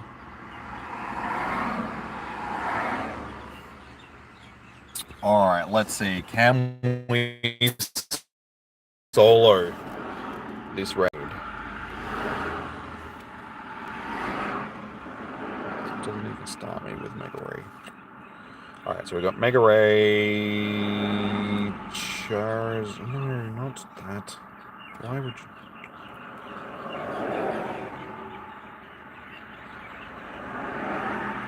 Alright, my 3 best Charizards and a couple of Reshurams, so they should all have fire type moves except for Rayquaza. So we'll see how we go. A couple of big hitters in there.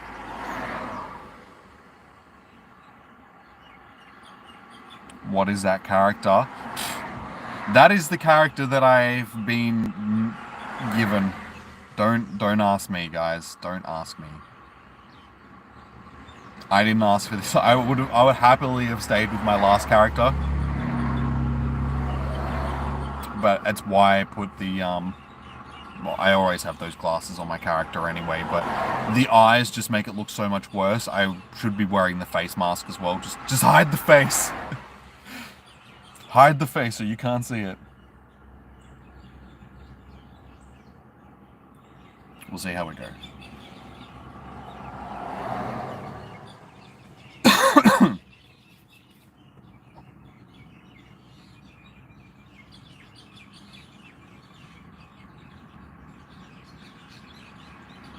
Like, I'm guessing that, yeah, we will need 2 people, but it's always worth giving it a shot. I mean, if worse comes to worse, I can just open the second account up on this and we'll get through it anyway.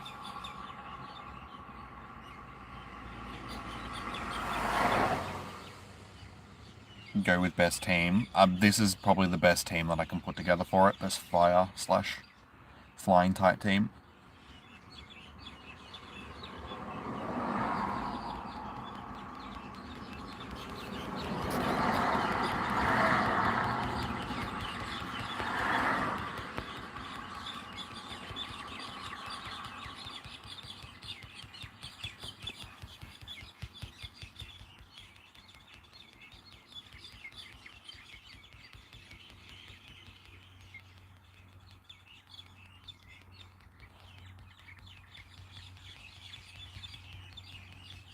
Sludge bomb.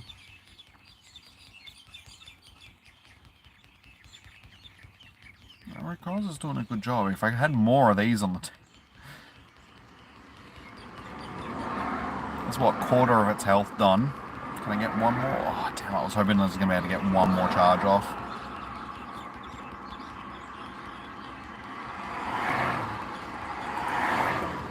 Yeah, see, they were doing more damage, the Dragon Ascension, rather than the Blast Burn. Blast Burn is still doing a decent amount of damage.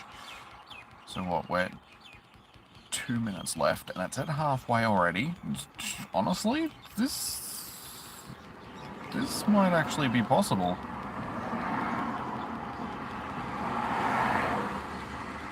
Only thing is, Reshiram's charge move is, it's not a double charge move, so it's going to take longer to charge.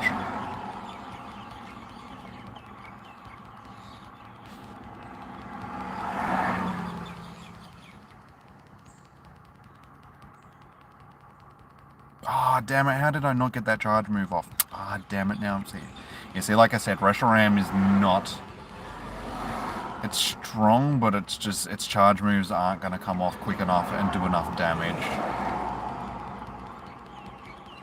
So if I rework the team and put the Charizards in leading and have the Reshiram sort of last, still got a minute left. This is going to get really close.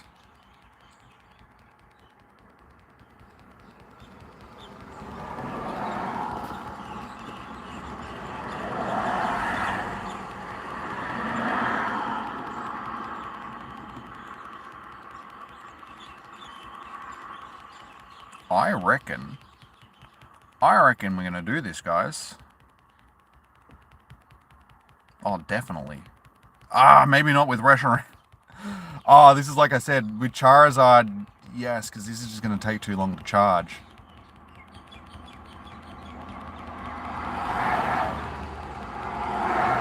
Oh, we did it! Soloed. We can solo this one, guys.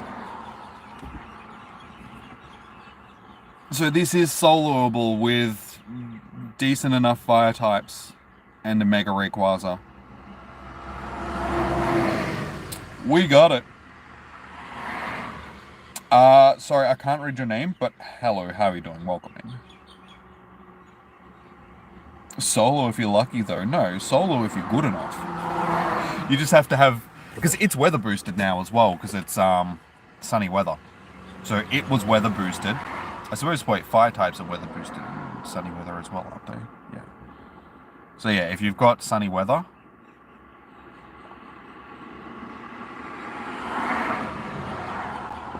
But yes, it is soloable. And I'm not even level 50. I'm only level, what, 43? 44. Yeah, 44. So yeah, it is soloable, guys. Just as long as you've got a decent squad of Pokemon. Terrible IVs. But yes, definitely soloable. I'm sorry, yeah, level 46. Why did I say level 43 and level 44? Yeah, level 46 weather boost. Yeah, so it was weather boosted, but so was I with my fire type. So if you've got weather boost for fire type, so clear weather, decent flying types is in Mega Rayquaza, and then a decent squad of like Charizards. With Blast Burn, and I wouldn't say Reshiram. Like, if you can, line up your Charizards in front of your Reshirams, just because Blast Burn's going to fire off a lot quicker than Overheat or whatever other one, Fusion Fire or whatever the hell it is from Reshiram. But yes, definitely soloable. I had 15 seconds left on the clock, so you could probably do it with more time. As I said, more Charizards on the team, just to get those charge moves off quicker. Probably would have left me with more time. I probably could have finished with 20-25 seconds left on the clock.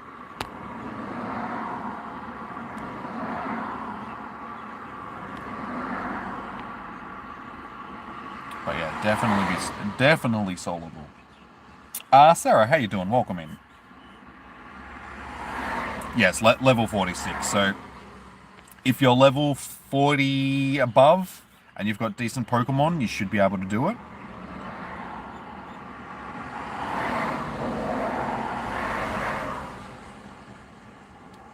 Dude, you live in Melbourne as well, so you should still have clear weather as well. I can't imagine that it's cloudy over in, what? Where did you say? Northcote, yeah? So yeah, you would have had sunny weather as well.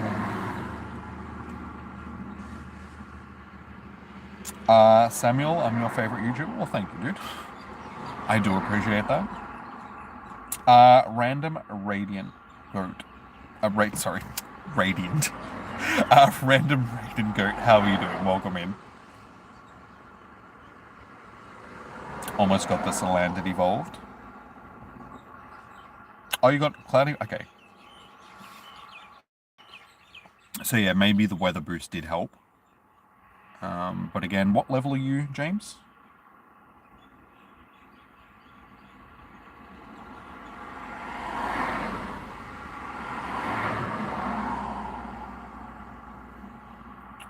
Level 40, okay. Yeah, so you're also 6 levels below me, so your Pokemon might not be as strong as mine.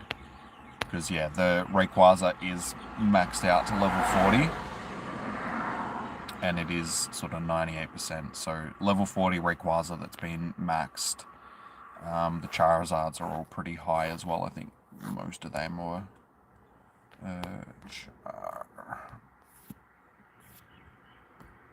yeah, this one's level 40. This one is a Hundo, which is, again, yeah, that's maxed out at level 40 as well. And that one's maxed out at level 40. So all 3 of my Charizards, I didn't even use that one though, are all maxed out at level 40. And the Reshies, I think, yeah, this one is not quite at level 40, but I think it's pretty close. Just, yeah, Overheat isn't great because it's a single charge move, so it just takes a bit long to charge up. So yeah, if so, use your Charizard. So yeah, above level 40 with like level 40 Pokemon, the higher their levels are, the easier it's probably going to be. Definitely going to be. But yeah, as you saw, guys, it is soloable with under the right circumstances.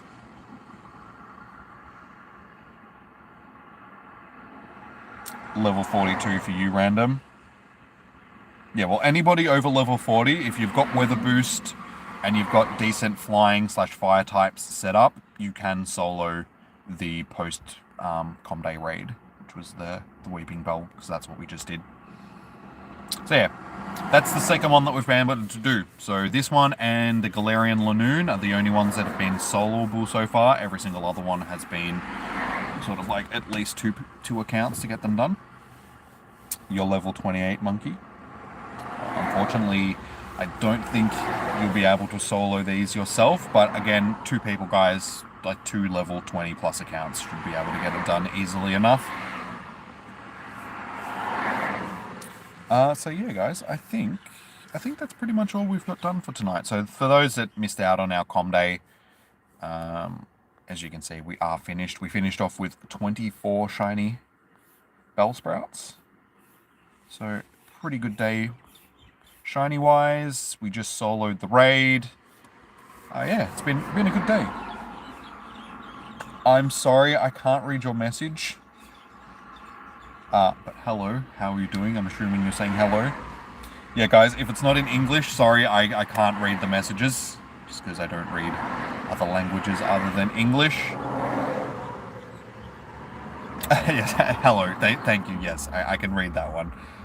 Welcome in, guys. As I was saying, guys, I'm about to wrap up the stream. We're sitting at 16 likes, so if you haven't already, please hit that thumbs up button on the stream. It does help out immensely with the algorithm and all that sort of stuff. Helps people find the streams that could be interested in it. Next time I'll be live is on Tuesday for Spotlight Hour, which is Trubbish, which is a lot of Stardust per catch and a shiny that I still need a second of, so I'll definitely be active for that one. And then Raid Hour on Wednesday, which is Tapu Bulu again, but actually no, I don't need that shiny anymore. We're gonna last week. Sorry, I'll still be hosting them for you. And yeah, I am planning on getting back to Power World at some point. I just haven't had time to get back into Power World, and I also want to start streaming other stuff on the channel as well. So I think Fallout 4 or New Vegas is pretty high up on my list at the moment, given that I've been getting back into Fallout recently with the series and all that sort of stuff. I've got some Fallout vibes that are itching that I would like to scratch, sort of thing. So yeah, definitely want to do some Fallout stuff. Take it easy, Stina. Thank you for tuning in. Have a great day, and remember that you matter and you make the world a better place. Thank you, Stina. So do you. Yeah, alright guys.